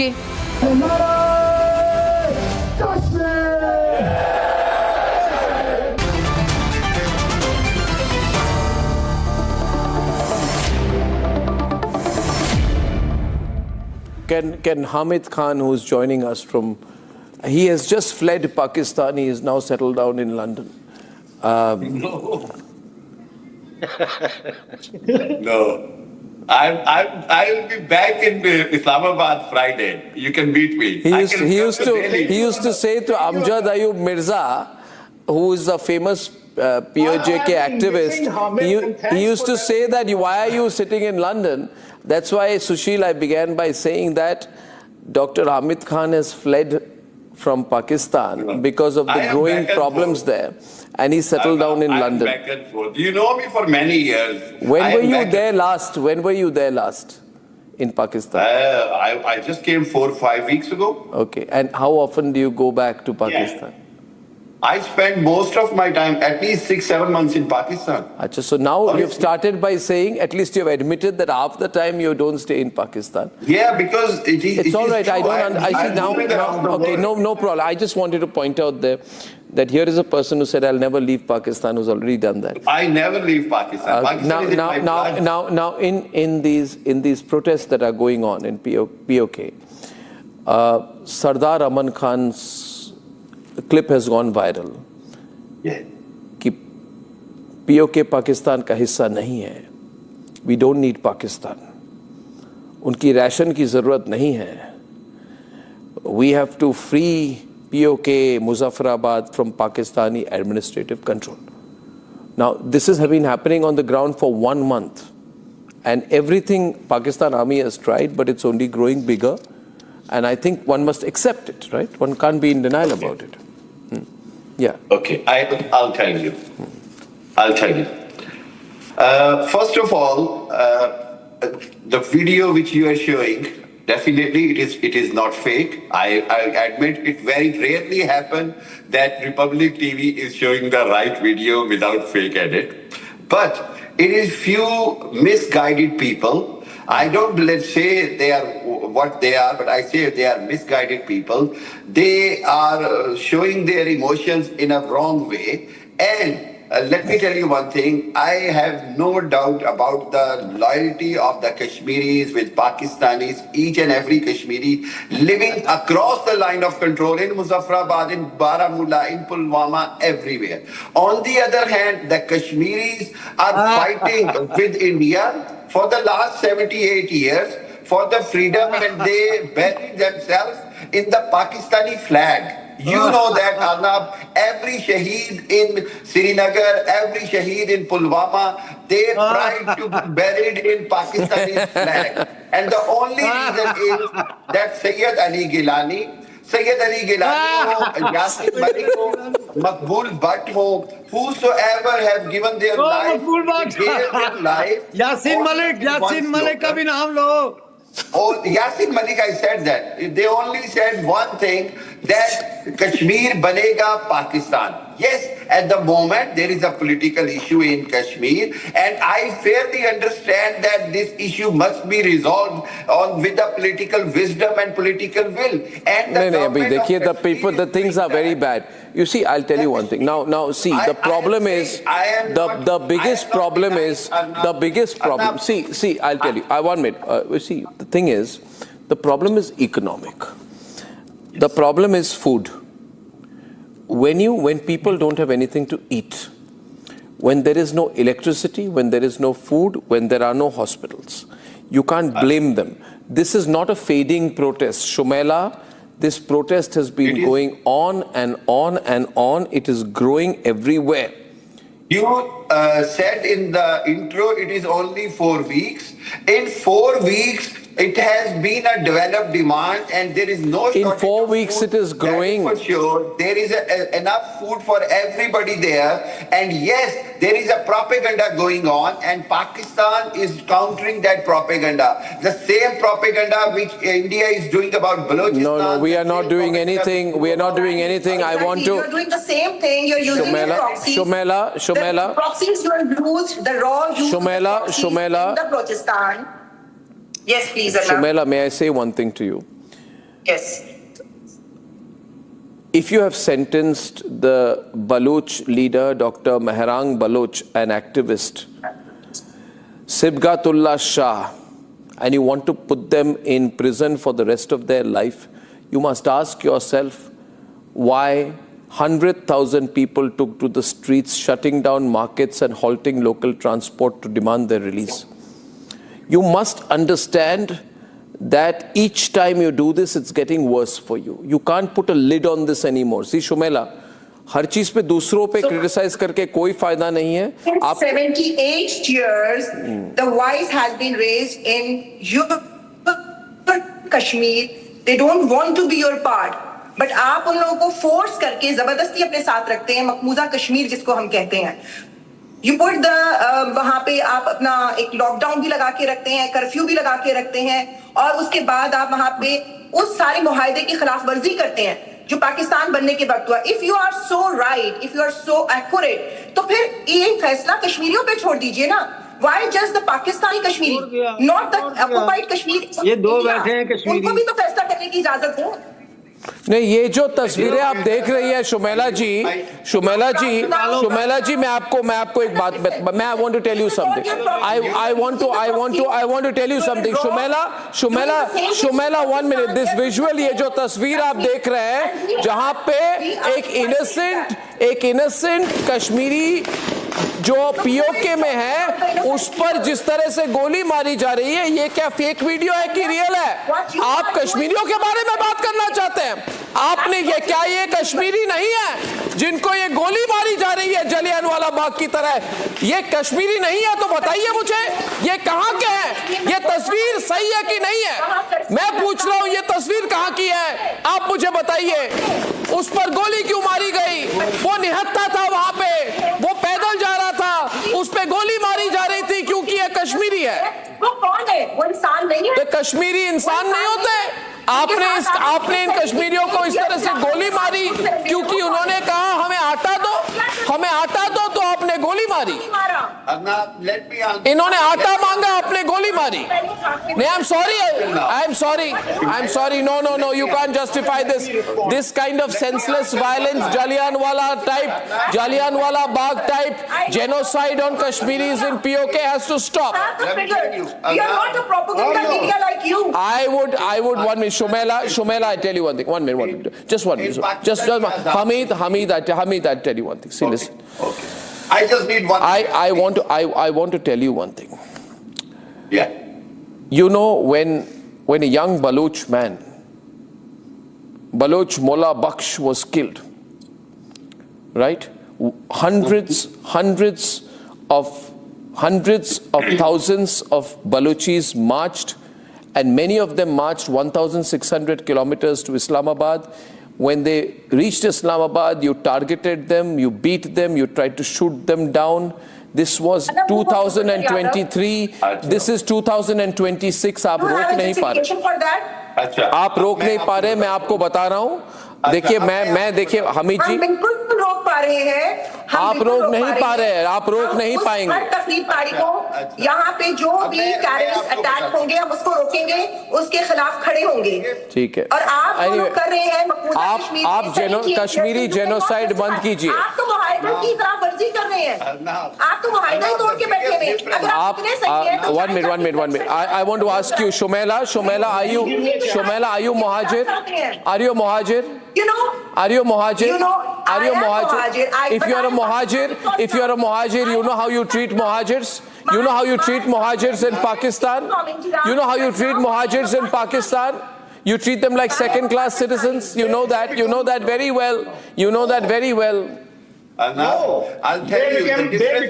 Raja, are you Muhajir? Islamabad Chamber of Commerce, and we have. No, I'm not. Yeah, see how proudly you say I'm not. All of them, they are Pakistanis. Arnab, in Pakistan, Anyway, the people you call, Raja, stop the genocide in Kashmir. Please stop the genocide in Kashmir. Stop killing people in PoK. It is no genocide at all. It is no genocide at all. No, let me. This picture, these visuals are fake.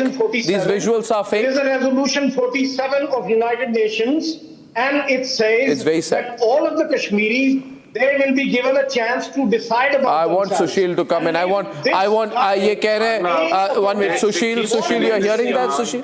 He's denied everything. They have nothing new to say. They are themselves in violation of UN resolutions. They refuse to move their forces. And what is the latest? The defense minister of Pakistan, Khwaja Asif, has badmouthed these protesters as saying that they are not real Kashmiris. He said Mirpuris are a curse. He actually, imagine what Khwaja Asif said. Can you dare approve of him? What did he say? No, I will not approve. What did he say? Okay, we have 1 versus 1. Hamid versus Sushil, please. Audio of 2 top. In Rawalakot. In Azad Jammu and Kashmir, audio not true. 1 minute. You can find is the cheapest electricity you can find, and in Azad Jammu and Kashmir, you would find the highest literacy rate in Pakistan-occupied Kashmir is the life of Kashmiris. The cheapest you give in PoK is the coming to you, Ayub sir. You have no idea. You have no idea. Ayub Mirza, Dr. Amjad Ayub Mirza. We must. Sushil, and they have one of the audio. We need to audio. Both are not clear. Louder. I can't hear in the studio. What's going on in the audio room? Yeah, on the TV I can't hear. about them, and that's when now Ayub Mirza has said. Dr. Amjad Ayub Mirza has said today. Behind the doors, they are sitting. Okay, Raja, 1 minute. Dr. Amjad Ayub Mirza said. They are bringing. Dr. Amjad Ayub Mirza has said. They are ready to talk. They are already in talks. Dr. Amjad Ayub Mirza has said, for how long will we have to wait? For how long? They can never be separate. 2 on the screen, please. Raja, Hamid and is in their blood. You see, now Ayub Mirza has said, for how long will we have to wait to get rid of Pakistan's oppression and get merged into India? When will that happen? He said that today. Now he's saying that India must intervene. I want Dr. Amjad Ayub Mirza to tell us what he's hearing of what is happening in PoK. First of all, let me take this opportunity, Arnab ji, thank you very much for having me, to congratulate the whole Indian nation, especially the Kashmiri Pandits, on the decision of the Special Investigation Agency, in which, listen, let me finish, yaar, koi gal karan da tarika hunda hai. I am just trying to explain. Galta karan de. सबसे पहले तो मुबारक हो कश्मीरियों को और पूरी भारतीय कौम को मुबारक हो कि यासीन मलिक 36 साल की इन्वेस्टिगेशन के बाद साबित हो गया कि वो सारला भट्ट का कातिल है और अब उसको तख्ताएदार से कोई नहीं बचा सकता।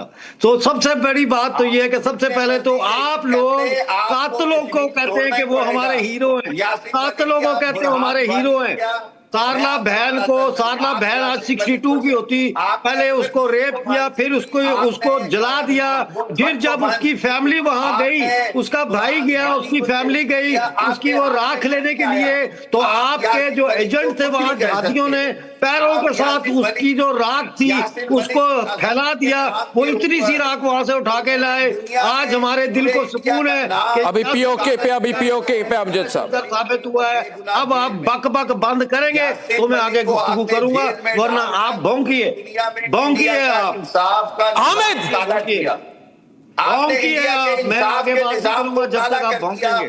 जब यासिन मलिक का आपने नाम दिया और उसको ये जो बेइंसाफी की, यासिन मलिक भी शहीद हो गया, तो वो भी ऐसे बुरहान वानी, ये सारे शहीद जो है ये इंडिया की मौत का बायस बनेंगे। और मैं आपको बताना, आप भी शहीद बने, आप भी शहादत। Okay, now let's go to the issue of POK, please.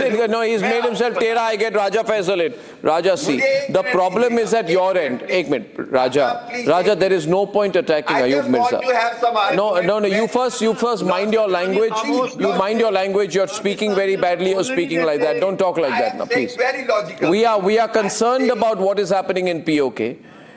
We want food for the people of POK. We want them to be free to merge with India, which they will. I want Ayub Mirza to address that issue, Sushil Pandit to address that issue. Ayub Mirza, in 30 seconds, can you address that issue, please? Okay. Well, I can only address that issue if these two Pakistanis learn their manners. Okay, they will. Shut up when someone else is talking. So now the situation is this: that they have now arrested Shaukat Nawaz Mir, the leader. They are throwing RDX through drones on the dharnas, and they are shoot to kill orders for people who are disobeying the orders of the Rangers and Pakistan Army. And now they have created an economic blockade. But stop it. No medicine, no food. Is that true? I've also heard these reports, Sushil, of an economic and medical blockade of POK. Yes. Yeah, Sushil. Arnab, actually, you see, Rawalakot is in the middle. This is a vertical strip that they have come to occupy. On top is Muzaffarabad. Below near Sialkot is Mirpur. So all of them were converging onto a point called Rawalakot, which is in the middle, which is one of the biggest inhabitations there. This place is under siege. More reinforcements have been summoned of federal police, of police from Punjab, from Khyber Pakhtunkhwa, Rangers, Army. The entire place has been converted into a cantonment. Nobody is allowed free movement. People are subjected to torture. Terrible. This is a case of complete repression of the civilian population. Reason being, for almost a month, I was actually part of these talks through a channel. I was part of these talks. I had the right people at these protesters from the both saying sides. that they are not even Kashmiris. And I have played my role.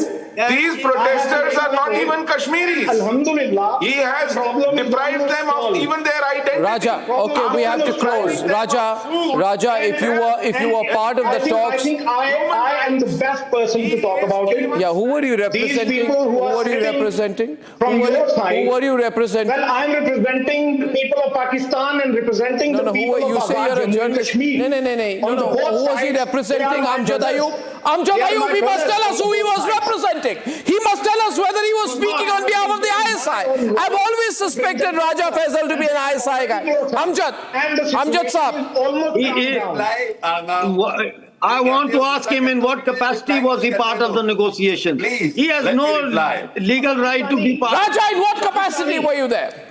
A Pakistani. Pakistani who has... ladies and gentlemen, that gives a new spin to the discussion. Now, we find the situation in POK very concerning. We call upon the government of Pakistan to stop the medical blockade of POK. the water blockade of PoK, the food blockade of PoK, the electricity blockade of PoK. It is inhuman, ladies and gentlemen. International pressure must be built on the Asif Munir government to stop doing so. And on that, on the big stories that you won't hear in the Lutyens media, I'll be back tomorrow. Good night and goodbye.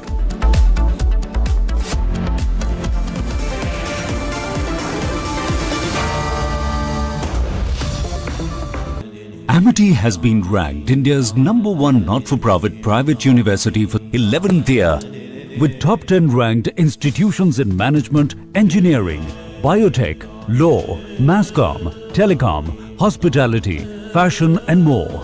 Yet another top ranking for Amity University. जब तक लाजवाब न बन जाए, उसे नहीं इत्मीनान है। तभी तो रिचमैन बनना नहीं आसान है। जिंदल साथी सील है तो असली स्टेनलेस स्टील है। तो जब भी आप stainless steel pipes and tubes खरीदें, जिंदल साथी सील जरूर चेक करें। Jindal stainless, India's leading producer of stainless steel.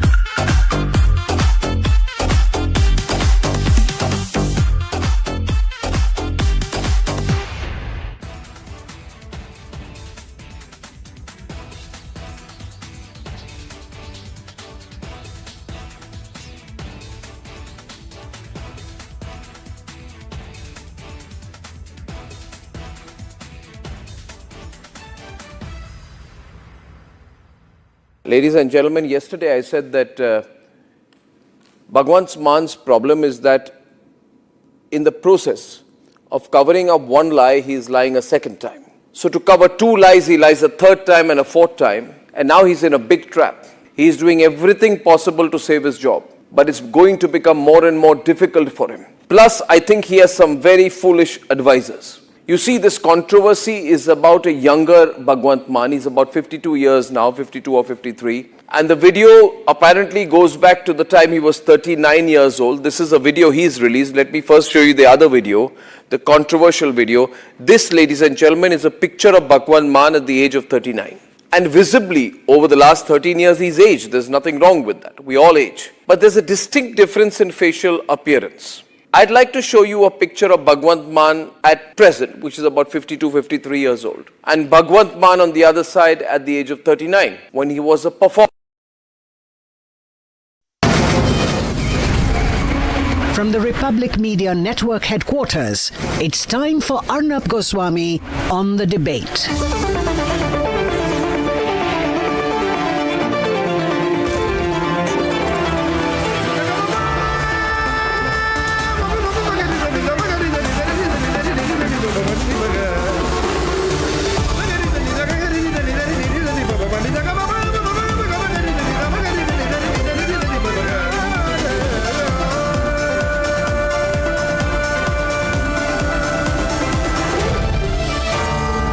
Arnab Goswami on The Debate.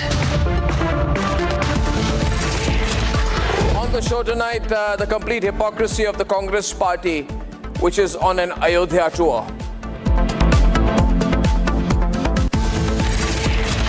On the show tonight, 21 parties write to the Chief Justice of India on SIR. 9 o'clock tonight, a day after Republic exposed the ISI orchestrated track 2 talks, Pakistan issues a fresh threat, proving once again that terror and talks can never ever go together. And at 9:30 p.m. tonight, the people of Pakistan-occupied Kashmir have declared that they have completely rejected Islamabad.